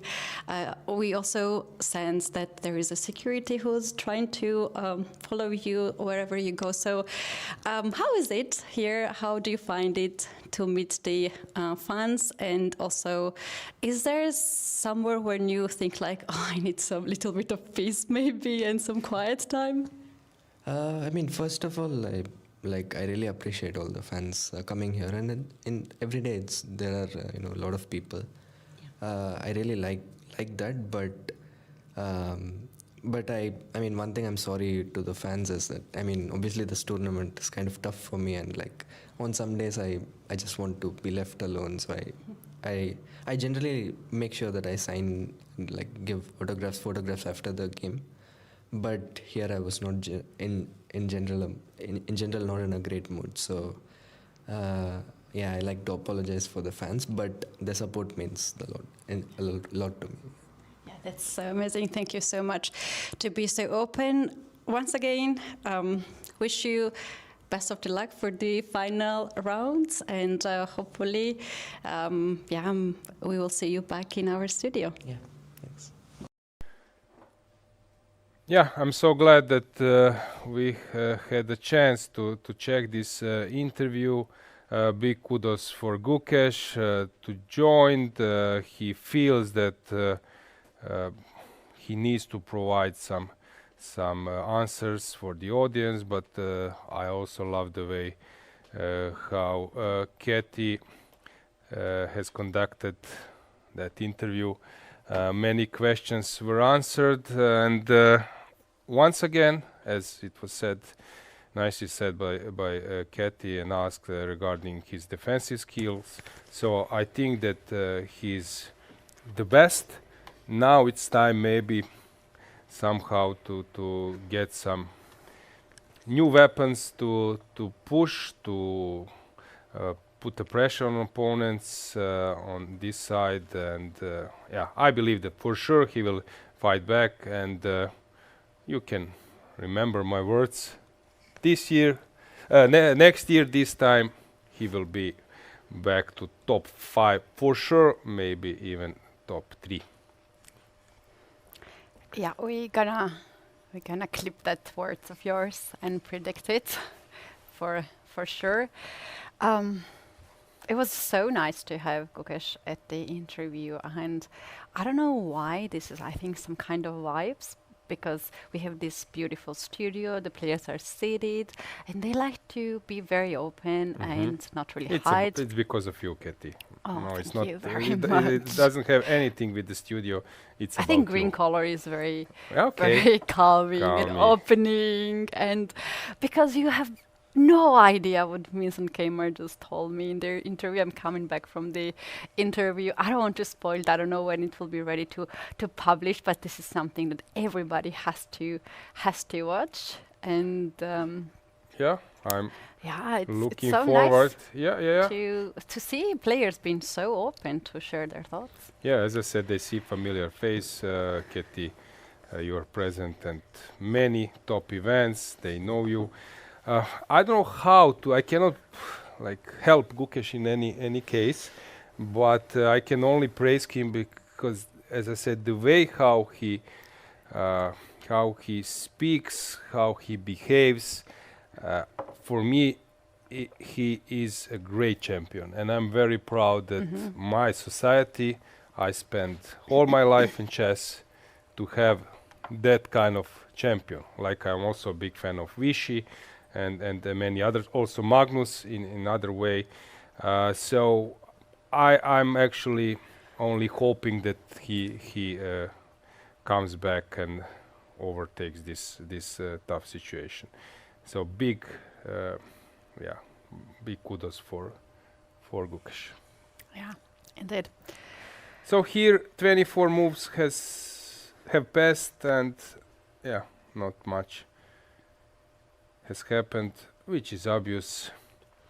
At some point, if not much will happen for next few moves, yeah, we might leave you with this view and then board. not much to comment. I believe that people will write in chat also some remarks regarding Gukesh interview. They will say in 15 minutes. Okay. Yeah, maybe Keti just to okay. Some people was following your stroll around the playing hall, stroll around the studio and everything, but just maybe to explain. So once again, players are playing on the second floor, right? Yes. We are staying at first, and this interview VIP area is on third. Third floor. Hotel has 12 floors. On the roof, on the top, there is a nice bar. When it's sunny, and usually it is, we have very good weather, although foggy in the morning, it's possible to sit at the terrace, enjoy some drink, and in that sense, yeah, we can be very grateful.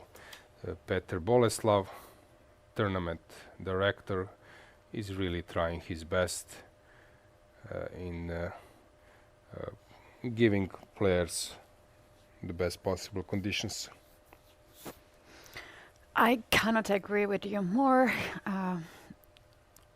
Something is very special about this tournament. Once you have visited the event, you want to come back.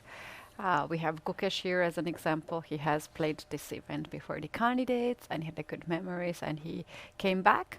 Now he has a tough tournament, but as Alojzije mentioned, he has to come back and win. Somewhere at the I don't know, at some point in his career, because I'm sure he is capable to win a lot of tournaments when he's in a good shape. Yeah, even if he doesn't win, I still think that he is deserved world champion, that he did a lot. Yeah, there's not even a question about that. Yeah, I don't even like that word. Some people are saying that is no, it's not, guys. Come on, you have no idea how tough it is to win the world championship match and how much these players have to go through. Have been there very close when Dingliran won, and yeah, this is what only few people has an idea what is happening, and I had not even as close. Access to the players. It's like I was very close, obviously, because I was moderating the match, but still there is so much inside the team. In tennis, they call this, when you are in a flow, the tennis flow, that you don't notice anything else beside your opponent and the next point. And in chess, I've been to those situations from time to time that your concentration is so high that your friend comes, your family member comes, stand next to your board. I take a look. Yeah. He has a feeling that I see him. He saw, and then afterwards, I ask him, when did you come? I was actually playing European Individual Championship, very important last round. I won versus Smirnov. He was 26-50. I won with the black to ended up in a tiebreak of the European Individual Championship, sharing 7th place, blah blah. So I can come to the playing hall with two ways. Keti, I come to the playing hall at that last game, or it was a tiebreak versus Elyanov, and I don't know which route I took. So my concentration is so high at that moment, that focus on the game, that I cannot even explain you. So same goes here. Yeah. Players are really putting a tremendous effort, and regarding the Queen's Gambit series, everything was great except, for my point, this part, how hard is to become the world champion. She is having fun and suddenly let's win this world championship. This doesn't go that way. Okay, so not much is happening. I believe that we should call it a day, but we will, as a commentators, we will leave you with the video.